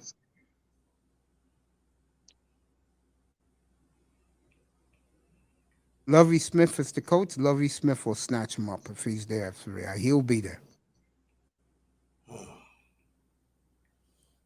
Oh, lovely. Oh, boy. Oh. Hey, Grinder, what's going to be the topic tonight with you and Lady Love? No, she going to interview me tonight. I don't know. Both did a great job Oh on shit! your site. Huh? You did a good job on your site. Oh, thank you. Appreciate that. Oh, yeah, I got some good news for you. Day before yesterday, I interviewed a ring announcer from Montreal, Quebec. Oh, yeah? Yeah. Wow. Wow. That's pretty damn cool, bro. Yeah. I got you, man. I'm talking to Blue Devil. Mm-hmm. Wide receiver and lineman this year. Yep. Yeah. And DBs. There's a lot of DBs in this draft. And they even show pictures of Douglas down in the down there at the All-Star game. Yeah. You want to bet Giants below this draft?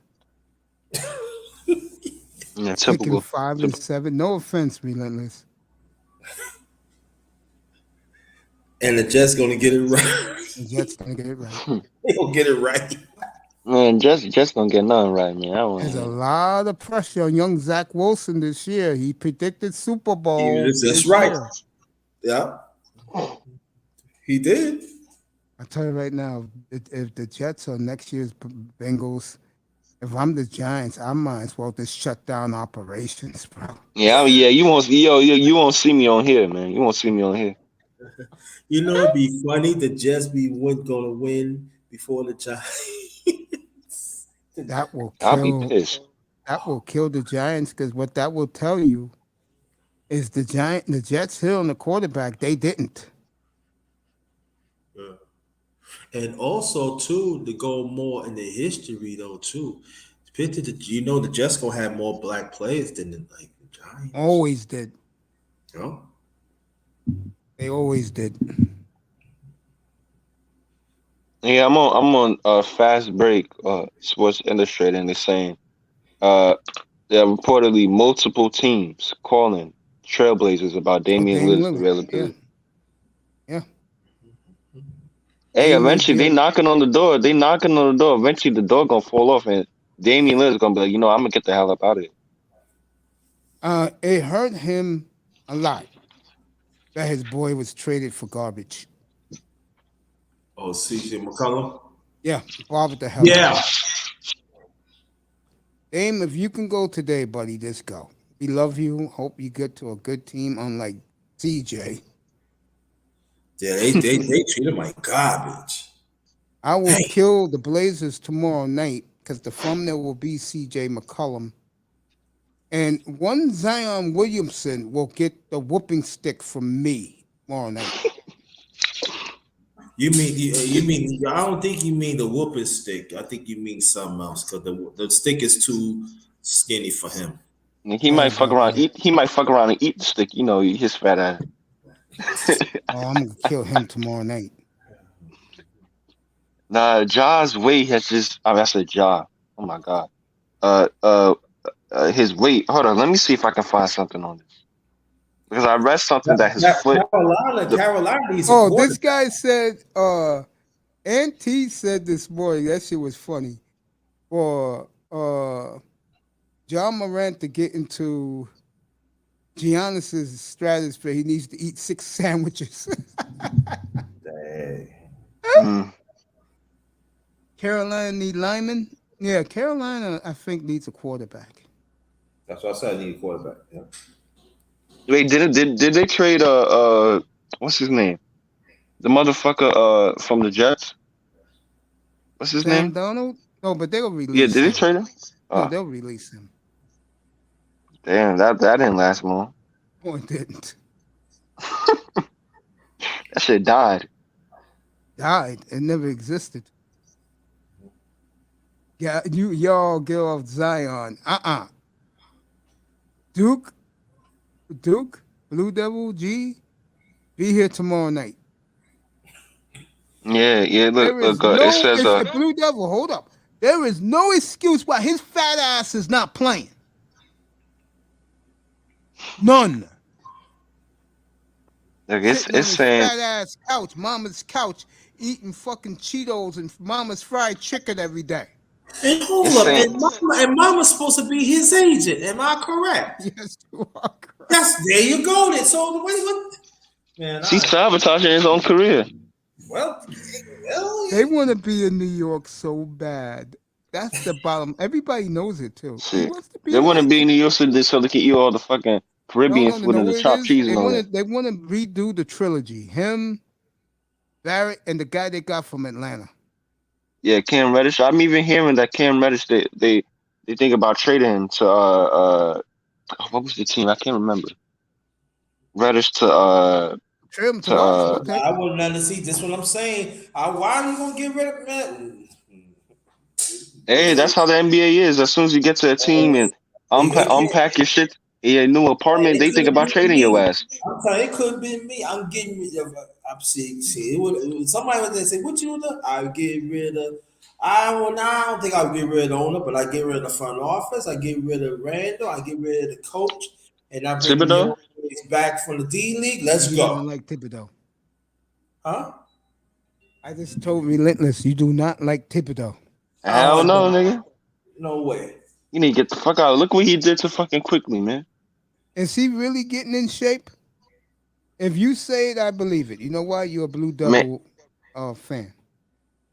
You dookies stick together. Yeah. That motherfucker better getting his fat ass in shape. Now I'm saying Zion's future in New Orleans is in doubt. There is no future. There is no future. His future is 32nd. We all from New York. His destination 32nd and 8th. It is. And you know what's there? Relentless. I mean, excuse me. What's our boy here? Grinder knows what's there. Let me do Grinder right. Grinder knows what's there. Yep. Saying 136 million power play that could decide Zion's future. I mean, that fat fuck. Look, I'm gonna say this right now, nigga. When you come here, you better perform. You better. You better not be at the clubs, nigga. Right, exactly. Don't Your start. fat ass. Don't Better don't be perform. at the he gonna be at the strip club eating all the lemon pepper No, wings. don't be no club, don't be no club hopping, man. Suck it on some Frank, nigga. Damn, James Harden didn't even like the clubs in Brooklyn, bro. They That got Yeah, he likes man's the a he like the man. one that you. That man's a man that there wasn't a strip club he didn't like. They retired his jersey in a Houston strip club last year, bro. Say he was in the strip club like Allen Iverson, man. Shit. No, Iverson was more at the club. club. He was at Jimmy's Cafe a lot, bro. I didn't see him, but guys told me he was there. He used to hang out around my old block a lot, bro. Yeah, Iverson was not no. He was at the club, not strip club. No, he was at the club. Club, yeah. I got news about Iverson that's gonna make you shake your head, young man. That 40 club. That nigga loved chicken heads, bro. Yeah, the hood chick, yeah. That nigga loved those girls with the bunions in their hair, braiding hair on the bench. And they loved him too. Trust me, back then, right, Grinder? Yeah. They loved his ass too. Oh, yes, they did, man. Man, you go to Central Park, why is they walking 15, 16 chicken heads, man? Nigga loved the chicken Mace, heads, do you bro. see, man? Do you see Snoop Dogg absolutely killing the Lakers, man, on social media, man? I heard about it. I heard AD don't talk to him no more. He said the Clippers is taking over now. You know, Snoop Dogg gangsta ass, man. He killing them Lakers, man. I love about Snoop. He's a big Angels fan, so he's good with me. Yeah, shit. He called them soft ass Lakers, man. Yeah. Everybody killing the Lakers. Yeah, bro. I promise you one thing: we'll have a good baseball team finally out in California this year. We will.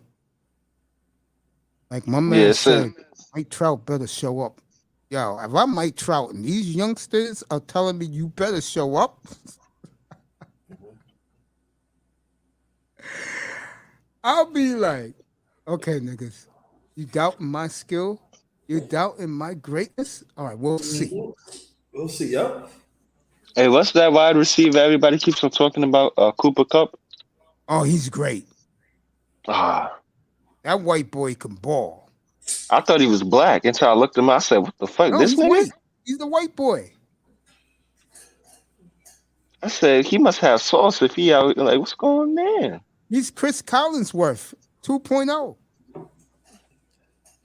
Oh, he don't know about Chris Collinsworth. Yeah, he don't know. He only knows him as an announcer. He doesn't know him as the player. Yeah, Cooper Kupp is nice, bro. I used to say that to everybody. They used to say, that white boy. Well, is this like his breakout season? Nah, bro. What he did this year is he fucking basically broke all the receiving records. Yeah. With bum ass But Matthew the Stafford.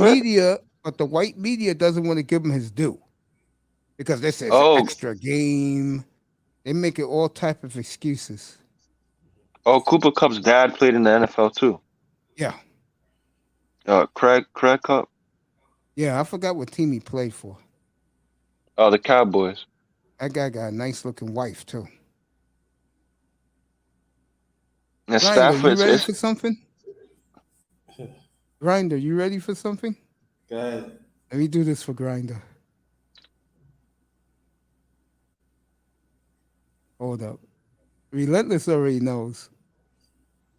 Thank you for the beautiful Corinne who thinks he's cute, by the way. Okay, here you go. You see that man right there, right? Yeah.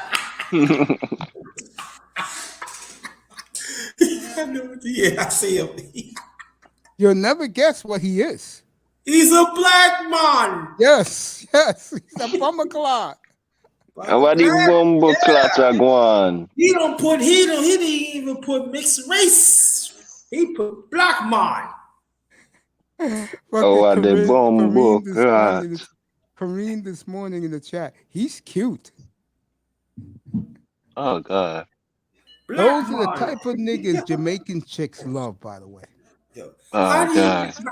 how do you think the Miami the fans gonna feel about this? Grinder. Did you see his interview, his press conference? I know who you're talking about. He's the slot receiver, number 13 for the Raiders. Nah, I ain't get a chance to see that yet. Man, it sounded like this nigga about to shit himself, man. He nervous as fuck. I was like, God damn, nigga, Oh, his relax. press conference. Yeah, the Dolphins coach. I'll replay it tonight. He Motherfucker sounded sound as like scared as a white boy walking down in fucking the old days of Bed-Stuy, nigga. Yo, so fucking walking through Chicago or some shit. actually, you saying Flores must have had the gap in his spine. Said, Nigga, you better read this motherfucker. Memorize this shit, nigga. right. Nigga, you a nigga now. I tried to tell people, and a lot of these Dolphin fans were in shock. Niggas from fucking the projects, bro. What the hell you think? Driving a $250,000 monster truck, booming merengue in the car. What the hell you expect? His boys are on the bench drinking 40s. He ordered them all chicken wing and fried rice. Oh my God. But he not a coach though. That was a mistake. The Dolphins were ruled, bro. Keep telling you guys that. That guy gave us a direction. He gave us discipline. I don't give a damn if he's not people's people. Who cares? I'm not people's people in real life. And that's Brooklyn shit, man. That's how Brooklyn is. Right. I don't give a fuck. You don't fuck with us, we ain't fucking with you. That's it. Shit, he ain't wearing no suit, nigga. He ain't wearing no suit. He gonna pull up with a Tim's on, nigga. Fuck you That talking. brother's from the fucking Biggie Smalls era.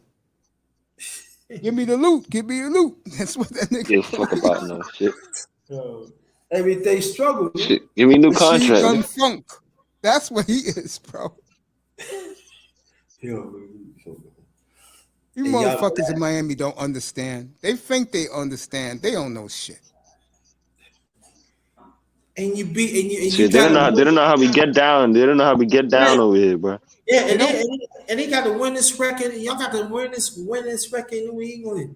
How you gonna in your tip? Come on. How you gonna let it? Y'all won 8 straight, 8 last 8 out of 9 games. Owner's an asshole. He gonna get his coming too. I don't give a damn that he's not people's people. What the hell is so important about being people's people? Give me a goddamn break. For the marketing. It's for the marketing. That's what they want. I know that. Yeah, I think Steve Ross. I think I mean, just look at the Jets. That's why I could never be a coach, man. Look at I can never be a coach. They don't pay attention to fucking Robert Saleh, the coach. Nah. They care about Zach Wilson and the GM. I mean, changed Zach Wilson to the New York faithful is when he beat Trevor Lawrence, man. Yeah. And how was Trevor Lawrence? How was Trevor Lawrence's rookie season? How was he in the rookie season? He was okay, but Zach Wilson, you could tell, was coming on the last 5 games. Mm-hmm. If it wasn't for a stupid play call, they should have beaten Tampa Bay. Tampa Bay, right? Yeah, exactly. And Tampa Bay was shit this year. I mean, if he would have beaten Brady, one thing him and Brady share, and that's why Brady loves the kid. Brady loves him, is that they're born on the same day in August, and Brady likes his cockiness. I know we get that. You know, his brashness. Just as that is. I'll say it right now. That boy makes his promise come true this year. You'll never hear him. The Joe Namath will be replaced. Yo, you think Eli? You think Eli got it good? Oh my god! I don't think Eli gets it good at all. I think he's just lucky, and in fact, he's protected by the family. But picture if the Jets will win all of it. If they are playing a year from today in this game, a year from today, I don't give a damn if the young boy wins or loses. He made a bold prediction on draft night, and he came through with it. Yeah. And here in New York, win or lose, they'll love that boy forever. Mm-hmm.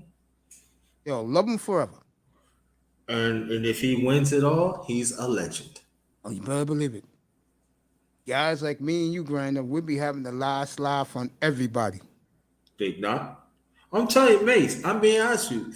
This time next year, I'm saying, we just saying, if the Jets get to the Super Bowl, but if the Jets win it, Mace, promise me I'll be the first one in that panel, please. Yes, he will, and I'm pretty sure you're gonna make arrangements to come to the parade. Oh yes, I would. Yep, I save my money for that piece. But it won't be no giant parade. I tell you that right now. Hell no, ain't no giant parade. That no, hell no. Relentless, you there? Oh yeah, he muted himself. All right. I swear to God, if they blow picks 5 and 7, you might as well just blow up the franchise, bro. Mm-hmm. You know what they're gonna pick? They're gonna pick the 2 best linemen in the draft. You talking about? We talking about Giants? Giants, right? Yeah. They need offensive line real bad. Yeah. But that's it though. They don't fuck up the rest. They got a lot of picks too, like the Jets. Yeah, it's true though too. But they gonna blow it. What do you think about the young black boy in Chicago that they told him to hire my guy, Joe Caldwell, and instead he said, no, I'm picking my coach. Next day he picks the defensive coordinator, white boy from Indianapolis. And when they asked him about Justin Fields, he said he doesn't care about him. What did that make you think? That's fucked up. I mean, Justin Fields on his own. Interesting. He don't care. He'll be like a expendable. Interesting. The angle I'm going with this. So let me get this straight, nigga. You got a young Negro as your quarterback potentially, and you don't want to help him? Right. You're that much of a fucking coon, bro? Yeah. And you know, do they got a head coach yet? Yeah, they got a head coach. Only team that doesn't have a coach is the Saints. Oh, that's right. Everybody got a coach. The Saints got a coach. Well, who Saints got? They hired their defensive coordinator to take over. Oh. Yeah, it's the quarterback's coach from Green Bay. Hmm. The owner got the heat off him. Yeah, he sure did. Base, how are they talking it in Miami? How they taking it in Miami? Devastated.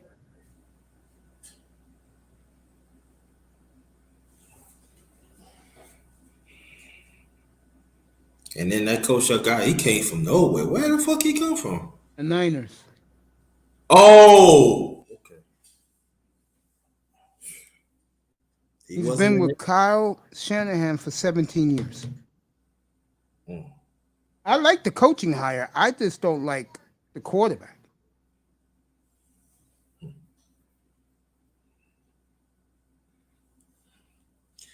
They gonna keep that pineapple? For now, you think I'm happy about that? I know you're not.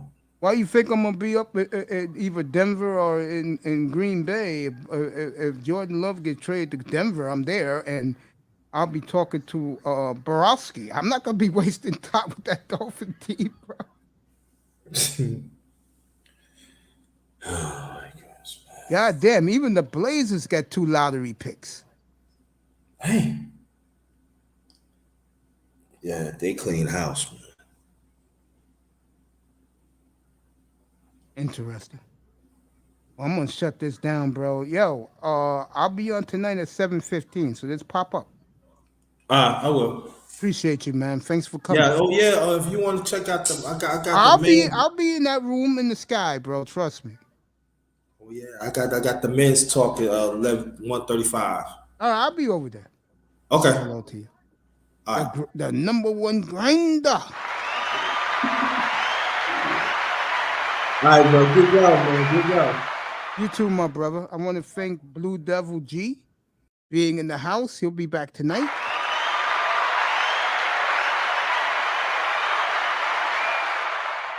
The people in the clouds.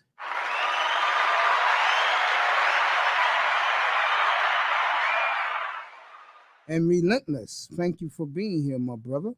Appreciate you too. I will see you all tonight for the aftermath of this bumbling buffoon coach.